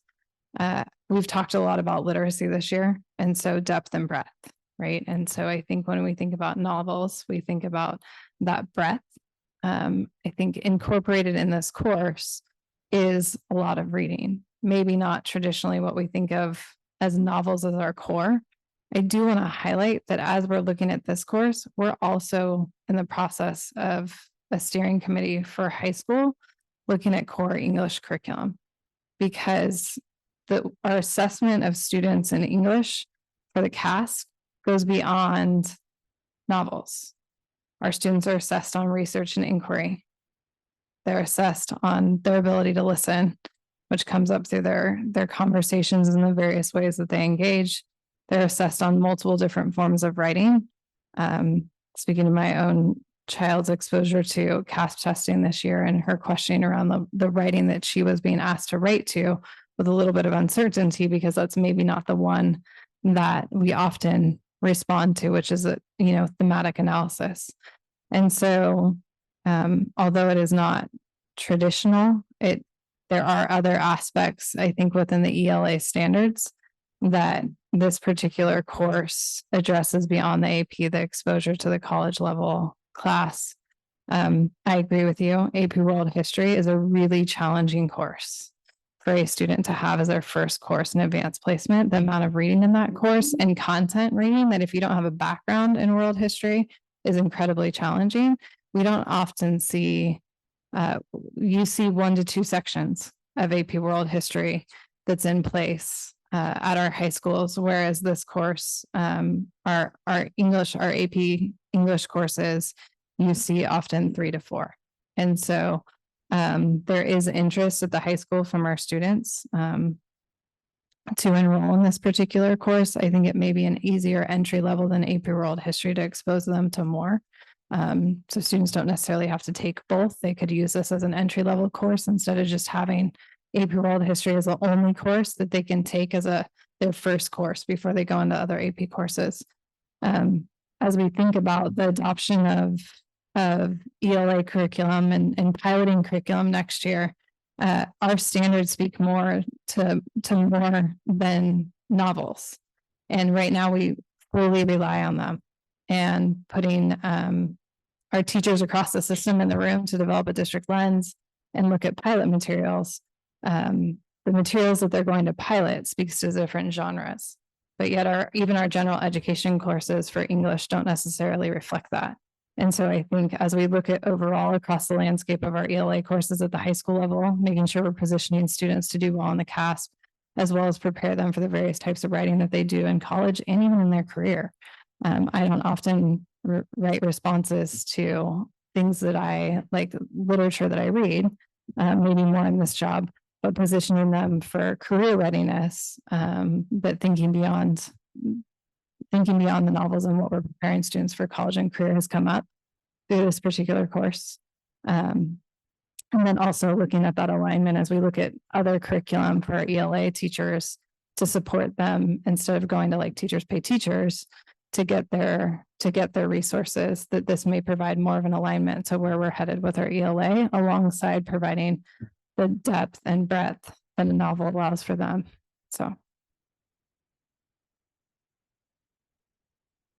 So I would like to, just based on some of the discussion and debate, I want to keep us focused, and this is kind of nuanced and challenging to communicate. So I'm going to see if I could do it, especially since it's late and It's only 11 o'clock. We're all tired. No, it's almost midnight. Yeah, it's almost midnight. So we're focusing on one course. I understand that one of the reasons it's creating dissidence is because it is to supplant the honors English course. However, I feel like it's being elevated to a more philosophical discussion around advanced placement programming. And I think that we need to be mindful of the role that whatever our, I think we could, spend a long time talking about the College Board and its revenue generation and all of that. However, we as a school district right now are committed to advanced placement programming, period. I think that our community would struggle if we pivot and shifted from that, because it is the program currently that continues to distinguish large comprehensive high schools, period. So until the post-secondary reality changes, then we have an obligation to create the opportunities for our students to compete. Right now, we're focusing on, this is a college, attainment discussion. It is our obligation to create those opportunities for as many of our students as possible. So with that being said, I'm not saying that, it's not about looking at, overloading on APs or just, just AP. However, I think it's important that we not take this one course and elevate it to a philosophical discussion around advanced placement, because that's a whole other discussion. And it has a lot of other implications. And that's a program that if the board wants to call a study session and start talking about advanced placement and pulling that off high school catalogs, that's a really, really big discussion. So I don't think anyone's saying that, but when we start discussing our philosophical views around advanced placement, just based on this one course, I think we're walking in that territory. We're on that side of the fence. So I want to caution us around that. So.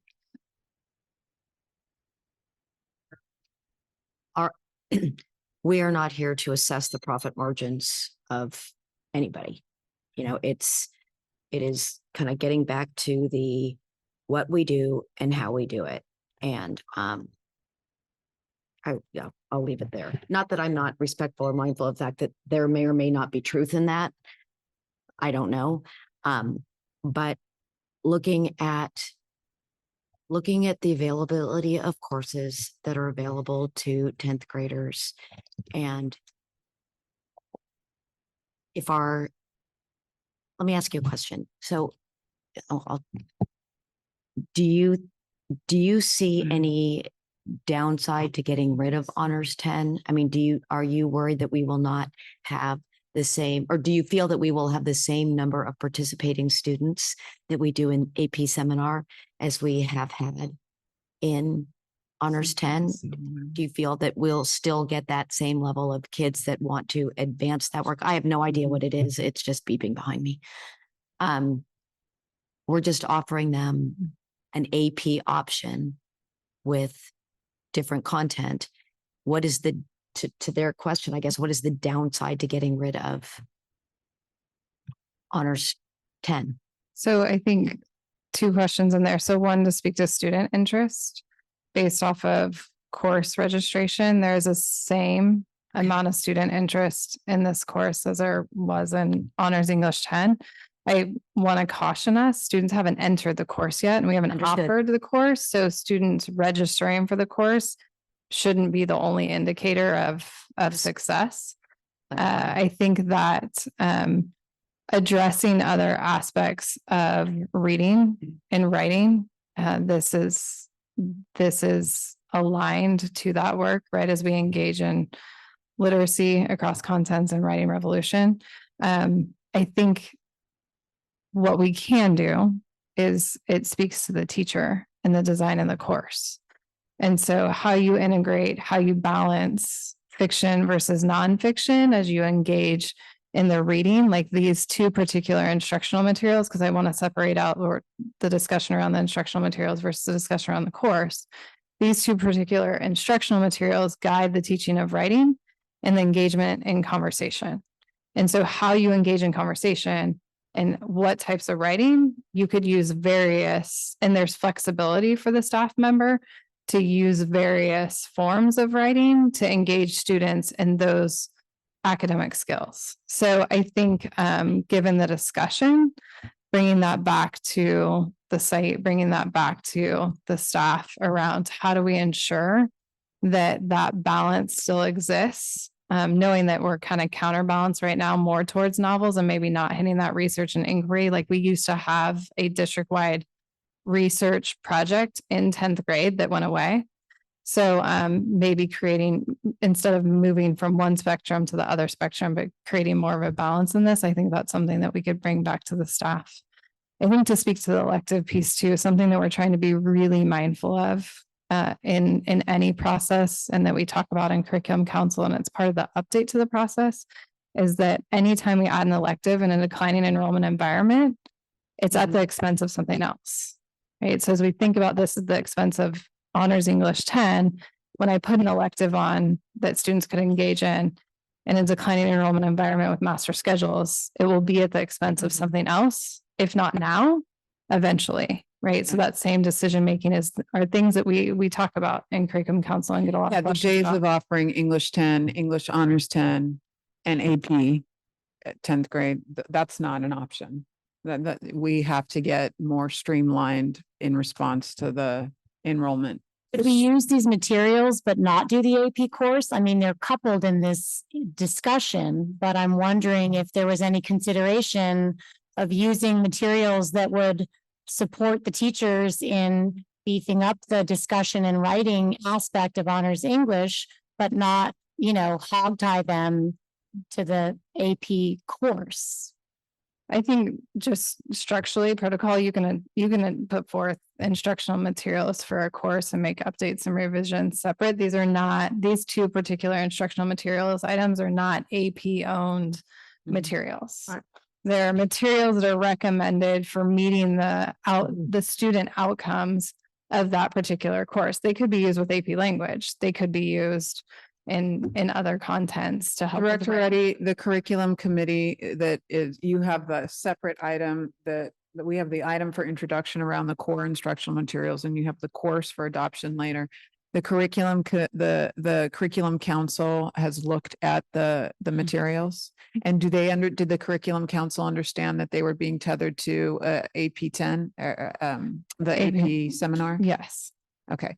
So we have teachers who have vetted this, and we don't have any teachers here tonight telling us that they want it to be different. You got support through the curriculum council mechanism. Yes, and this course, it came through and went back for revision. And the teacher spent probably about 4 to 6 weeks revising it to bring it back, because original instructional materials, the curriculum council didn't put forth.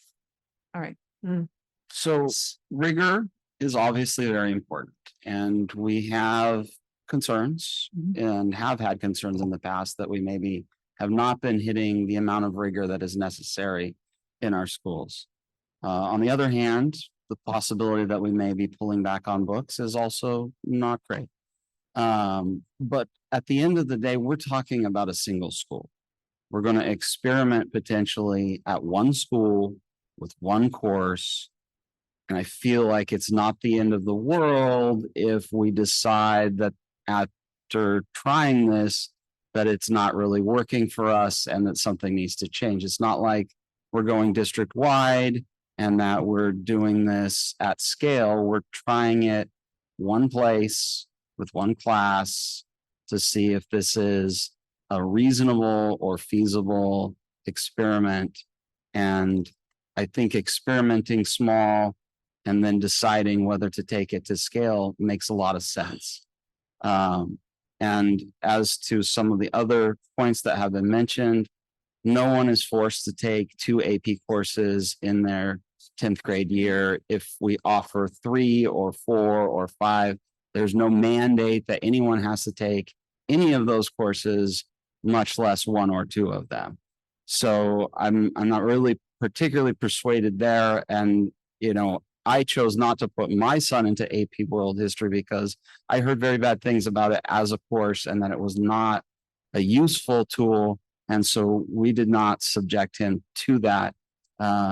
So at the end of the day, parents have some responsibility here to know their children and understand what's appropriate for their child. So I think that it is reasonable in this instance to explore the possibility at a single school and determine from there whether these results are appropriate to then expand upon. To speak to that process too, we don't archive courses immediately. So honors English 10 doesn't go away. So to your point, if it's in place, it doesn't meet the outcomes that we desire for students. We can put honors English 10 back on our course cards at Napa High School the following year and transition back to that as an option. A quick question, which is, I understand that we tried and didn't get it the first time, the approval from the College Board to offer this at Napa High. So now that we've gained approval, how long does that approval last? Because it sounds like we're taking on, I mean, it sounds to me like we need to look at across our comprehensive high schools, and that is something that we're going to be doing. So were we to want to bookmark this as a possible way to get more rigor, does that approval last, or is it now or never? No, so let me clarify too. When we applied the first time, we applied to be a capstone school. And so we applied to, it was under my principalship, we applied for students. It was a 2-course sequence, and it was English and then an elective. And you have to, at that point in time, AP Seminar was not an option for 10th grade. Through offering the capstone course, which one of the assistant principals at Napa High School has experience with teaching. You can, as well as Vintage High School, you can earn a certificate that says you graduated with a capstone, much like you see in an IB program, where a student engages in a diploma program and they receive an IB diploma. So this course, after going through that process, they realized prepares students for that rigor of reading and writing. They moved it down to 10th grade. So to that end, they keep the ability to teach AP Seminar. A College Board doesn't often, or AP doesn't often check to make sure we're still running a course or not running a course.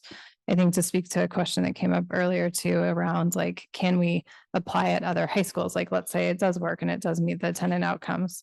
You can apply as a district, you can apply for individual schools. You can. Yes, you can. Yeah, to offer it across the district, or you can apply as individual schools. American Canyon High School traditionally has not had honors or AP. And so under Principal Lopez's leadership, they've expanded that. They were not yet positioned to move forward with this course. Vintage High School, with onboarding a new principal and having some transitions in student services, the timing of an application in the fall and winter with that transition wasn't appropriate. Napa High had the readiness and had the past practice of trying to apply in an interest. And so that was the choice around the one school. And they would keep it should they decide to go back to Honors English 10 and be able to put it back on the course registration process. Do you have, I mean, you referenced that you are going to be looking at rigor and looking at, potentially across the high schools. I mean, is that the intention?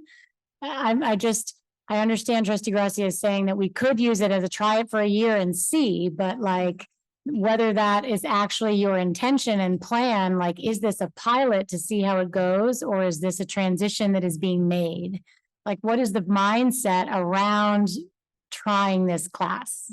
Yeah, I think there's an interest at Napa High School to try this course. I think that we've experienced some challenges with Honors English 10, and we feel like this meets some of those challenges that we've experienced, and maybe some of the student outcomes that we're not meeting.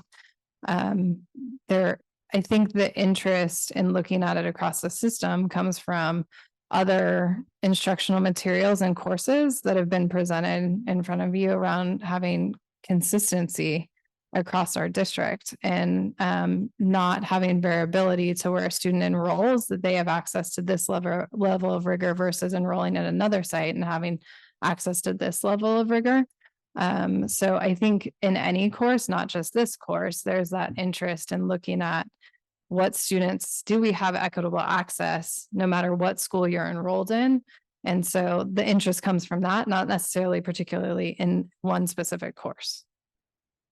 Well, that's interesting. Dr. Massetti, when we when we created the AP literature course, we got rid of, we had to get rid of, according to the University of California, the honors American literature course. We had the history was the lit course was in 11th grade because the 11th grade standardized test was heavy on American lit. This is all fascinating to you, I'm sure, but that's why it was there. But they wouldn't let us have honors American lit and AP. In fact, they didn't trust what they called the homegrown honors courses, even though those of you who went through Napa High School, that was pretty rigorous, wasn't it? They were. You read at least 10 books. Yeah. And when I taught the course, my students had lots of expository works, nonfiction works, to back up, that were associated, like essays about Enron that fit in with The Great Gatsby. I had a great time actually finding nonfiction things that related. But I guess the whole AP thing, I'm reading a book about it right now. So, I'll give it to you and I'm done. I recognize that the AP courses are one way our students can compete against the prep school kids to get entry into the highly selective schools. I know that because that's how my students have gotten into the Ivy League, by taking a bunch of AP courses. And the UCs. And the UCs in Berkeley and UCLA, they had to have those AP courses. And I'm not talking about private schools in Napa. I'm talking about Choate, Rosemary. I'm talking about Andover. I'm talking about those East Coast prep schools, Avon, Old Farm School, that sort of place. And AP is what gets our kids into the schools. But I am regretting losing literature, because history has nonfiction, science does, math should. The English courses are the only courses where you read creative fiction, and which doesn't mean you don't read nonfiction too in them, but they're the only ones. And maybe I'm just frustrated because after hearing, forever when I was writing across the curriculum, I don't know, bring back the research papers for the history classes. I mean, there are things that can be done. Our students do need to learn how to write scientific papers when they go to college. They do need all that. And I don't know why they can't learn it in a science class. My pen is leaking. I feel like King Charles. It's just, sorry, just, that's it. I'm not against AP. I get that it's one way our kids can compete. I understand that. I'm just frustrated, just a little bit frustrated. Trustee Gonzalez. Yeah, I appreciate taking the step back in terms of what the educational system has provided over a while, and how in one night that can't be completely changed, whether there's some background on money making machines, because we are where we are. And I also appreciate the time that the committee has spent, the team, and that's been our process. I do like that it's kind of seems like a good middle ground, that we're starting in one school. There's something that needs to be changed. This seems like a pathway that we're in already. Is it the right one? That's going to require much more time to look at. I do appreciate it because I don't come from that background of the teaching and literature and being an English teacher. So this is fascinating. But I think that, again, it's not going to change overnight right now. And there's a bigger conversation, and that's going to take some time to do that. But I do think that from what I'm hearing in the presentation is that the team has done the rigor part to get to this point. And so I'm processing that right now, but that I appreciate. Okay, seeing no more comments. We'll move on to action items. Thank you. All right, K, action items, K1, business services, K1A, surplus vehicles. I'll move to approve. Second. First by trustee Chu, second by trustee Hart. Mr. Michaels, do we have any public comment on this item? There is no public comment on this item. Student Board Member Gomez, Aye. all in favor? Aye. Aye. Opposed, abstentions, motion passes. K1B, purchase of Palo Alto Networks firewall appliances, software subscriptions, and support from FSI Fortinet Security, Inc. Move to approve. Second. First by trustee Chu, second by trustee Gonzalez Maris. Mr. Michaels, is there any public comment on this item? There is no public comment on this item. Student Board Member Gomez, Aye. all in favor? Aye. Opposed, abstentions, motion passes. K1C, network firewall installation and implementation. Move to approve. Second. First by trustee Chu, second by trustee Gonzalez Maris. Mr. Michaels, is there any public comment on this item? There is no public comment on this item. All right. Student Board Member Gomez, Aye. all in favor? Aye. Opposed, abstentions, motion passes. K2, Human Resources, K2A, Napa Valley Adult Education Classified Calendar 23-24. Move to approve. Second. First by trustee Chu, second by trustee Gonzalez Maris. Mr. Michaels, is there any public comment on this item? There is no public comment on this item.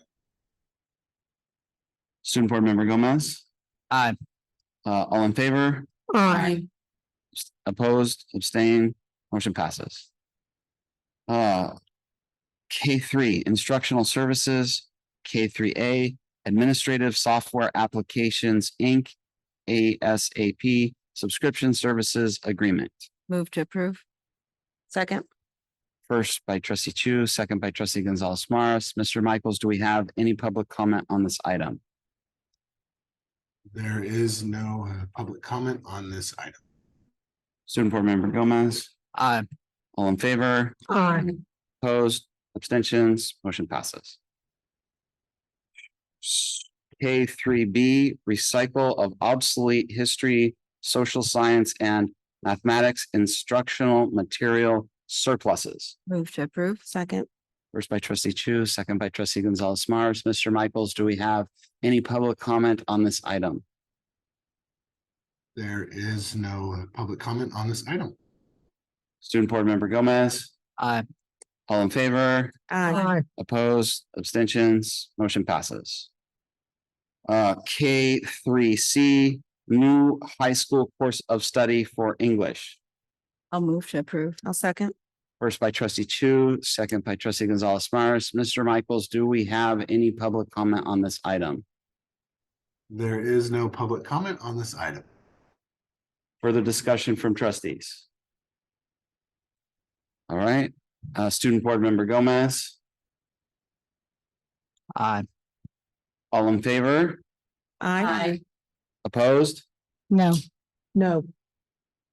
Abstentions? Motion passes. K3D, new high school courses of study. Move to approve. Second. First by trustee Chu, second by trustee Gonzalez Maris. Mr. Michaels, do we have any public comment on this item? There is no public comment on this item. So I would like a brief moment of discussion. So I have previously outlined my opposition to ninth grade one semester health class, and won't go into much detail tonight because it is very late. Please reference my previous statements for more information on my position. I continue, however, to believe that we can successfully integrate health class into PE and don't believe that making it a one semester standalone class is either appropriate or sufficient. Given that these two classes come as a package, I must vote no on this package because it includes the implementation of health as a standalone class. Even if this one semester class does pass tonight, I would still encourage the district to focus on improving health integration with PE classes, as a singular semester class in 9th grade is not sufficient for the health education of our students.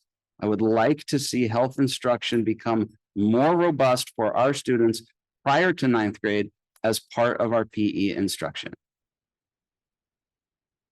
Any other discussion? I Okay. disagree. Okay. I have a comment. So under, we had the presentation earlier about health, and there was a reference to some added health requirements, and Senate Bill 224 said all school districts that offer a health course, about 60% of districts, include mental health instruction within that course. So I assume that's is that a standalone health course then, not integrated into our PE class? Do we know? That's applied only to standalone, right? I think so, but I'd rely on the instructional team.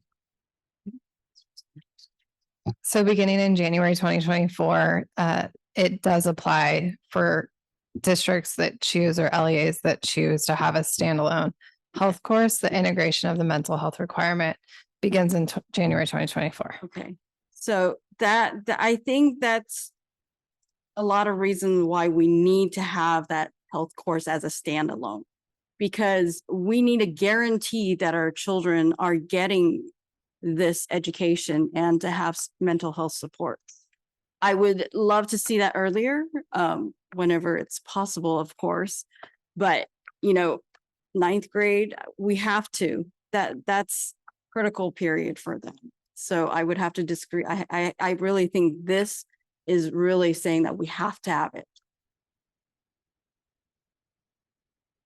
All right. Any further discussion?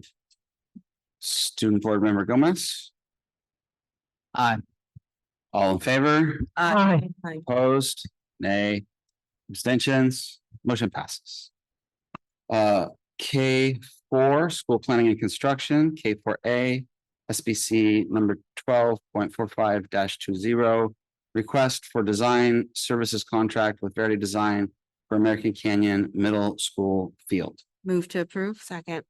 First by trustee Chu, second by trustee Gonzalez Mars. Mr. Michaels, do we have any public comment on this item? There is no public comment on this item. Doesn't look like we have any discussion. Student Board Member Gomez? Aye. All in favor? Aye. Opposed? Abstentions? Motion passes. K4B, SBC number 17.1-23, request for design services contract with CA plus SA Studios for Canyon Oaks. Move to approve. Second. First by trustee Chu, second by trustee Gonzalez Mars. Mr. Michaels, do we have any public comment on this item? There is no public comment on this item. Student Board Member Gomez? Aye. All in favor? Aye. Opposed, abstentions, motion passes.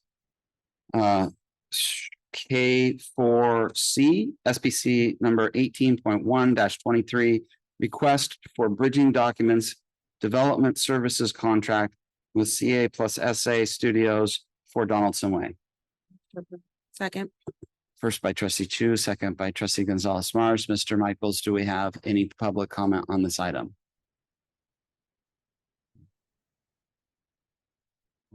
There is no public comment on this item. Seeing no discussion, Student Board Member Gomez? Aye. All in favor? Aye. Opposed, abstentions, motion passes. Okay, we are now on to informational items, which is item L. The first is item L1, General Services. Curriculum and Student Support Committee. There was a meeting. Do we have any discussion on this item? The minutes are Minutes are attached. attached. Okay. It was a great meeting. You can have a discussion if you want. It is an agendized item. Mr. Michaels, do we have any public comment on this item? There is no public comment on this item. Okay, thank you.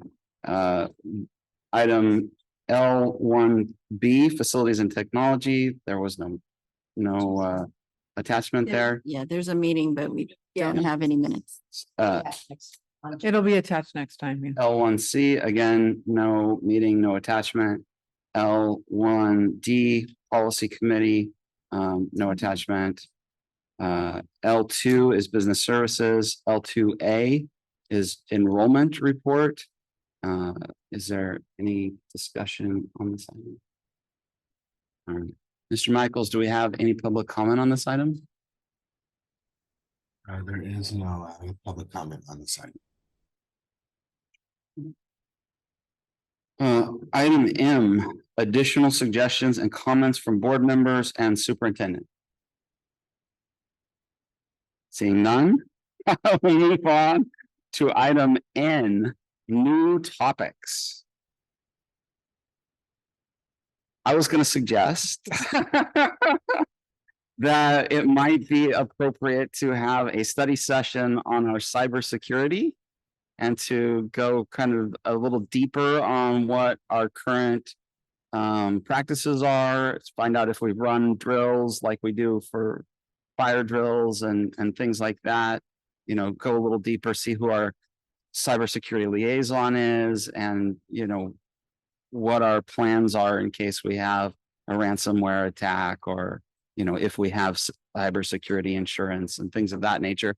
Obviously, that's not the type of thing that we would want to discuss in an open session, but there are some provisions, I understand, that would allow some of that discussion at least to happen in a closed session environment. So I'm not entirely sure how we might do that, but it's something I was Yeah, interested so I would suggest an alternative method for us to get that information to the board, based on best practice and discussions I've had with superintendents regarding this issue. It is really not encouraged to have that for a breach of security situation that could cause by having it. So I would do another methodology to get that information to the board, either meeting with board members individually who want the information, and or, you know, staff meetings with a couple of board members at a time. But we are going to discourage that from being an open session discussion for the district safety. Yes, exactly. And the district has a number of, like all districts right now, we're making some very substantial changes. And so until those are done, I do not think it is in our best interest to speak about it publicly. Right. And then we'll move on then to item O, adjournment. I move to adjourn. Second. There were a lot of people there. Okay, first by myself, second by trustee Chu, all in favor? Aye. All right, meeting is adjourned at 12:26 a.m.